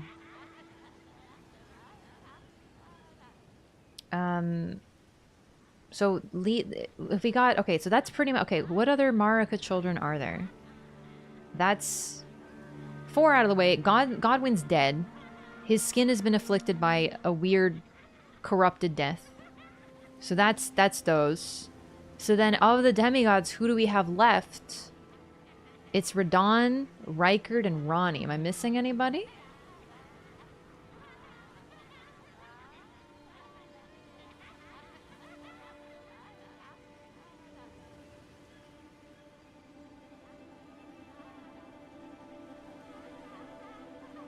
Conjoined with the serpent, representative of the devil. Devil, other things. Melina. Melina is a spirit, no skin, as far as we can tell. Miquella we covered. So Melina is the only one I didn't talk about, and she's a spirit. Kind of exists in a random way on her own. We don't know where her body is, but presumably if she does have a body, it's in the Erd Tree. Godric, right, Godric, but he's not one of the direct children. So Godric appears to be unimportant. So who do we have left? We have the 3 demigod children of Rennala and Radagon. So is it possible that the Godskins are around them because they're the only freaking ones left? And of course, Malakath at Farum Azula. Godric also has a mishmash of skin from Tarnish and Trolls and a Dragon. It could also be that. It could be the grafting made him Stimky. Godskin Prayer Book Seal is found in Stormvale. Locked away in Stormvale. Hidden. It's locked in with the Stone Sword key, which is generally always done to things that were, well, hidden away. They wanted to seal them and be like, no, no. So I think that's more that they were sort of put there sort of like, not like an evidence locker, but you know, like just sealed away. Very similar spirits though, if not even not the same person. Burn marks, the eyes, and the knowing about Torrent. Yeah, but I think that's just a mutual... Personally, I read that as a mutual relationship with Marika. Yeah. Melania's body burned up a seal tower? I think you're thinking of Ranni's body? Dawn's Divine Tower is a weird one. Why did he leave the Godskin and Black Flame Monk there? Yeah, his Divine Tower is fucking weird. And the thing about his Divine Tower, it's the only one we can get into the basement of. The only one. What if the others have basements? They're simply inaccessible. Marika also has only one eye closed. We don't know, and it's actually very notable that we don't know. We never see the faces of Miquella, Marika, or Radagon. Not when they're whole. We never see their eyes, their eye color, what's going on with them. We just see the sort of anime eyes hidden thing going on. Anyway, let me get my water. I'll be right back, okay? Well, no, I don't know. One Eye Blind did have access to outer gods. I think it's also possible that it's a seal to their power. It's also possible that they're slumbering and their eyes are somewhere else because their eye is not gone, it is closed, so their eyes are seeing something else that we can't see. I really wonder if the eye close isn't a debuff in some ways, isn't a buff in others. But yeah, no, all the Divine Towers are sus. I agree. Okay, give me 1 sec. I just want more water if I'm gonna keep talking.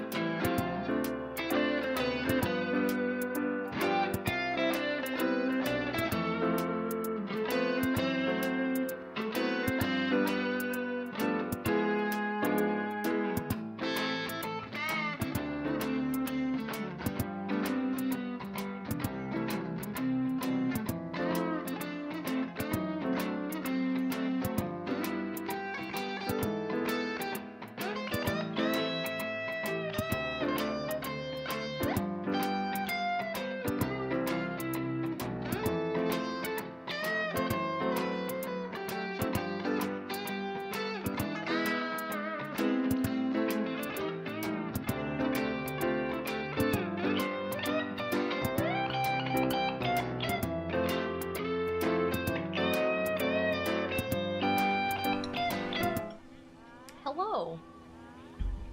I already drank half my water. This isn't the biggest water container.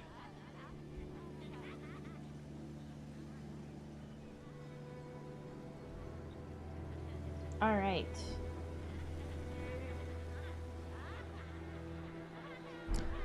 Listen, don't tell me I'm looking tired. It's bad. You don't tell people they're looking tired. Tell them they look great even when they look tired. That's the rule.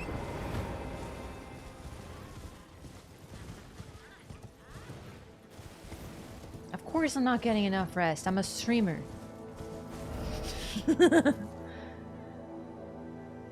Okay, the minion is done. Well, mostly. I remember there's this one area. Is it over here? Maybe it's like way over. There's like this place with some rats. I know what you guys are talking about, but I don't remember where that is, like, localized. Oh, have I been down here? Play this game with a keyboard? You can play... Oh, wait, this lady. She's rather unique.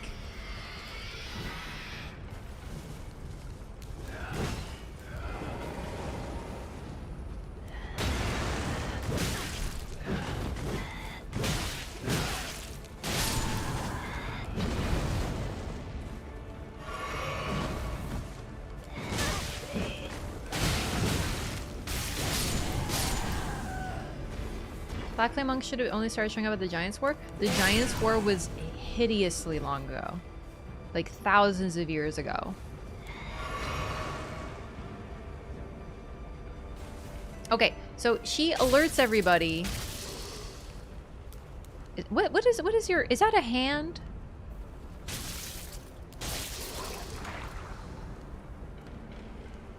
It's made of like two hands conjoined there at the bottom. That is a really cool lantern. Very metal. So she bites her wrist and then spews her blood at you in a mist and it poisons you.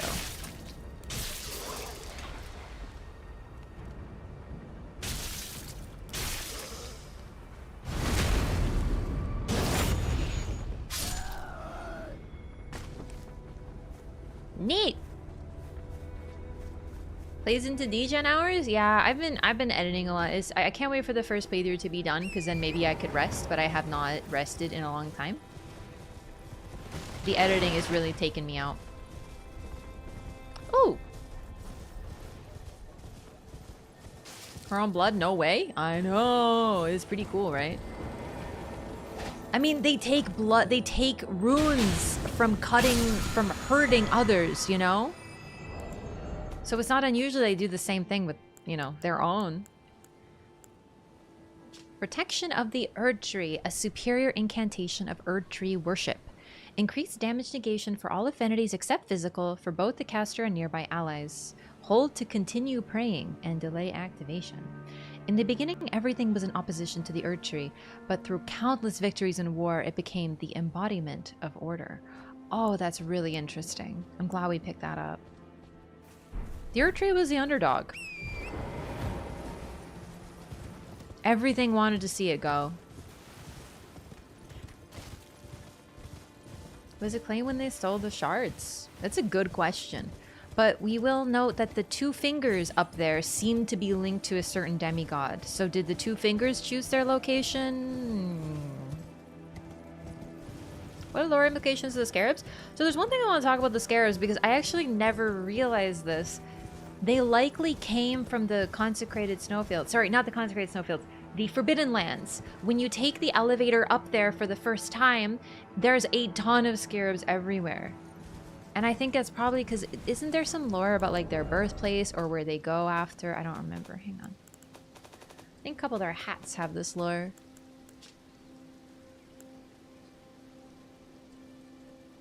Yeah, okay, that's what I was thinking of. As the scarab approaches death, it abandons its royal treasure and stretches its wings wide for the long journey to its home nest. So I wonder if that's not the Forbidden Lands, considering how many of them there are. And if they're born there, because it's their home nest, and also they go there when they die, it makes sense that there's a lot of them.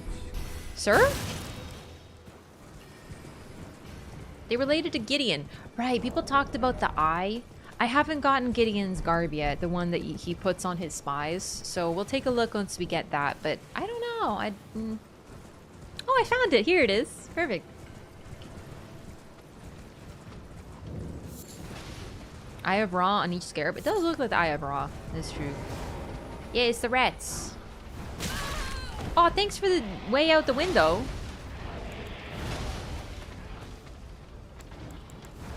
They are literally free. Spirits that do not require FP to summon. The rat spirits appear at a distance from the summoner, swarming upon their victims to start the fight. Even as spirits, these vermin seem to multiply endlessly. Enhancing these ashes can increase their number. Oh, dang! That's really neat, actually. Yeah, I actually did not realize they're free.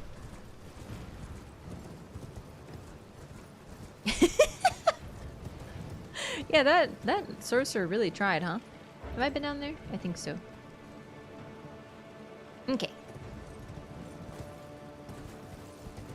Spawn on the obelisk instead of near you and they become 5 at max. That's actually pretty neat.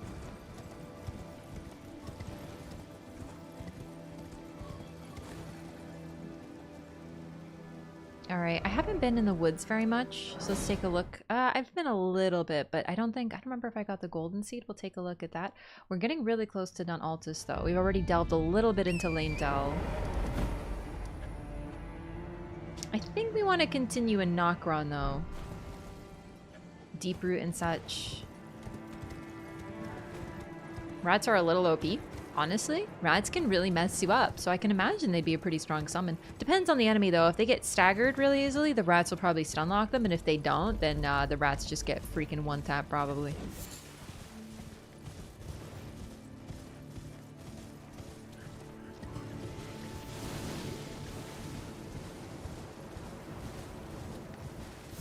So, there are worm faces at Faramazula.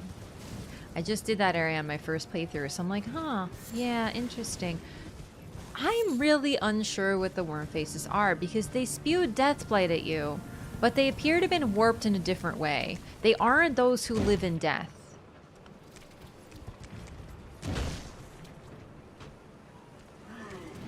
But they also have flesh. A lot of those who live in death that we encounter are basically skinless skeletons, so apparently deathblight can even afflict those who have long been buried. I think it was Zuli who talked about this, but the outfit they seem to have on top of their, they appear to have like a burial shawl.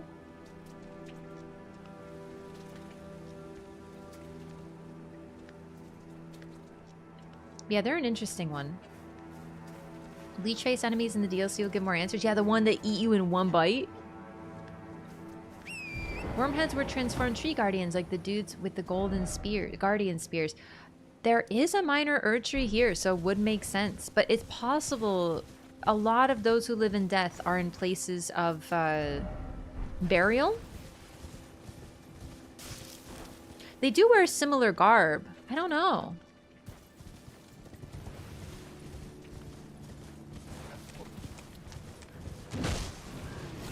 However, wait, no, we do find a worm face. Where are worm faces? They're here. There's some at Faramazula. There's one that, okay, it's technically by the tree outside the Volcano Manor, technically, but you have to attack an enemy and then it transforms into a worm face.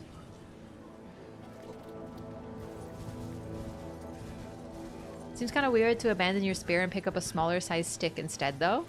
Yeah.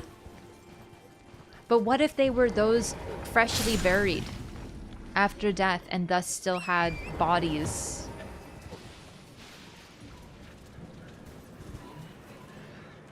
Oh, there's still tree guardians here. How are you doing? It'd be weird for one to not be transformed. My god, you never quit, huh?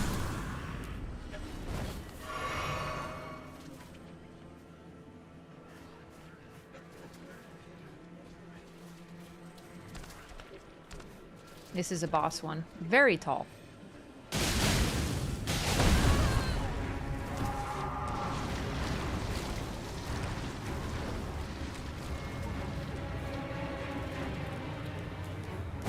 Nah, I don't think they're transformed tree spirits. Or tree guardians, sorry. Oh god.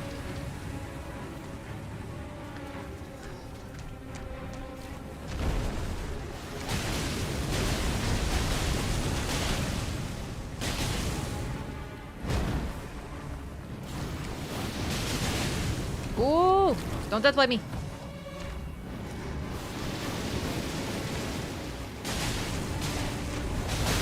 Oh my god. Woo! My god, this one's actually really scary. What? Okay, yeah, nope. That was something that no one should see. Okay. That was what I like to call a Dark Souls 1 hitbox.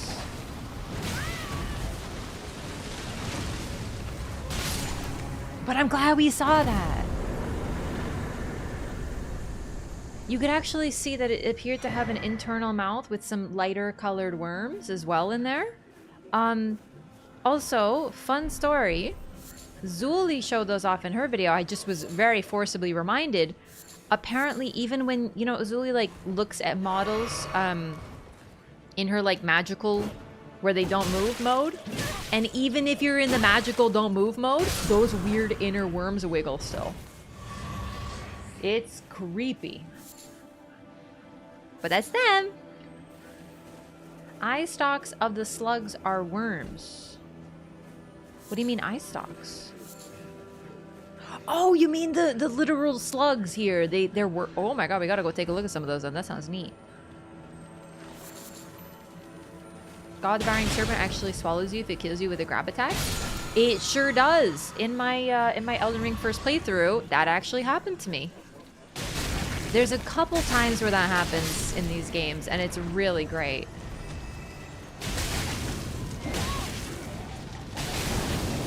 I might be dead. I might be dead blighted. Nope, we're good. Oh, I'm death blighted. Oh no, I lived.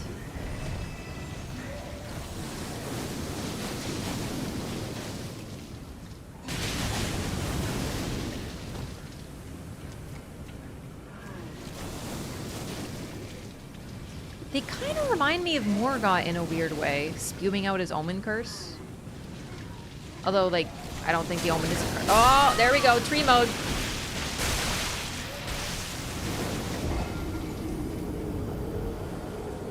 Well. Unfortunate. Mind you of Godwin.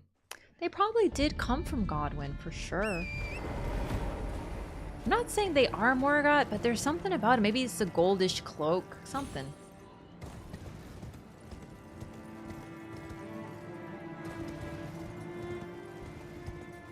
Why would Godwin do this? Yeah. I don't really think it was a choice. To put it mildly.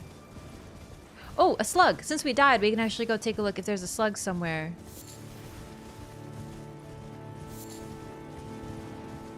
This might actually be one of my favorite parts of Altus. I wish there was more to do here, but I really, really like this scary place. Okay.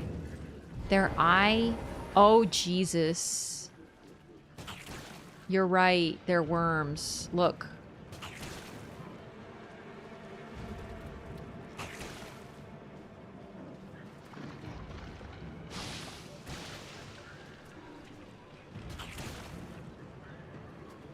They don't always look like that, do they? Because, like, they're literally like, would you love me if I was a worm? Ugh.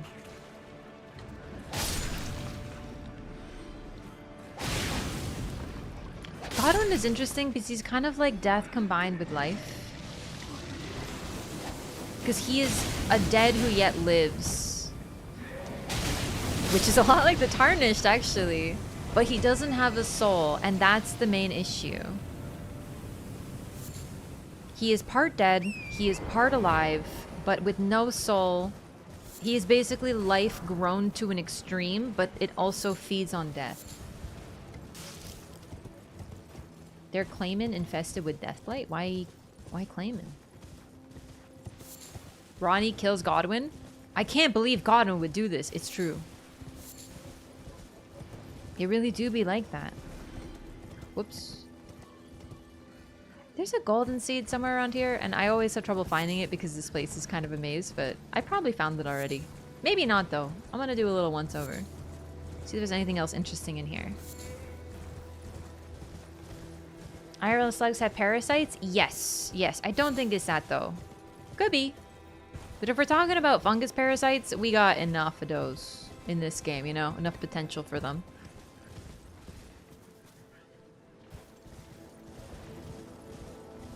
Lava slugs don't look like they have worms as antennae.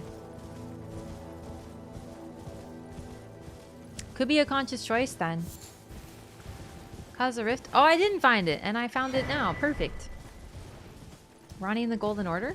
So, I just don't think she believed in the same thing.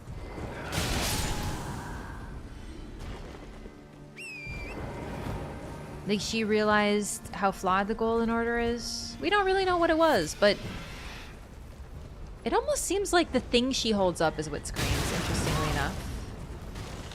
Progression on Godwin Fia's story? Progression? I mean, we got progression. We got a mending rune off it. So no, probably not. That story's done. Could Godwin be tied into something in the DLC? Potentially, but I mean, I would hope that they introduce new stuff in the DLC, not rehash old stuff with old characters. We've seen a lot of Godwin in the main game. I know people want more because he's very intriguing. But like, honestly, it'd be kind of a bummer if we get a DLC and it's like, hey, remember this guy that we looked at the whole time in the main game who's been there the whole time for 2 years? Yeah, guess what? He gets a bunch of stuff in the DLC. Like, really? Bitch, he's covered.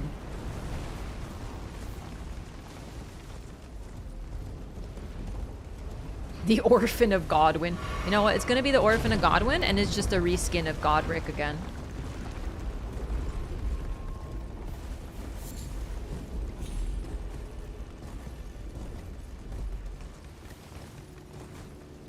Also, with a mending rune and an ending linked directly to Godwin, I don't know if we'll get too much about him in the DLC, because the DLC will, you know, how are they gonna do that?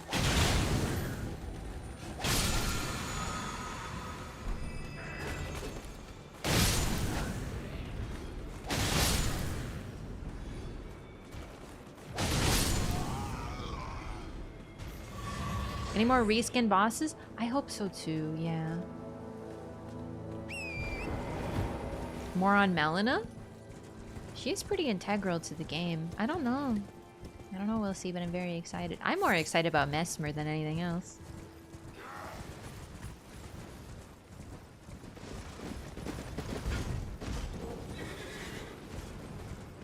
But yeah, the thing is too, what if you want to go into the DLC on your character where Melina's dead?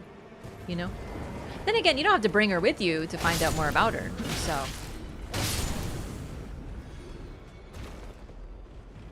Front's never done anything like that with their DLC? No, they really haven't. What are you talking about? Stuff that rehashes stuff that's in the base game? Or do you mean reskinned? Reskinned enemies. Because stuff that rehashes stuff that's in the base game, they really don't. They never have. That's why when people are like, yeah, I hope you see Godwin, I'm like, brother, I'll tell you. Reskin though, yeah, for sure, they sure have. But the reskins are some of my favorite bosses.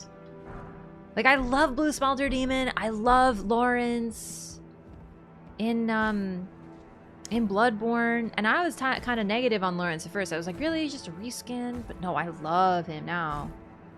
So, but lore-wise, they tend to focus on things we don't hear much about. You know what I mean? Also, who's the reskin in DS1?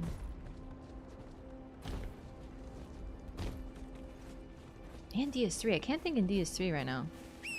No characters that are fairly fleshed out in the base game? No, but really, who are you? Because I've literally talked about the exact opposite, how they literally do not do that. Maybe like, oh, but Artorias. Dude, Artorias is a ring and a story that we find out is a lie. And you know who's the key part of the DLC? Manus. And you know what the DLC is called? Artorias of the fucking Abyss. And he's the second boss. And you encounter him very early on. The DLC named after him. He's not even the main character. That's what I'm talking about. Artorias is mentioned the same way Mikola is, but the DLC ain't about him. And as for the others, they really don't bring in things that are fully fleshed out and like they don't, it's all new. Frida in DS3. Yeah, we knew that there was another sister of Londor. It was a part of a lot of discussion, for sure. But Gale was a surprise.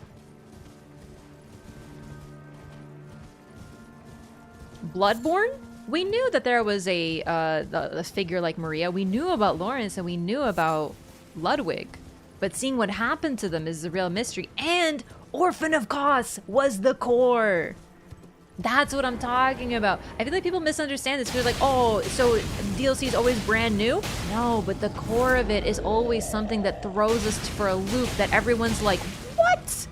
And we love it. That's what I'm talking about. It's an easy thing to misunderstand, so I get why, but you know. Main boss Mesmer and a secret boss? I don't even think Mesmer's the main boss, dog. I wouldn't be surprised if he's the first. I still think he's important, for sure. But someone like, for example, a Maria figure who blocks us off from the major truth, for example, you know?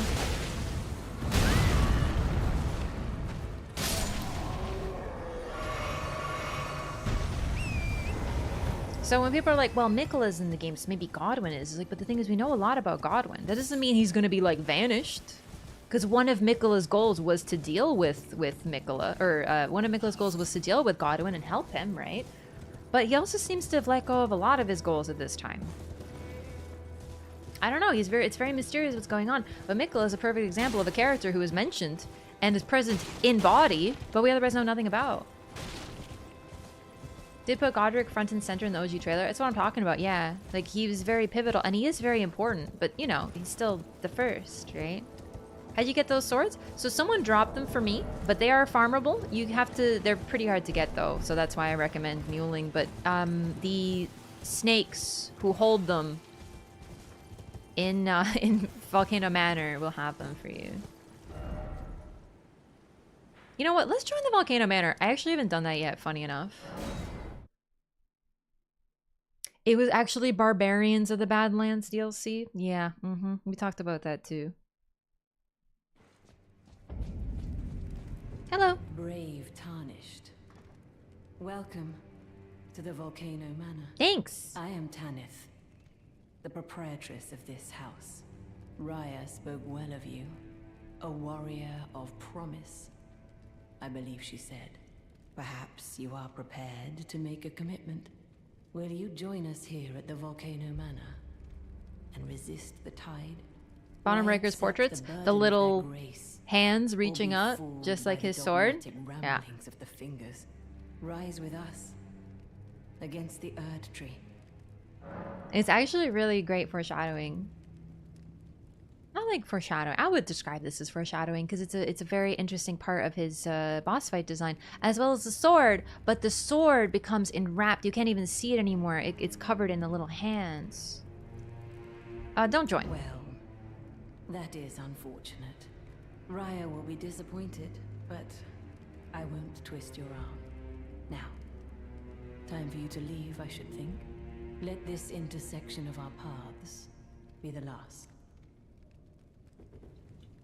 What if I was kidding, though? Yo, why are you looking down dramatically when I zoom in on you? Her eyes look gold. It's really hard to see, though. Sure those hands aren't snakes? No. Even the ones on his body, on the blade, you'll notice they kind of have, like, 3 fingers, actually, very notably. It's pretty interesting.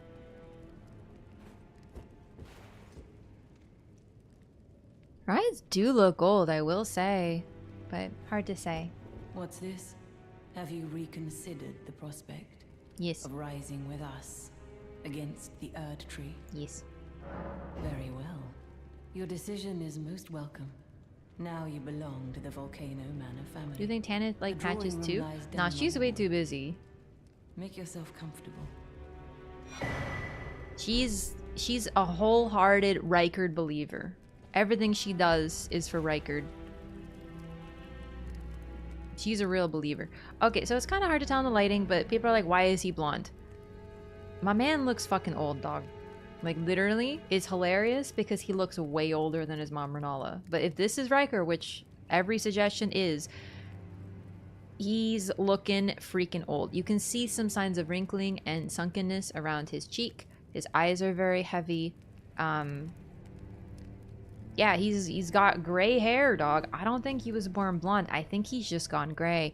It could also be a symbol of him being like prematurely aged because of his behavior, right? Like being immoral and doing immoral things changes how you look. And that's why he literally looks older than his mother. Does he look any older than Radagon, though? Radagon's face is kind of hard to see. I'm not talking about him post-rot. I'm talking about what we've seen pre-rot. Which is very brief, and it's in the story trailer. So, I don't know. I can't remember Radagon's face as clearly as this one.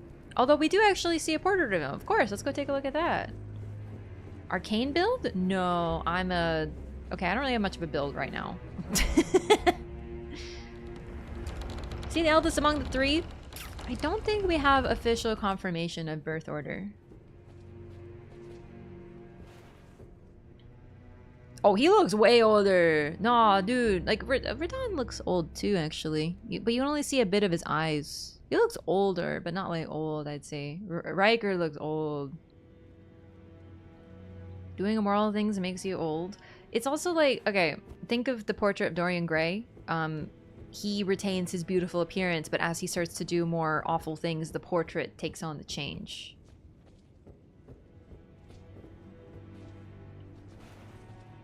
If I looked at this guy next to the other guy, I'd be like, that other guy is like way older. I don't know, maybe Riker smokes, dog. Smoking. Yo, Espnet, thank you so much for the 10 gifted subs. I really appreciate that. What the heck? Thanks so much for the support. Thanks for 10 new butterflies. Oh, yo, I'm pogging. You gotta give this up. Make sure to say thank you. Thank you so much, Espnet. I really appreciate that. Or in Lord of the Rings and the King is Corrupted. Yeah, he visibly ages. Yeah, for sure. I know it's weird. I know. But it's like... You're right, if hair color is significant, why is he gone gray? Well, literally, he has aged because of his behavior. I think it's actually pretty interesting to consider about that. Like, he's older and his hair color has... Literally, what gray hair is your hair stops forming pigment as you age. Like, literally, it's just your own hair, just, you know. So... It's pretty interesting considering his behavior and the things he's done. Yo, Samuel, thank you so much for the Prime. Or you're just blonde. I am telling you, I have seen this picture without all this red light, and I would never in my life describe this as blonde. It does not look blonde to me. I'm something of an expert. I was born blonde, believe it or not. It doesn't look blonde. Seriously. I don't buy it for a sec. He looks gray. Although, what's really... You want to know something really interesting about gray and blonde, though? Is they're, you kind of treat them the same way. They're both... Oh, I forgot. Sorry, Samuel, thank you so much for the Prime again. Sorry, before I start on my tangents. Thank you so much for the support. Enjoy your butterfly and your emails.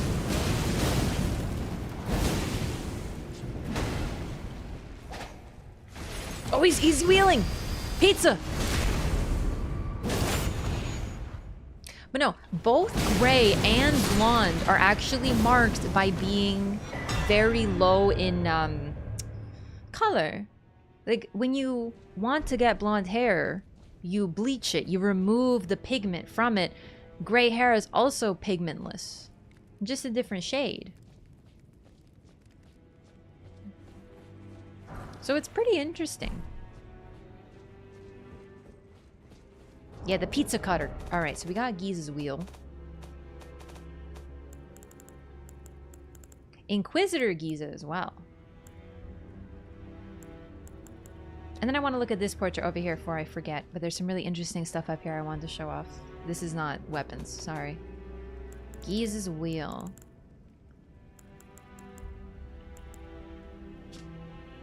Great iron wheel lined with flesh-flaying blades, device of torture used by Inquisitor Giza. As the wheel spins, it causes severe pain and blood loss. The design was adopted for use as the iconic weapon wielded by Iron Virgins. So he came first. What's really interesting too is he invades you. He's an Inquisitor and there's no other mention of him. Like, literally, Tanith doesn't go, hey, by the way, don't go upstairs. There's some, like, weird red man who will come try to kill you. You know, there's no warning. He's just kind of there. And snakes. Coiled snakes. Not surprising for this place, but considering this came before the Iron Virgins, I think it's pretty notable to note that the handle is marked by at least 2 snakes going up, coiling around each other to the point that they're like a mass. You can't even tell where one ends and another begins.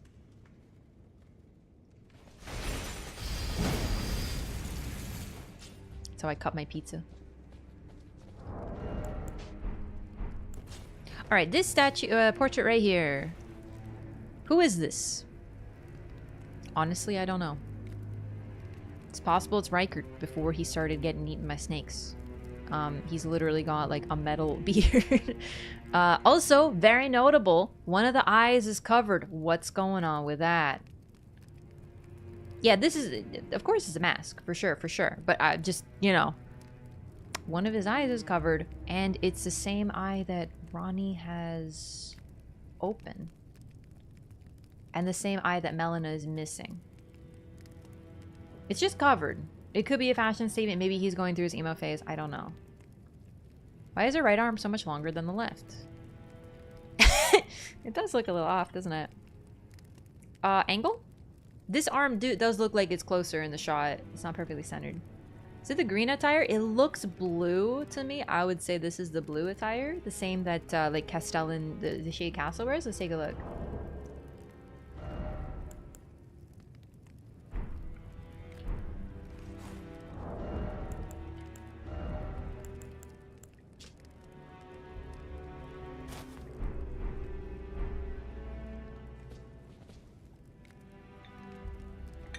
It's not the same.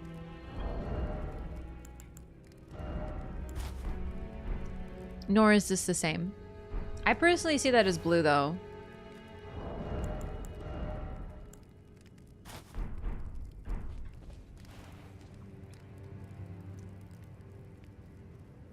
It's pretty interesting. I will say, though, that the crown he's wearing there does look similar to the one here. Let's take a look.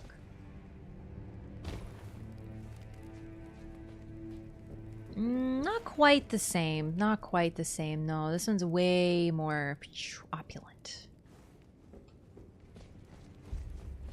Red, orange washing on everything.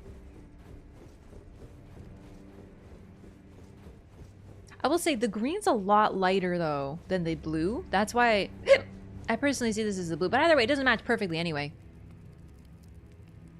Yeah, this to me, like, look at, not on my shoulders, ignore the shoulders, but look at the chest and tell me that isn't, well, no, that could be green. There's a chance it's green. Or black. It could be black. It's like kind of old, you know? Chicken Plus is this is a brand new game cycle. New game plus 0. That's not the same chest either. Like the mark on the chest is different. Interesting.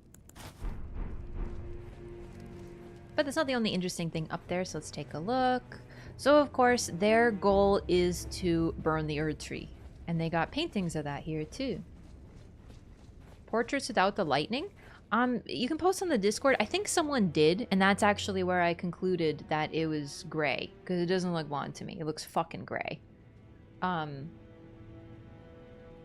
yeah, it'd be better on the Discord so we can take a look. If someone wants to post it here, I guess that's fine too. But yeah, this is the Erd Tree in flames.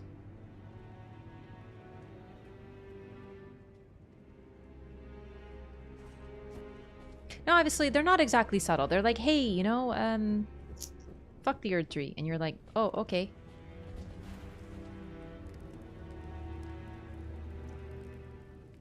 A bunch of different flame sources. Interesting.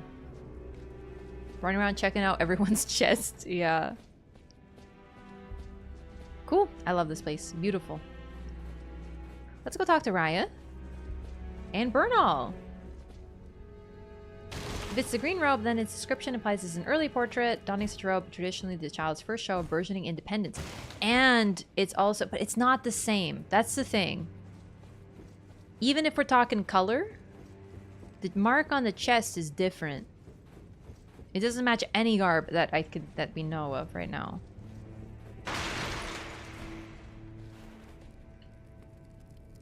I still see that as blue. I don't think that's green.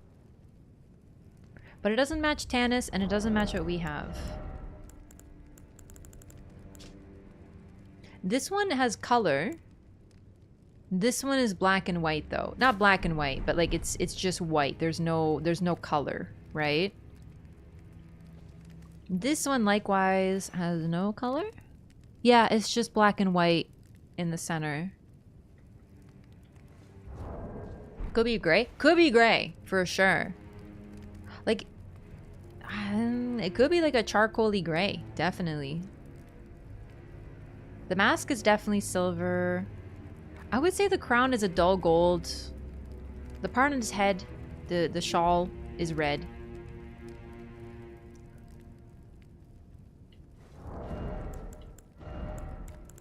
Honestly, if this is Rykard, it kind of gives me the vibe of a cosplayer. Because Tanith is from a foreign land. Actually, wait, I don't remember if it says a foreign land. But where she's from, this type of mask is apparently fashionable. I don't remember. I have to get her dialogue. Raph leaps down a balcony? Yeah, I don't take fall damage, baby. Alright, hi Raya. Yeah, so she wears this exact piece, the burgeoning independence, so she's very young. Hello. Hello again, brave Tarnished. As a scout, I am pleased to see you again here, at the Volcano Manor, under Lady Tanith's guidance. May you tread the path of valor. Not Tanith, sorry. Raya, though, is blonde, and she is apparently the child of Rykard, but that's a little weird because it's sort of... Daedakar, or Daedaka, or whatever her mother's name is said to have done every sinful bad thing or whatever. So Tanith has dark hair underneath her mask. Also, this is technically an illusory form, so can we really decide that she's blonde? You know what I mean? Hi, baby. Come here, cat. Come here.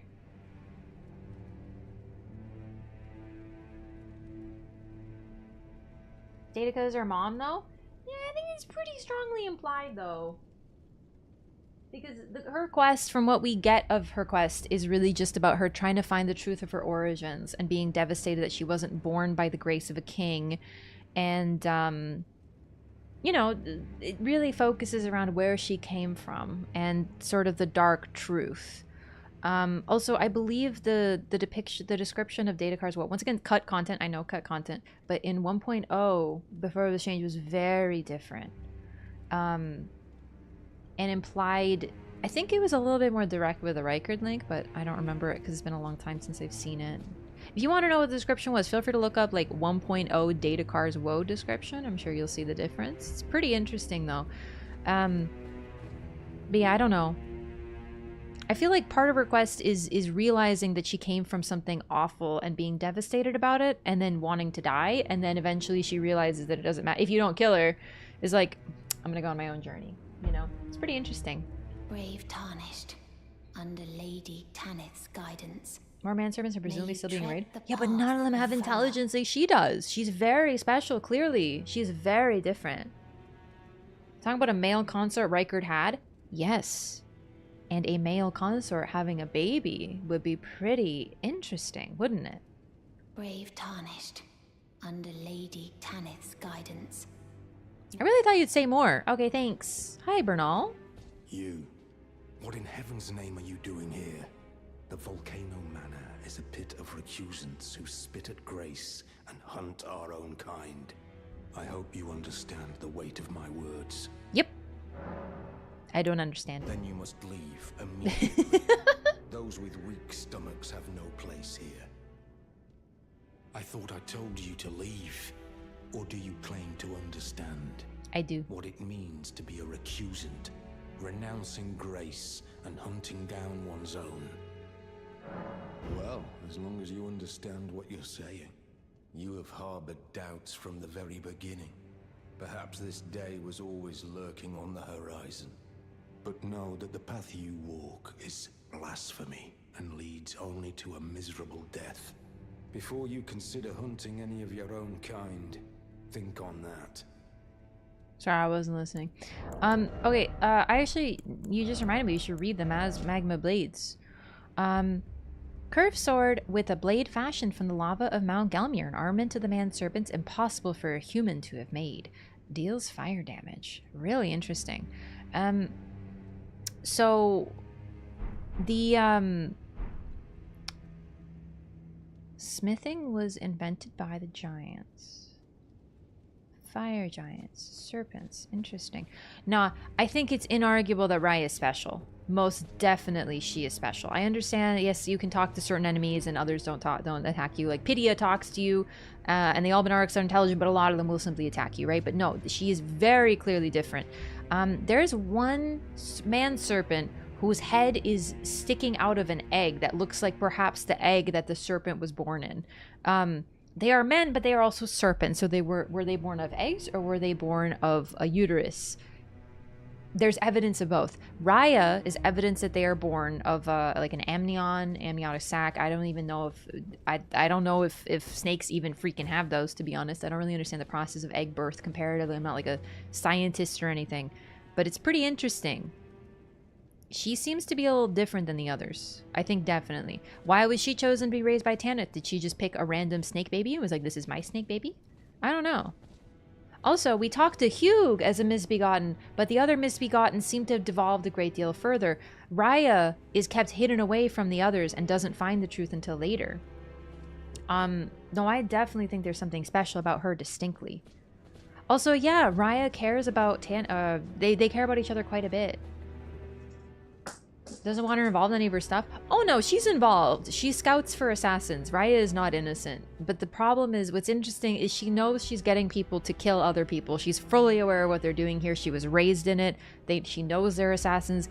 But the truth of the prison town, probably because she doesn't want her to find the amnion, the serpent's amnion.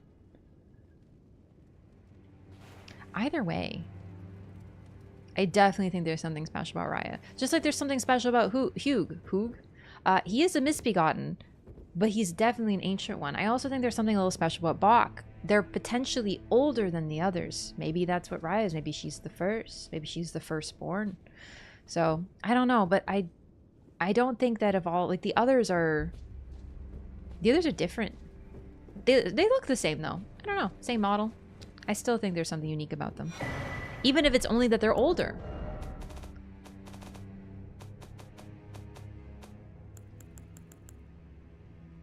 It's a letter. Oh no, are letters back here? Yes.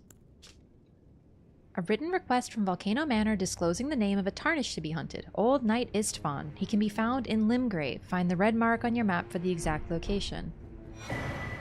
And the recusant finger. So once again, just going over, now that we have it, every other finger item that we use is severed from someone else. The tarnished furled finger, the recusant finger is someone else's.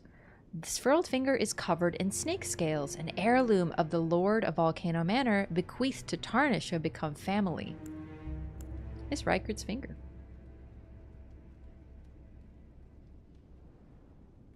He literally, that's actually really sweet. Rykard gives you one of his fingers. That's touching. Anyway, the exception, of course, is the bloody finger. It's the only one that is not severed. It is literally our finger. If you become a bloody finger, the blood within the finger, the finger itself is your own. The finger that allows you to invade. You need, or festering bloody fingers, but these are cut off from other people. This furled finger is blackened with blood congestion. It seems to have been chopped off rather unceremoniously. So if you cut off the finger of someone who is a bloody finger, you can use their finger to invade, temporarily. But to invade forever on your own, you need Rykard's finger or the bloody finger. You need the blood of your own. It's pretty neat. Just a cool difference and detail. Hello. Ah, It's you, is it? Yeah, Well, how's the revenge nice on to see you Volcano again. Manor going? So you've been invited as well, I see. Then we're comrades in arms henceforth. You watch my back, and I'll watch yours. Yes? Well, that was a quick turnaround. Wasn't Victor not corrected? Or not connected? No, this one you pick up off the ground. A finger of coarse wax so emaciated the bone is visible. It is a relic of those who came before, left to help those who would come after. It's a little ambiguous for sure, but if you see this one's like a literal fade.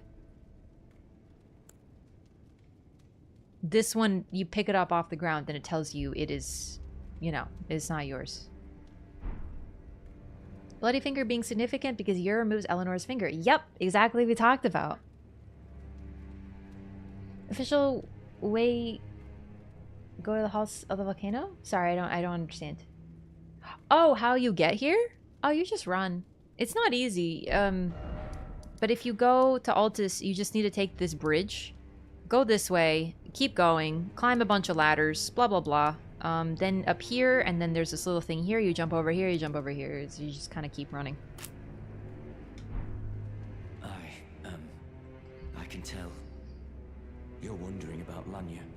Well, you see, after much internal debate, I've come to realize revenge is not the answer. According to Lady Tanith, I've got the stuff of champions. And champions, ironic as it is, are oft forced to walk a tainted path. It hit me like a bolt from the blue, that my former thoughts were simple naivety. Of course my heart weeps for Lanya. That unfortunate incident was a cruel twist of fate indeed. But succumbing to the pain and sadness caused won't make me a champion, will it? Lanya knows this, I'm certain. Fate has laid hard roads for us both, but such is true of any road trod by champions. Or you get kidnapped? We should actually do that now that you mention it. I always resented these hands. Their pale complexion. A far cry from any warriors. The shame of House Hoslow. Does he have like a circulation problem? They'll be darkened by grit once I've set out on the path of champions. The tale of House Hoslow is told in blood after all. I always resent the pale complexion. They'll be dark. The tale of House... Oh, is Reynolds? What's Reynolds? Okay, a couple things I want to do real quick because I keep forgetting and I keep talking about how I'm going to do them and I forget. We're going to go to Celia. We're going to take out the boss there. And then we're going to take out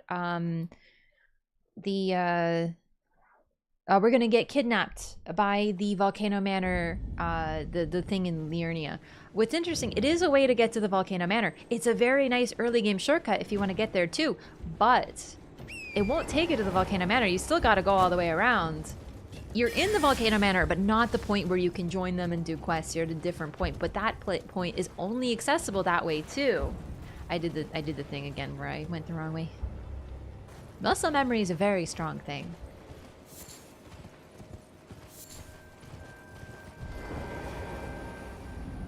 Spasm of the blood vessels going to the digits often causes paleness and purplish complexion when exposed to few other stressors. Really? Like, how purple we talking? Because that sounds like me.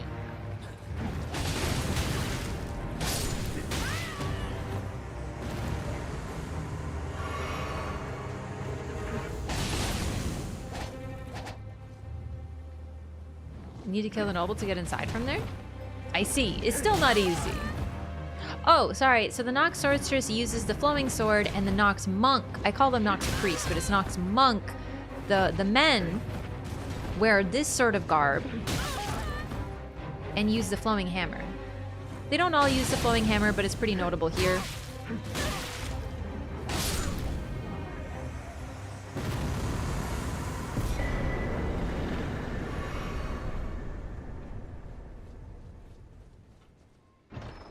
Get his blue jeans? That's terrifying. Lusad's glintstone staff. I actually forgot that's where we get that. I'm really glad we did that. Important stuff for lore.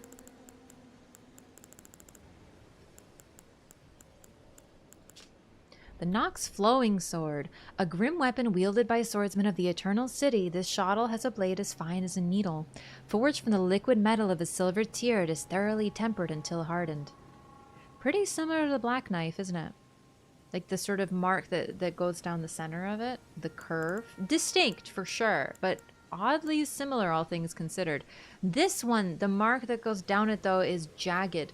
I really wonder if that was something that was put into it because they're odd, misshapen weapons on a good day, or if that's a consequence of the rite that Ranni, you know, used to imbue them with death. Okay, and then we also got Lusat's staff. Staff of the primeval glintstone sorcerer Lusat. Only those who have glimpsed what lies beyond the wisdom of stone may wield it. Wisdom of stone, the Crystallians! That's what it is, the faint cogitation of the Crystallians. So Crystallians aren't just called Crystalians because for fun, they're aliens, huh? Enhances power of all sorceries but consumes additional FP. So this Azur's is cast time. Lusat's is power. Did I not get Lusat's like bonfire? I think I didn't. Oh no, I did. Sorry, Azur's. I didn't get Azur's. Just had their skin stained by the dyes from blue jeans? Oh my god, really? I actually don't think I talked to... Wait. Sorry, I forgot where he is. I don't think I talked to him. Hello. Hand opens very slightly.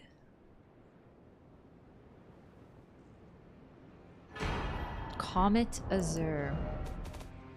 So it's pretty interesting.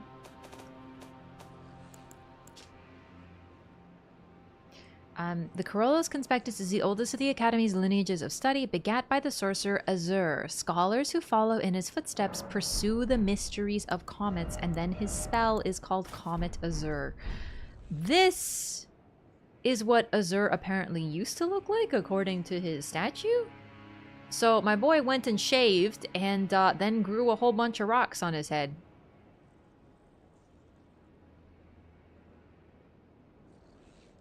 The head wrappings are similar though, not quite the same.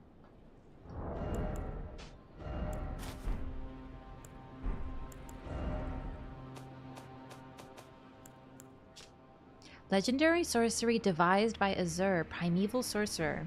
Fires a tremendous comet in a torrent akin to the distant starry expanse, the place said to be the origin of glintstone. When Azur glimpsed into the primeval current, he saw darkness. He was left both bewitched and fearful of the abyss. Rest, I think you can take his armor. I think that's if you complete his quest. Involving, what's-her-face. But maybe you can get it earlier. I actually don't remember. I did get their armor in one playthrough, but it's been a very long time.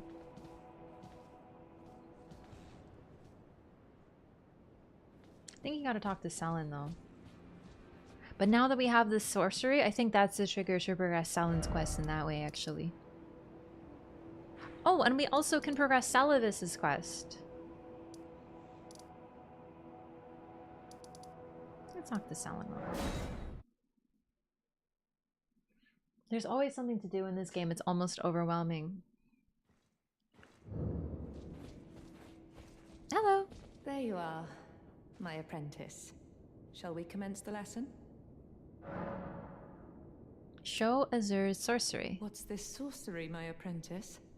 Ah, then you have seen Master Azure. Master Azure was a founding glintstone sorcerer, and my first teacher. A stern judge of men. But he must have seen something in you. You make us both proud. We can speak more later, my apprentice.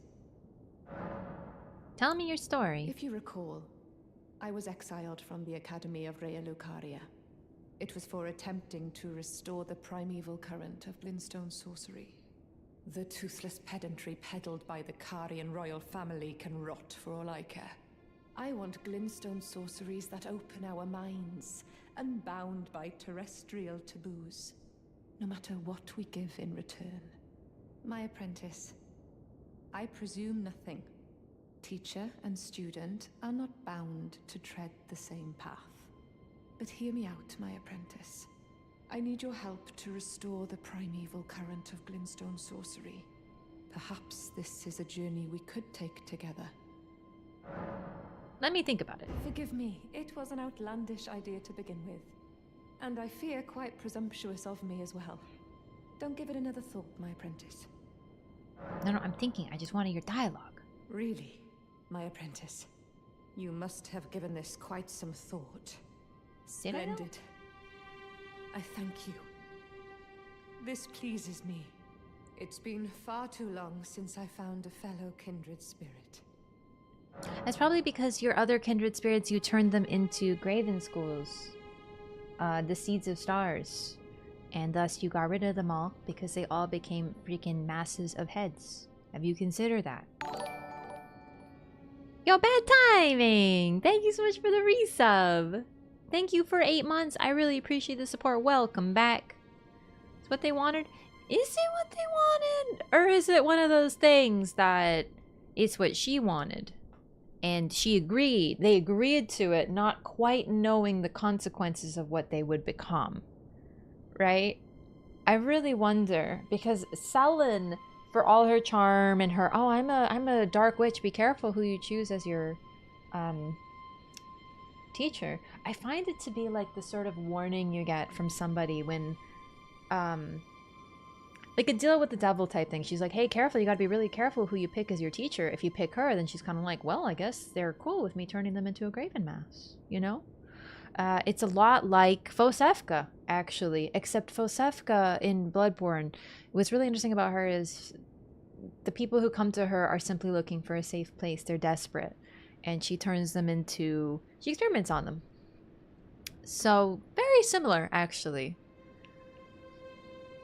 Definitely didn't give her students the full informed consent conversation. Yeah, I really doubt she showed her students, hello, this is a graven mass, I'm gonna turn you into one, and they were like, okay. You know? And I think the reason that she turns into one herself is because it's a usual, like, karmic punishment. The same thing they did to others is inflicted upon them in a way. He Comet Azured his beard off. Dude, imagine shaving with Comet Azure. That's freaking powerful. Hello, I'm a murderer, but I totally won't do that to you. Yep, pretty much same vibes, yep. Were your lore predictions true, you think, for the DLC coming? I don't know. Definitely what I've seen in the DLC, I've already augmented some of my theories, cemented others, gotten answers for things that I wasn't sure about, but we really have to see. But so far, I'm actually very cautiously optimistic that some of the things that I think are actually indeed getting confirmed. But I don't know. I don't know. We can't be sure. We never know. I'm just very excited.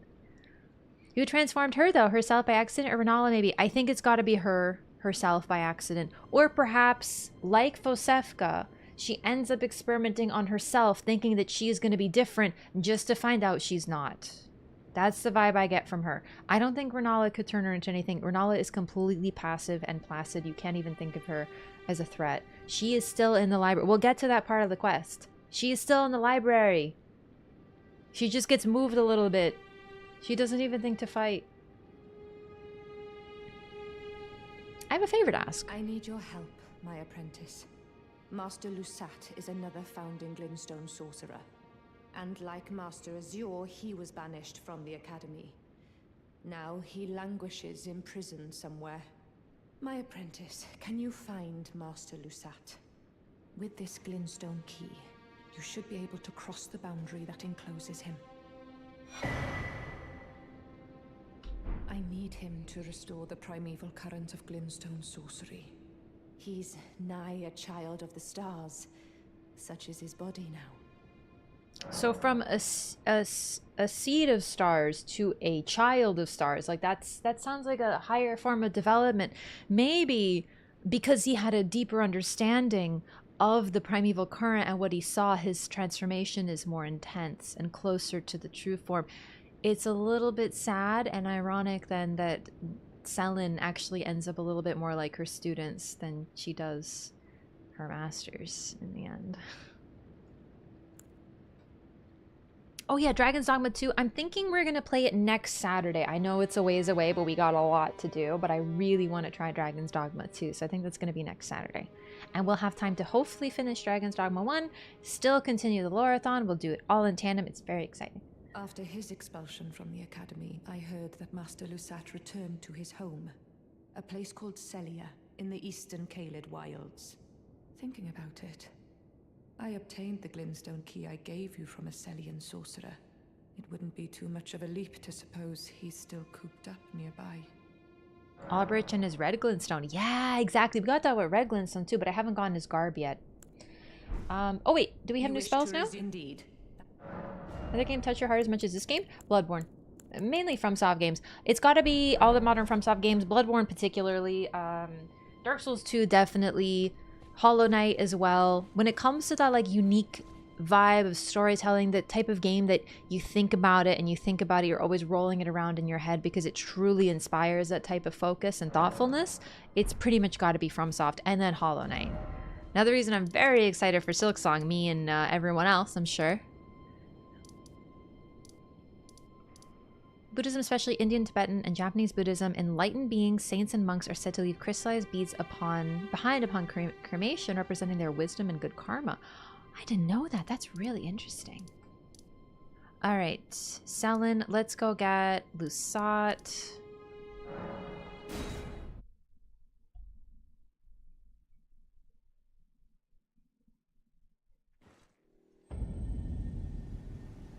Okay, I'll be right back. We're just gonna check on Kitty. 1 minute.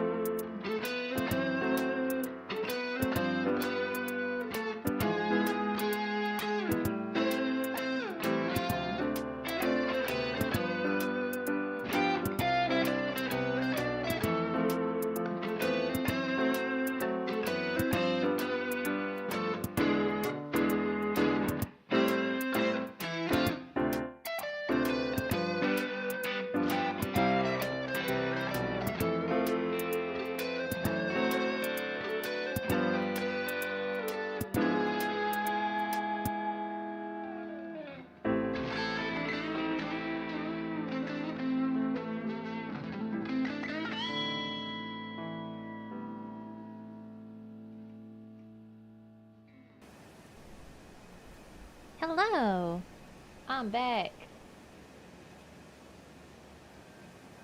I gave Marla some pets. He is settled in, ready for a nap. He had a shower. Was that Otana on Twitch? It sure was. Hello back. set myself up for that one. Oh, the model's having a good one. Honestly, we have had a glorious day together. I had a pretty bad headache earlier, so that wasn't the best. But while I was laying down trying to wait for that to ease up... Where am I going again? Oh, Lusat. I didn't mean to go here, actually. I meant to go to at the top of the place. But we can stop by and talk to Gowry. Maybe some more dialogue now that we fought with Millicent, but I don't think so. But yeah, no, we cuddled, and I was using my heated blanket because it's cold, and he was under the heated blanket with me, and he was very pleased. Welcome. How may I help? I'm talking about you, buddy. He hit me with a slow blink. That is a good boy. Alright, nothing. Bye.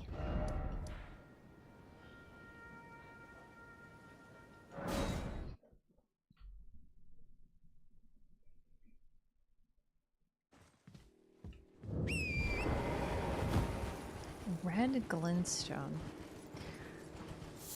Red glintstone is really interesting because it's basically glintstone made of blood from what we know. Oh, and actually this battle mage, I didn't fight him either. I don't know if he drops anything this one.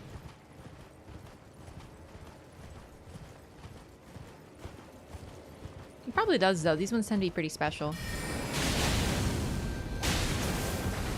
Wow, good shot. You almost got me. Nothing? Well, I guess you aren't that important. Okay, bye. Actually, what kind of mask do you have? I know he's got the blindfold on. I think it's Lazuli though.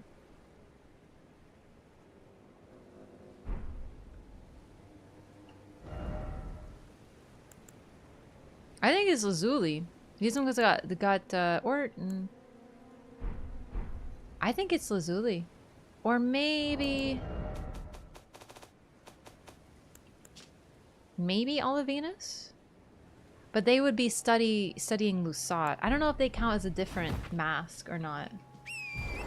With the red bandana? Yeah, I just wonder, is it a... Oh, right, I've already been in here. I actually forgot about that. It would make sense if they're... Like, I know they're part of the Haima Conspectus, I think, but I don't know if the Haima count as a separate mask. I don't remember where to get the Haima gear. So...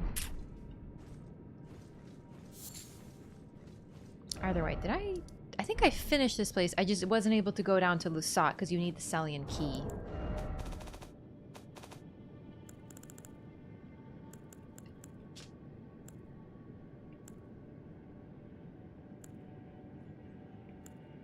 Glintstone key received from the sorcerer Selin. Celia, town of sorcery. Oh, it just tells you where to go.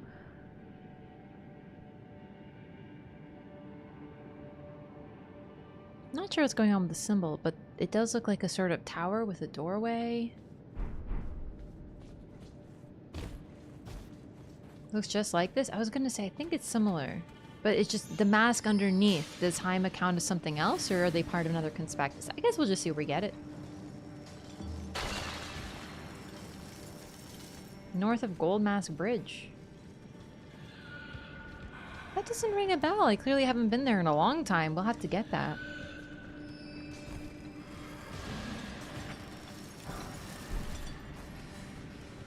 So this is purple glintstone, but it doesn't seem to have a glow like the one we see in the DLC.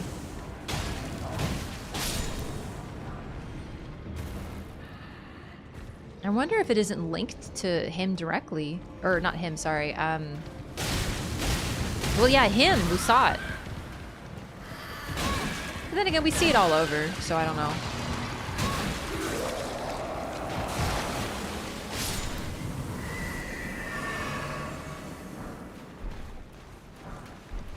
Lost Ashes of War.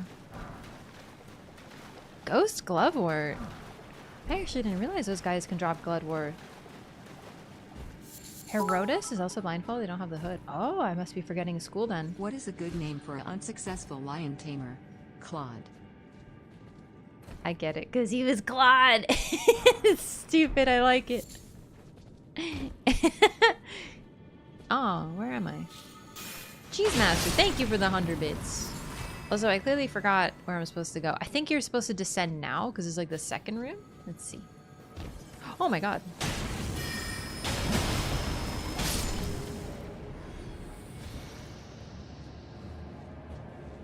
Whee!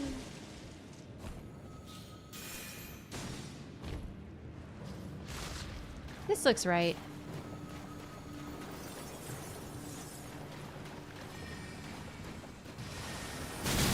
Ow, slightly. What mask do you have?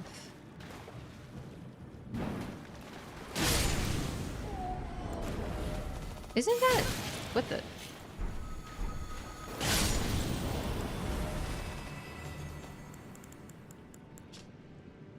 Wow. Its adherents continue his study of meteors. So Lusat's own, like, follower. That's actually really interesting. So he's wearing the mask. That means he studied Lusat's stuff.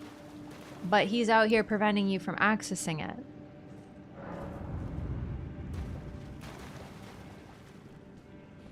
I think using these glintstones too much made their life less.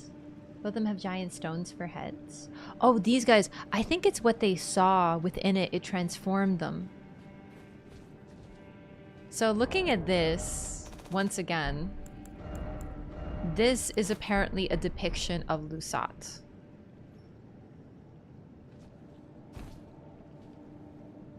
The hand. Oh. This is me waking up when someone offers me coffee.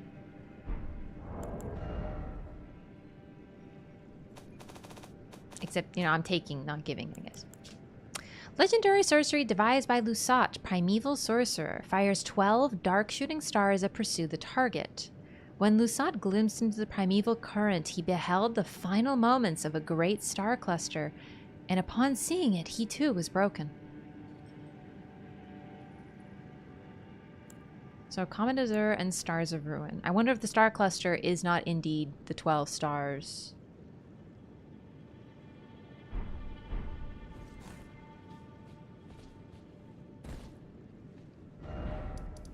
Alright. Done here.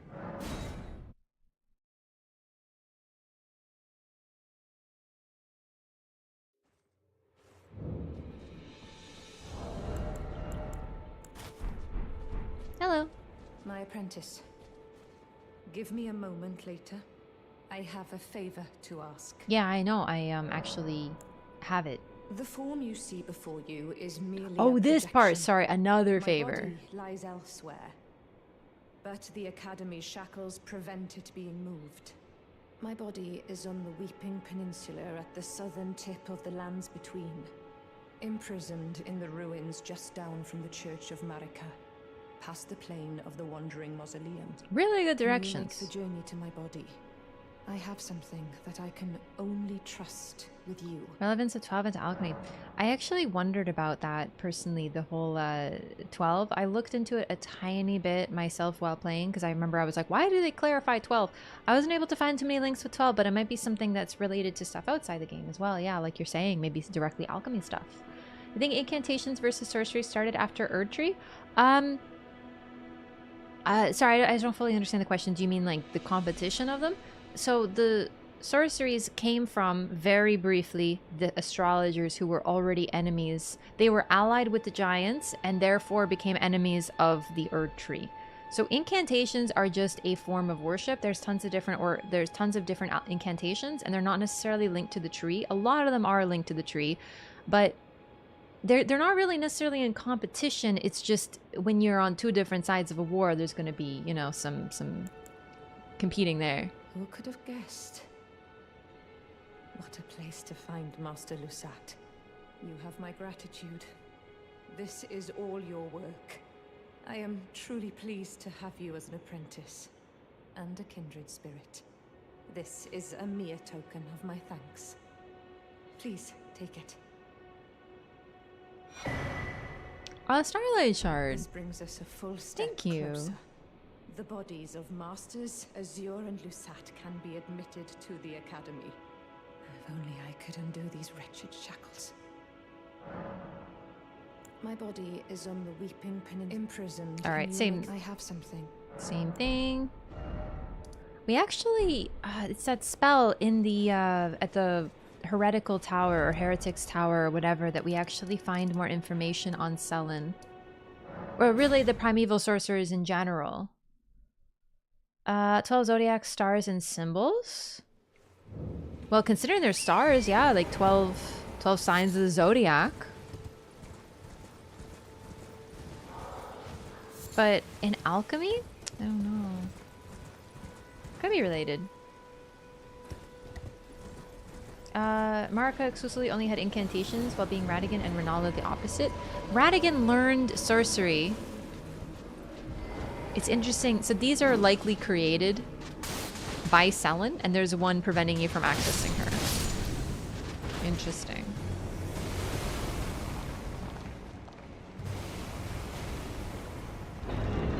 Held up on Ranni's quest to keep him alive. Oh, really? There was nothing? Oh, Ellie Beans, thank you so much for the raid. Welcome in. How's it going, gamers? Welcome. Thank you so much for the raid. How's it going? Were you doing some Elden Ring today? Yup, Elden Ring. You love to see it.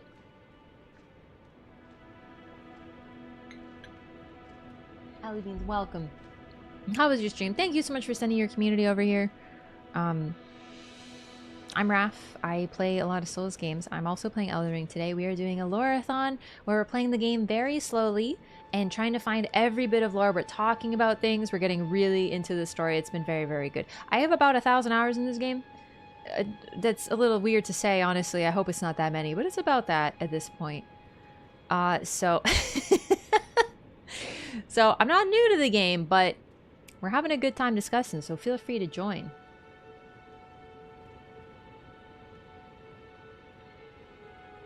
Sorry, is English only in chat, by the way, YouTube? For moderation purposes?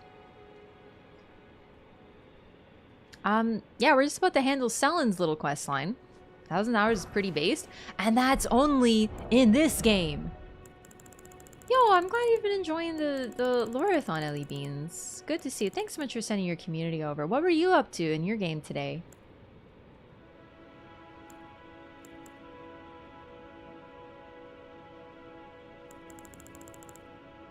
Jaren, I forgot about... Jaren should be here soon, actually. RL1 hitless horror loot. Yeah, so you're a lot more powerful than me is the thing. I shudder. Rune level 1 hitless. What do you do for rune level 1 hitless? Like, what is your particular strat? Is it different? Does it vary for folks? Or is there sort of like one thing to do? Also, I should probably give these to Muriel so we can get some lore. What did I pick up?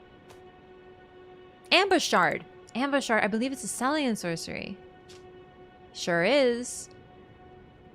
One of the night sorceries of Celia, town of sorcery. The Selian sorcerers were assassins, and it is said they often hunted their fellows. Were they after Selen? Potentially. Or maybe, I think they were simply imprisoned here. To be honest, this seems to be like the place they lock away sorcerers because they can't die now. That's actually we learned from Jaren why Selen is locked up and not killed. That's like a 4-year-old child taking on the Undertaker. Only using a Morning Star and not much else? You are stronger than me, I tell you. That's really wild. Good luck. I mean, you're already a Godfrey, so you'll get there, but goodness me. My apprentice. Thank you for coming. Hi, Selen. These shackles take a toll on us all. There is something I need you to look after. My primal glintstone. A star has fallen, and my fortunes waver. Someone may come for my life, and so I entrust it with you. What if it was her star? Like, what if Estelle is hers? I actually did think about that. The fact that she says that her star has fallen. Basically, it could be a literal thing, because we do have falling stars in this land. Rob, thanks so much for the gifted sub to Ellie Beans. I really appreciate that.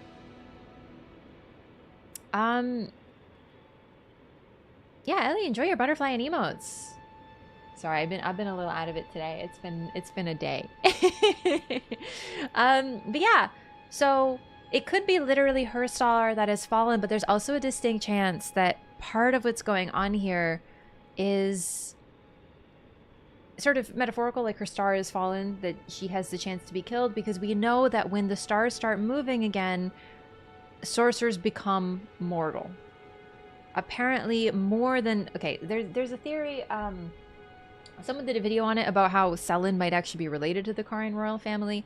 I don't personally believe it. I think that there's way more than just the Carian royal family whose fate is guided by the stars, and she's evidence of that.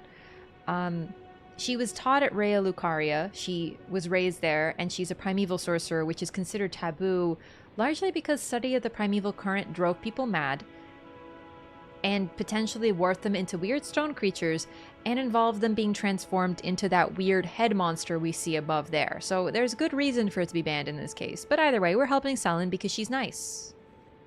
So we're going to take her Primal Glintstone. Another sign of a primeval sorcerer is that they've done this to keep their soul safe.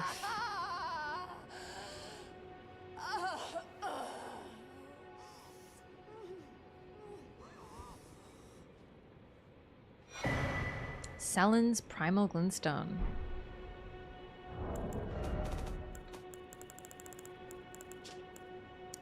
Glintstone from within the sorceress Selin's body, seemingly half alive, blood vessels are visible within. In essence, a primal glintstone is a sorcerer's soul. If transplanted into a compatible new body after their original body dies, the sorcerer will rise again. My apprentice, do you think it distasteful?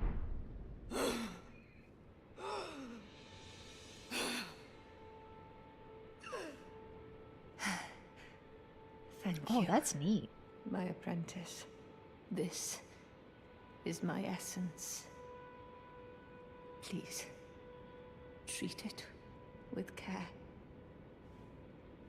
How the stars moving makes them mortal. So we learned that from Jaren, I believe, says it. Or maybe EG, but I think it's Jaren. Basically says, now that Radagon's dead, the stars are moving again, and I can take care of a couple things. So apparently, if their fates are frozen, they're unable to be killed. Because if they're frozen, they cannot die. It's possible that's actually why Radagon froze his star. How we were able to kill Radagon, even though he was holding back his own star, I don't know. Could be just one of those gameplay things. But apparently the royal family and beyond are protected as long as the stars are frozen. In a way. Also, yep. What you hold is my very being. Okay. In terms of how far I am, I've done Limgrave, Caelid, Liurnia, Altus, and we're starting the Volcano Manor. So we're mostly done the areas that you can see, but we're not very far in. Also, for hours, it's been 80 on this run. Ah, this guy. So this is likely what Selin transforms people into. And we don't really know if this is their choice or not. They're called... My god, that's actually so cool. It's beautiful, too. Space magic, baby. They're called Graven Schools, and also known as Star Seeds.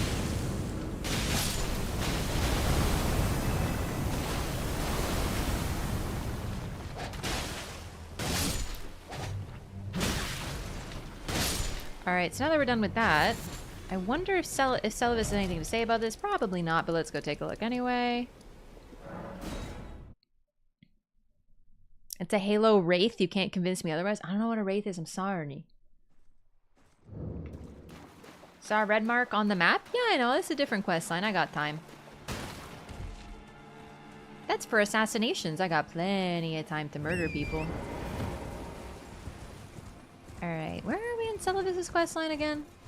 Oh, actually this is perfect time to go back to him as well, because we have his gold amber thingy to make the creepy draft to poison Ranni, and then she'll call us Stimky.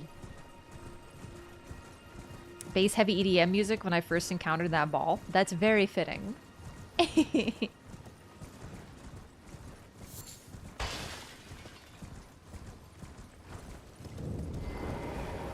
Begging for another lesson so soon? There remains much to be done. Make it quick. Get him a scroll? I don't think so. We'll give him one. Is that a scroll? I won't bother to ask where you pilfered it, but you are correct to assume I'm one of the few who can decipher it. So I'm perfectly happy to take it off your hands. That said, don't you dare get your hopes up. More often than not, new knowledge is merely an opportunity to reflect upon the mediocrity of one's intellect.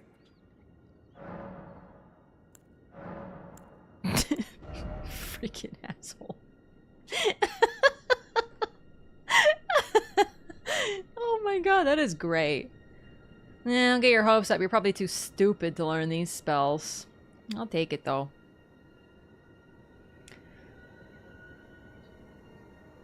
One of the glintstone sorceries of the Academy of Rhea Lucaria, otherwise the same, but those unworthy of the Stone Crown typically end their brief journey into sorcery here.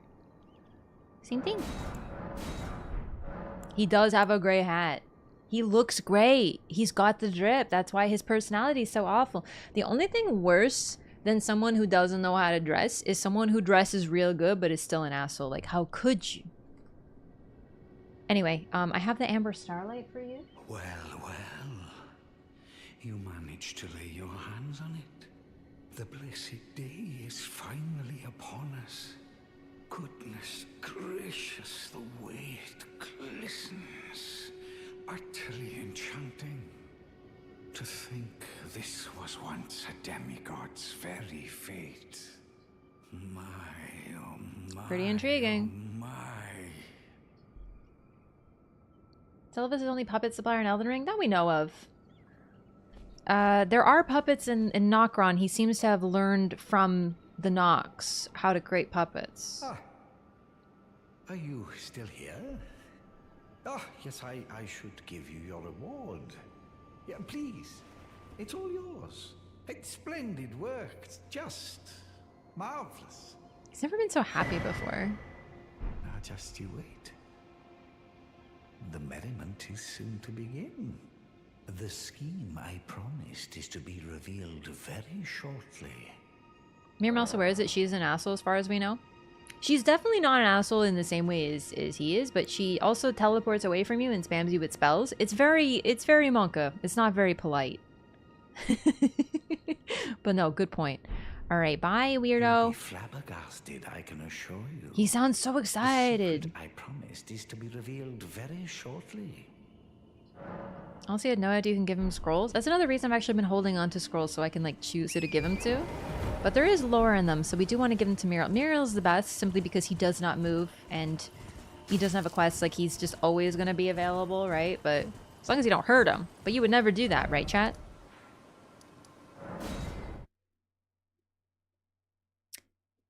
I just realized we might not be able to give her the potion because we kind of talked to her a little bit, and I don't know what's going on with her right now. I've really slightly goofed up this quest, potentially. But we got the Magic Scorpion Charm. We should read that too, actually.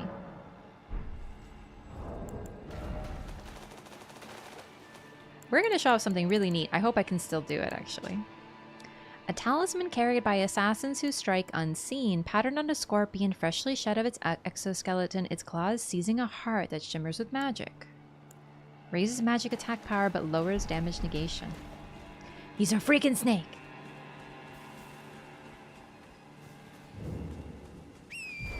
Unlimited runes off Miriam with the rune-stealing hammer? But why would you do that? Like, it's good to know, but that's insane. Like, that's actually genuinely insane behavior.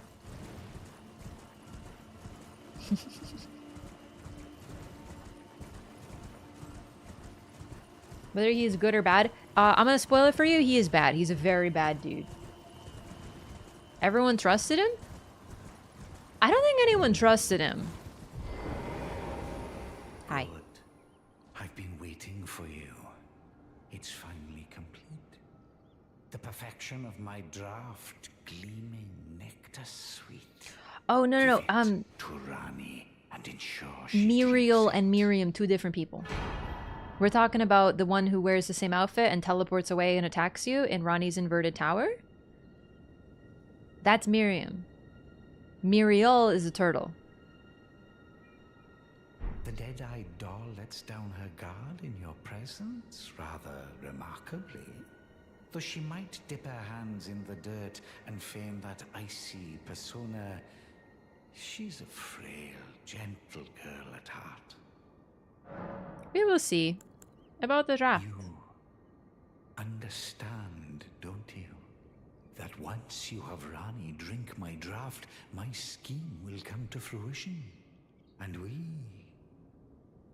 well, we'll be in a position to claim the very finest puppet ever crafted.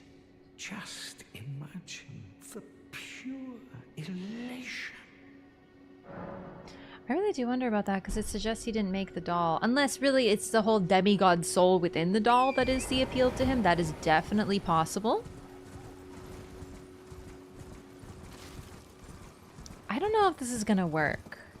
But, yeah, this quest is kind of awful, but it has a happy ending.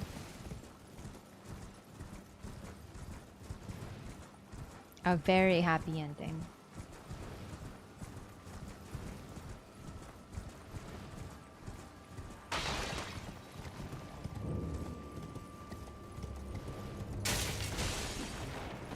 Oh, Ranni! I could have teleported, but, you know. She is awake now, so we gotta see what's going on. She's really gonna try to give her the potion. She's gonna be really mad at us. It shouldn't break any quests, but we'll see. Hi, Ranni! Uh-oh, I think it might be too late. I must entrust thee with this. That kind of sucks. Take it. I made a mistake earlier. My discarded flesh lieth beyond the seal unlocked by it, upon which is carved the curse mark of thy desire. I can fathom what thy purpose might be. Neither of us is welcomed by the brighter path, I see. You may leave now. It was but brief, but thou gavest me fine service. Hey, do you mind closing your eyes for a second? I want to try to give you a potion. What is it? Thy purpose in approaching me was to obtain the curse mark, was it not? You may leave now. I too am to depart on a journey.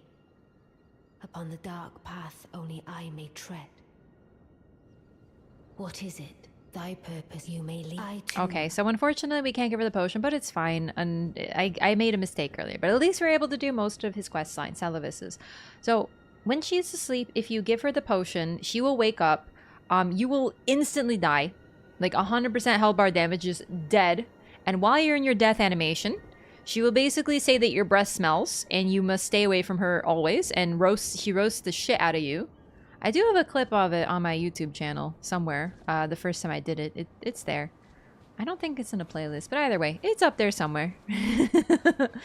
I can find it later. And then you respawn, and I think she's not there. But either way, if you use a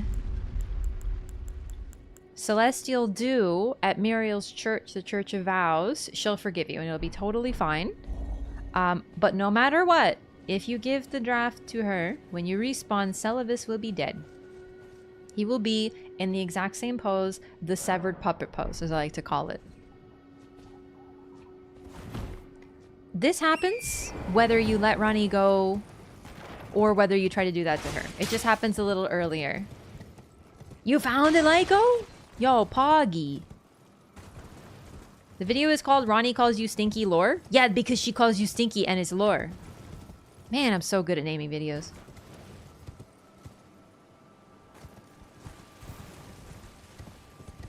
So feel free, thank you Lyko so much for that. Feel free to watch that, it's like a minute. Yeah, this is how Seluvis ends up.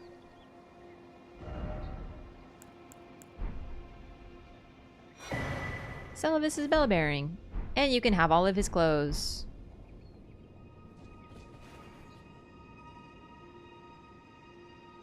His hat has jiggle physics.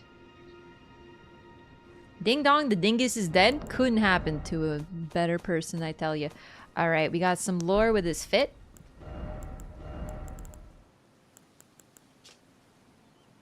Large hat with the movements of the stars drawn on the inside of the brim, worn by the magic preceptors who serve the Carian royals. Glintstone sorcerers are the descendants of astrologers, a fact that the Carians remain aware of, even if their fate has been long severed from the stars.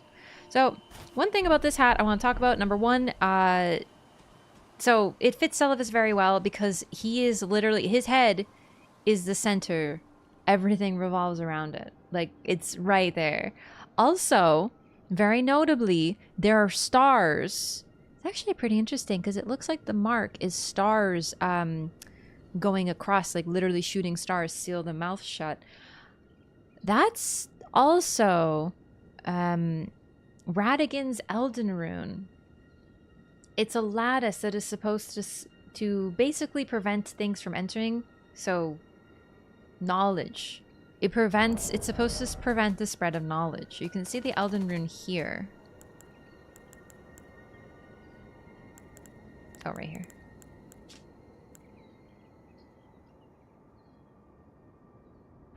Very similar to this. Not the same, but very similar. So it's possible that Radagon's Elden Rune is created because of this, but I really wonder because there's something in the lore. Is it this? No, it's not this. Maybe it's one of Miriam's outfits or something that tells us that the preceptors were prevented from spreading information or something. I don't remember. I gotta find it.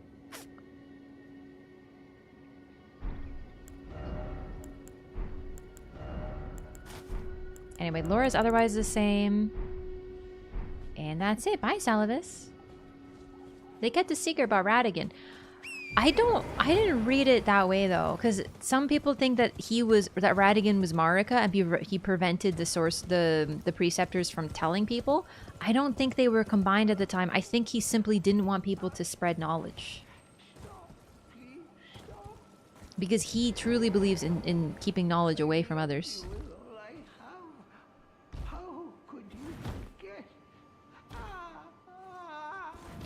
Eek. So with the puppets severed from Seluvis's control, they turn on Pydia. And as you can probably gauge from his dialogue, there's a bit of subtext here that he perhaps was using them in a similar way to Seluvis, and he's just as bad on his own. Guys in the Verdant Tower. So there is one preceptor there. That's Miriam. Yeah, we're gonna take care of her too. However, from him we also get the Dolores puppet, and people think that this is a sign actually that he's the real leader, because this is one of Seluvis's favorite puppets. So why does he have it? Seluvis likes to use his puppets, but he doesn't want to take care of them, and he doesn't want to clean them because, you know, so he has Pydia do that work, and Pydia is able to use them in a similar way. That's basically the subtext here. I don't think Pydia has it because he's the real, you know, puppet master secretly. I really just think that a favorite puppet is used more often and thus requires more care. Creepy. Dolores the Sleeping Arrow, one of Seluvis's favorite puppets, spirit of a handsome archer who dressed in the style of a man. Called the Silent Hunter by some, she fires St. Trina's arrows from her shortbow. Dolores once belonged to the Round Table Hold, where she was both a critic and a friend of Gideon the All-Knowing. It was because of her that he and Seluvis went their separate ways. Probably because to get back at Gideon for something petty, she was turned into a puppet by Seluvis. And Seluvis is still doing the same thing. He tries to turn Nephilim into a puppet, according to our questline. They do the same voice actor? Yeah. It's definitely possible, but I also think, I don't know, it's... You can actually tell if you listen to them, yeah. I just don't think Ranni would be fooled by that. You know what I mean? Like, Ranni may have her weaknesses, but I don't think she would be fooled by, oh, I'm Seluvis, I'm not a puppet at all. This guy is totally not my master. Do you know what I mean? It's pretty open to interpretation, though, so however you see it, really. Alright, and then we also get the Carian inverted statue.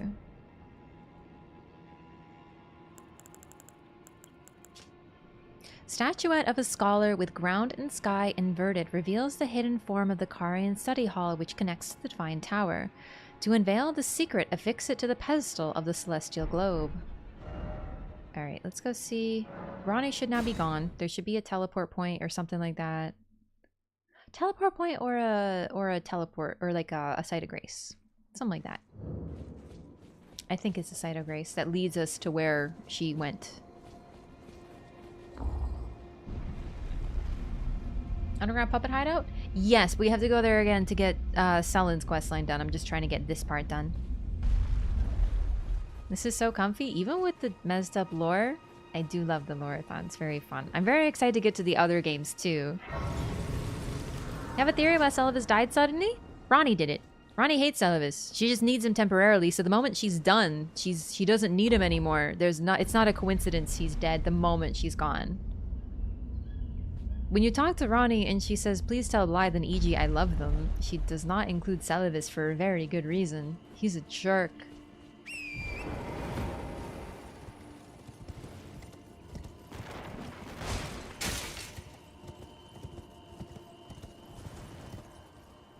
And then now, Renna's Rise will be open. Ranni decide to tie up loose ends? I definitely think so.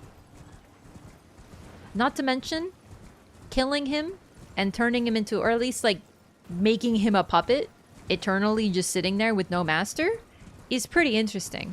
But if you believe Pydia is the true puppet master, I don't really understand why he suddenly loses control when Ranni leaves, you know? Like, that's the part that doesn't sit to me. Ranni's a good person? It's not quite that simple, because she's willing to deal with him because she needs what he provides. She's Machiavellian. She'll do evil things if it's for a greater good. She kills Godwyn. Turns the entire reason there's those who live in death in this land, the reason why Deathblight is spreading across these lands like a pox, is because of Ranni. She's not a good person, but she's not necessarily a bad person either. Oops, I forgot the outfit.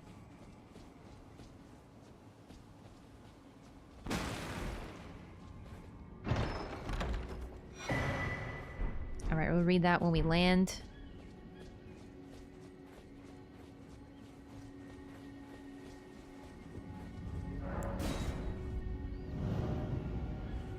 Moral ambiguity is very big in this game. Yep, pretty much every FromSoft game. This one does it very well, I think, because there's so many characters with so many different quest lines. I don't think anyone can truly be reduced to good and evil, except for maybe like Mohg and Seluvis. They're pretty distinctly chaotic evil category.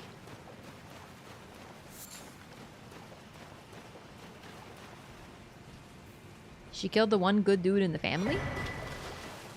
Why do we know that Godwyn was good, though? Like, why do we assume he was good? Because he was friends with dragons? I'm sure the dragons thought he was pretty cool, but did everybody? A lot of people like to hate on Ranni simply because she did bad things without looking at the bigger picture. You know what's funny? I don't personally notice a lot of people hating on Ranni. Like, there are people who do, for sure. But I tend to hear a lot of Ranni defenders. But it's when you mention Marika, they go, she's pure evil and a huge bitch and she hated her kids. And it's just like, Marika and Ranni are very similar. I know Ranni has haters, for sure. But it's funny because she's a cute doll lady that you get to marry. She's got a whole lot of defenders, that's for sure. Okay, we got her drip. Witch's robe in the color of snow, once worn by the snowy crone who the young Ranni encountered deep in the woods. She was a witch and well versed in cold sorceries. It is said that the doll that houses Ranni's soul was modeled after her. That old witch was Ranni's secret mentor. I wonder secret from who? I wonder if Rennala knew about it. I really think Rennala guided her quite a bit, so I wonder if it was secret from everybody or even secret from Rennala. Because she did end up going on a different path. Do you get hands? No, just hat and skirt. Okay. Witch's pointed hat, frigid and frozen through, of a style associated with practitioners of heretical sorcery, it strengthens cold sorcery. Once worn by the snowy crone who the young Ranni encountered deep in the woods, she was a witch and well versed in cold sorceries. It is said that the doll that houses Ranni's soul was modeled after. Nothing unusual here. Not much new. We don't know a lot about Renna. She was an old lady. Ranni's doll is apparently looks like her, but modeled after her. I don't think it looks the same, because to be a crone, I don't think you have to be old. I don't think you're allowed to be a crone if you look young. So I think Ranni, as a young woman, modeled her body, her new body, her doll body, on what if Renna were like a young lady, to represent where she is on her journey. So she didn't model herself after the crone, but the one who taught her was indeed an old witch and a crone. Cold sorcery, we don't know a lot about her. She's mysterious, but that's basically it.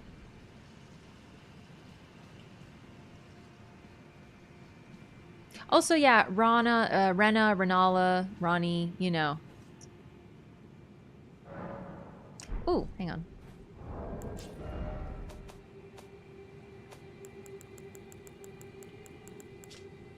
Miniature Ranni. A doll resembling Ranni the Witch. From head to toe, every detail is perfect. This unresponsive doll seems pleasantly cool. Oh, and then also 4 arms. So, Renna's mysterious because there aren't any other figures, as far as we know, with 4 arms. I thought they added that this has like a little symbol next to it, but it looks like they kept it hidden. I didn't realize that. And then we have to talk to Ranni 3 times before she responds to us. How's the head feeling? Better. But yeah, I'm gonna need to rest soon. Thanks for asking. Hey, good morning. All right, one more. Oh, a dogged fellow, aren't we? Or is it merely thy habit to talk to dolls? Fine. I hadn't expected any soul to recognize me in this guise. But now the cat is out the bag. I cannot allow thee thy freedoms. Perform for me a service as recompense. Eliminate the baleful shadows which prowl these lands. The name of Ranni the Witch is already sullied by thee. I will not brook disobedience in this matter. Okay, so I have a hot take, and every time I talk about this, people get real like, no, definitely not. But I'm going to mention this because every fucking time I find it absolutely absurd how she talks to you there. I genuinely think that her dialogue that her quest was hardcore changed, and they kept the dialogue. The reason for this is the way that she talks, it's night and day. Like right before you leave, she's like, "Thou didst me good service. Thank you. Isn't this what you wanted? I will give you what you came for. Anyway, leave, go." Like there's a sort of softness to her, even while she maintains that cool exterior. And here she's like, "You sullied my name by speaking it. You talk to dolls, you weird ass bitch." And she just absolutely goes in on you. And I really, not to mention, eliminate the baleful shadows that prowl these lands. Like, it really doesn't quite fit what we're actually supposed to do in the quest. Now, let me introduce you to, when I hear this, I think that this is how you're supposed to encounter her, but they realize, yeah, love how she says she can't allow you any freedoms, you can just leave. Exactly. It really sounds to me like Ranni's quest was different. Let me paint for you a picture, and you can see if you like this picture. Because a lot of people are like, she's just embarrassed. This is not embarrassment. This is very intense. Like, way more than that.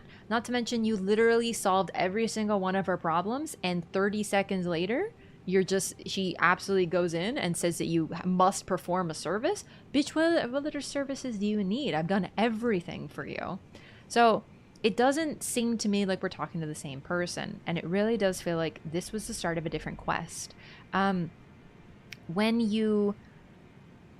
of her quest links with Roger's quest, where Roger says, "Hey, I know about this figure named Ranni. It turns out she exists here. Go find her." And then I think he also tells you that she got rid of her body. It's a little fuzzy now, but what if there is a previous form of the quest where you enter an area and there is simply a doll there that looks like Ranni, but she's unresponsive, and if you interact with it several times, or maybe say the name, maybe you're supposed to be like, "Hey, are you Ranni the Witch?" And then she goes like, "Oh, so you know who I am. I didn't think anyone recognized me.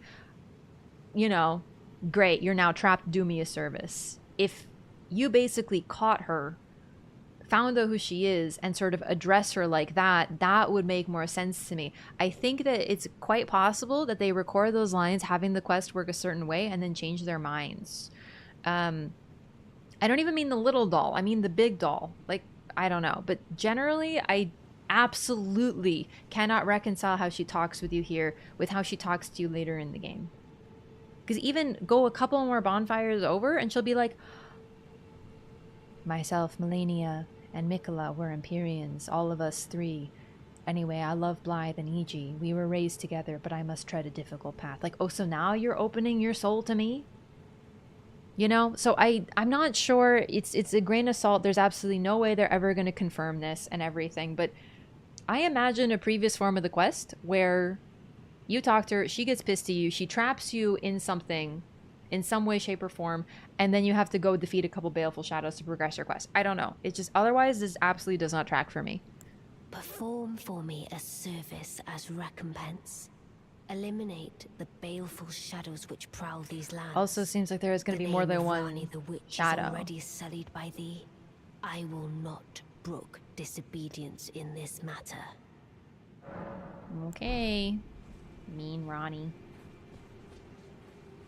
Why is she a small doll all of a sudden? How would she progress if he did not come along? That's an excellent question. There is no answer. That's kind of the point. She's like, I must traverse this path alone. Okay. How or who killed those fingers on top of the divine towers? Yeah, so it's interesting that it seems that killing a finger is such a big deal. Oh, this one does frenzy. I think. Yep, it sure does. Look at that. Ugh. They all do.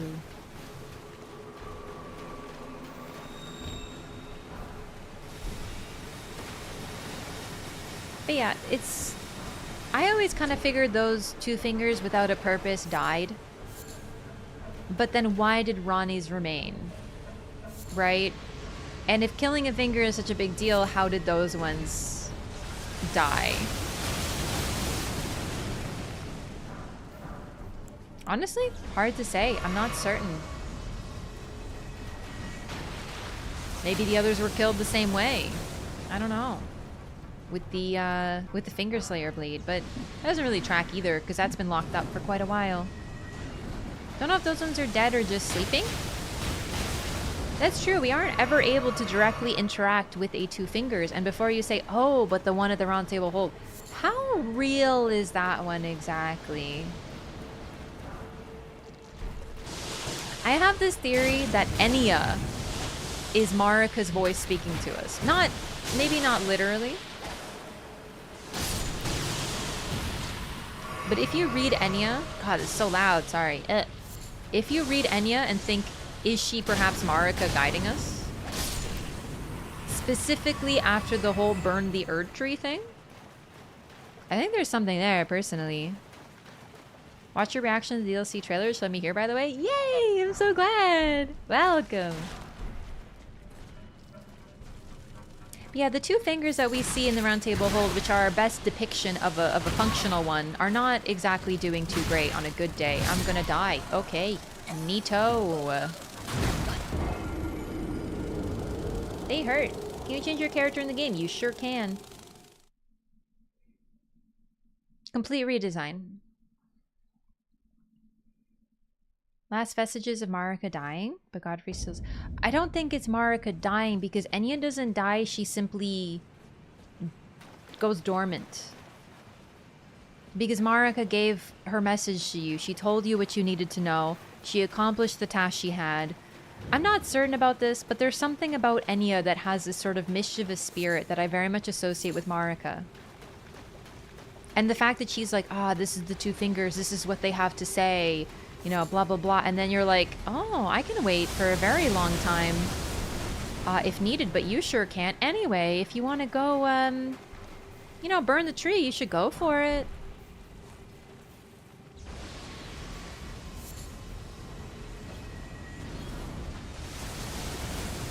Because you can still interact with Enya and get the remembrances, everything. So that's why I'm really curious. Till she served her purpose, maybe? Yeah. She does say this is farewell then, as if she doesn't expect to see you again. Yeah, I think so. And then she also says, do whatever, something along the lines of do whatever you choose. Do you do lore streams like this for others? So I have done lore throughs, as I call them, where I played the games very thoroughly looking for lore. For some of the other FromSoft games. This is the first one for Elden Ring, and I am planning to do all of them like now, freshly, before the DLC comes out.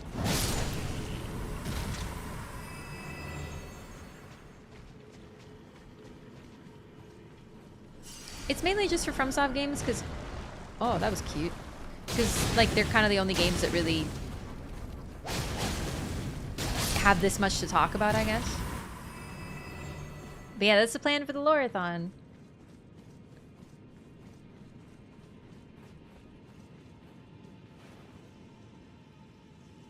Interesting. Sekiro's planned for sure. Touch the withered arms, I will not be far behind. I don't think that's Miquella's voice. It could be Miquella's voice. But if Miquella is in the... Alright, the whole point of the DLC is us following Miquella's footsteps. If Miquella says touch the withered arm, I will not be far behind. How can we be following in his footsteps if he's supposed to be behind us? I don't think it's Miquella's voice.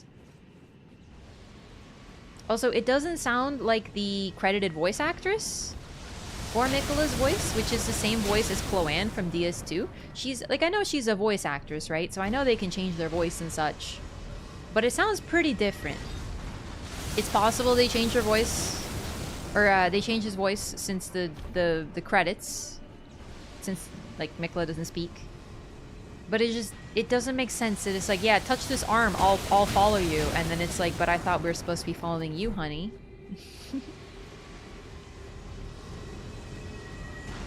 Your favorite weapon? Yup. I think I agree with you that it's Nephili. Whoopsie. So I'm not sure if it's Nephili anymore. I still hear Nephili. Someone commented that it's not Nephili. And I'm like, alright, fair enough. And then they told me that they think it's Miquella. So I opened up a video of Nephili's voice. I think it's because there's this one time where Nephili says, may we meet again. And that's what's stuck in my head. But, no, it's very possible it's not Nephili's. Because if you don't do Nephili's quest, like if you kill her or something, then, you know, how is she going to be there, I guess. But I listened to Chloanne's voice, who is credited for Miquella.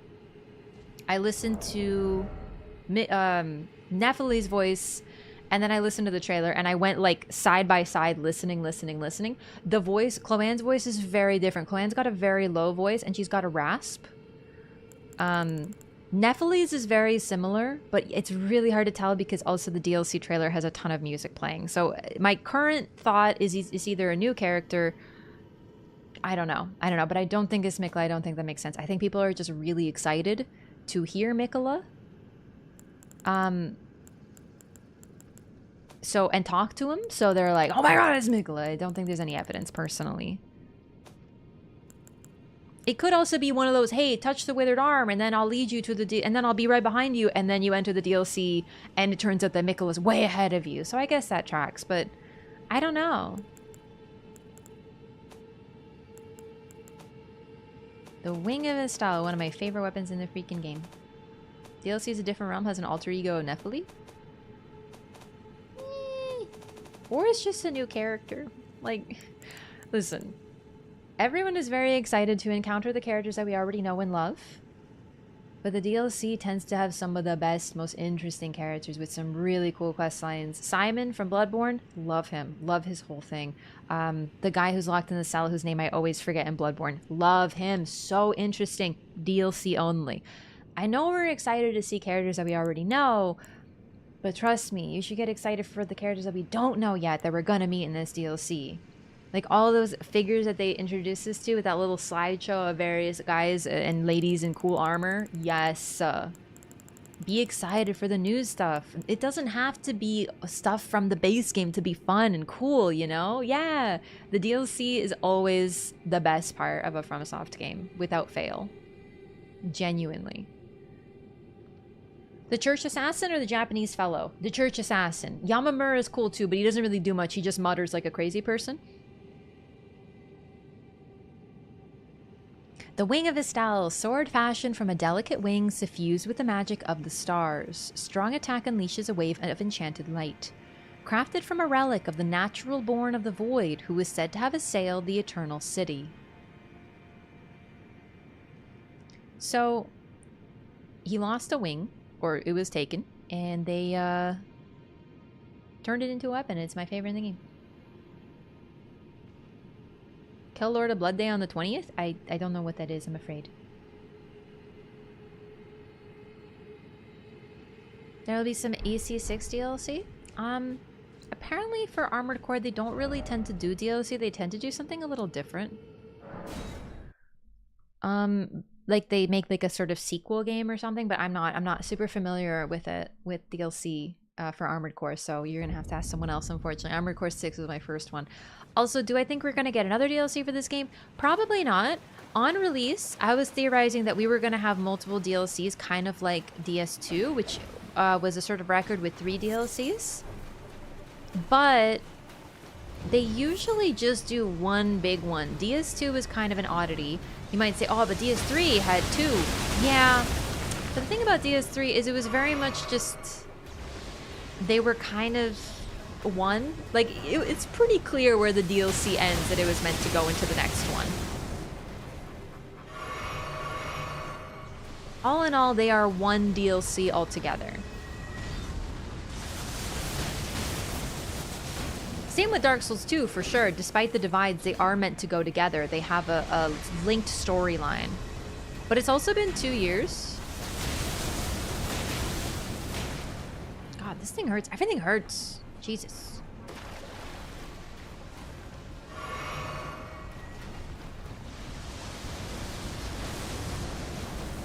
Bloodborne 1 and done. Bloodborne, like DS3, was supposed to be 2 DLCs that they then combined into one big one. And I'm definitely, with the fact that it's taken 2 years, I think it's going to be one big one. It's possible that, you know, they add more DLC, but I don't think it's likely because of how long it's been. Hated the areas for DS3 DLCs? Yeah, I think of the FromSoft DLCs, I think Ashes of Ariandel is probably their weakest, but that doesn't mean it's weak, it's just all their DLCs are so good. And I think if Dark Souls 3 was one DLC, it would be better, because the weaknesses of Ariandel would be sort of offset by the strengths of Ring City.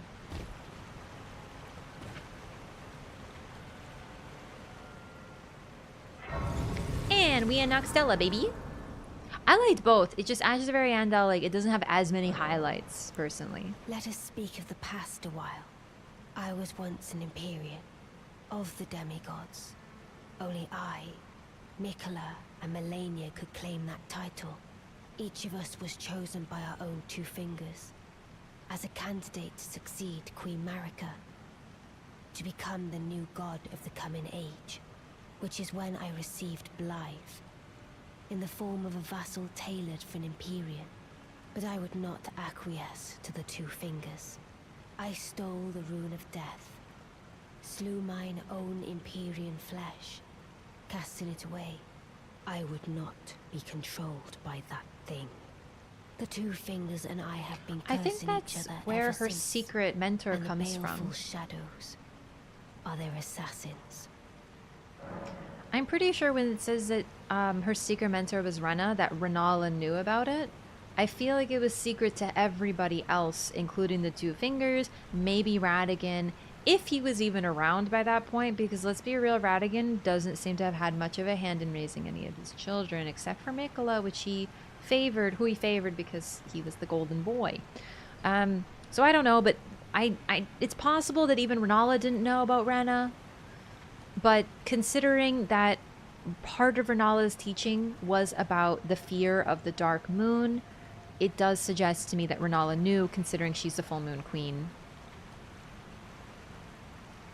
Best from DLC was Sekiro. RIP. Yeah, Sekiro didn't get any DLC. Sekiro was always a bit odd, though. I really think it should have gotten something.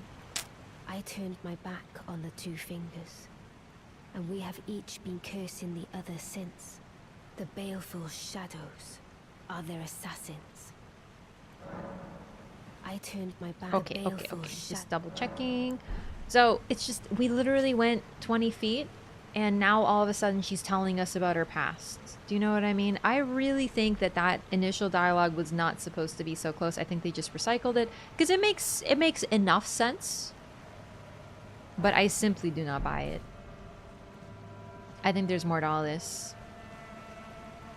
Dreg Heap was annoying with the angels. Oh man, I'm weird, but I love the Dreg Heap for sure. So here I got a boss rush mode. I know, I feel like Tomoe was basically that sort of figure that is mentioned in the lore that would have been part of a DLC. Like, seriously. Tomoe is so interesting. We got Melania, which I think is definitely supposed to be Tomoe in some ways, but still.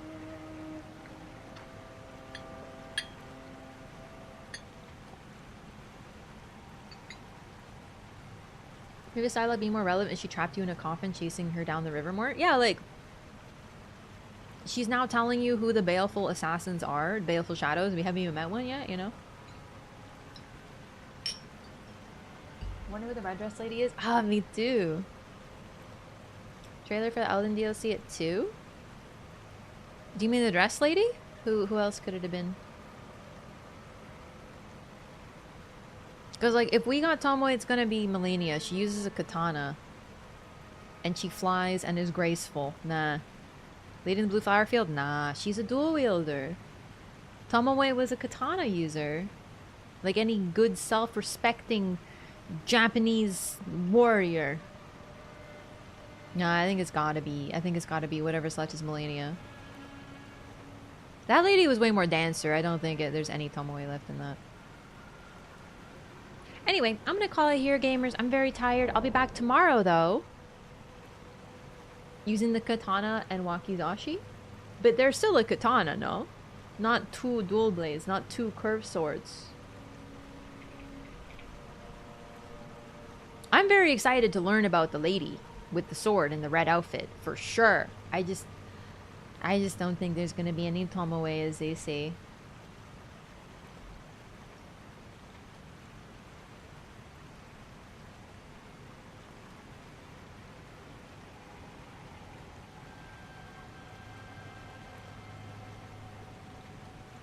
Man, this water noise is such a vibe, dude. Alright, so, I don't want to stick around because I don't want any spoilers and such, but I'm going to send you over to Oro's playing Dragon's Dogma 2. I'm going to be playing Dragon's Dogma 2 next week. I'm very excited for it. Man, almost everyone on my list is playing Dragon's Dogma 2. I love it. I'm very excited to try it. I just got too much to do right now.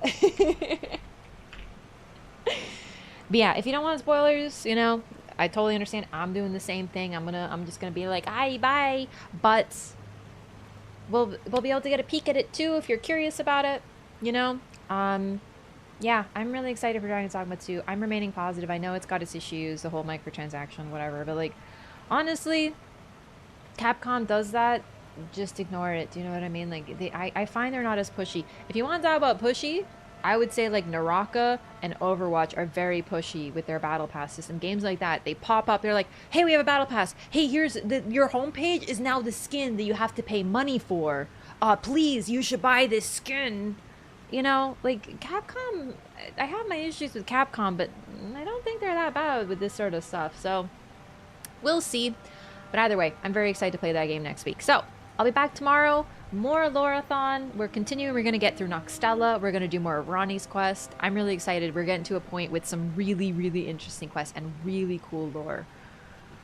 Really, for a single player game, they did the same thing in Resident Evil 4 and I didn't hear a peep. Not a fucking peep about it. That's the only thing. I feel like some of it is a little bit overblown. And I'm a little bummed that a game as passionately created as Dragon's Dogma is taking the heat. You know what I mean? You can just ignore it, you know? Anyway, sorry, raid's going off. See you tomorrow, everybody.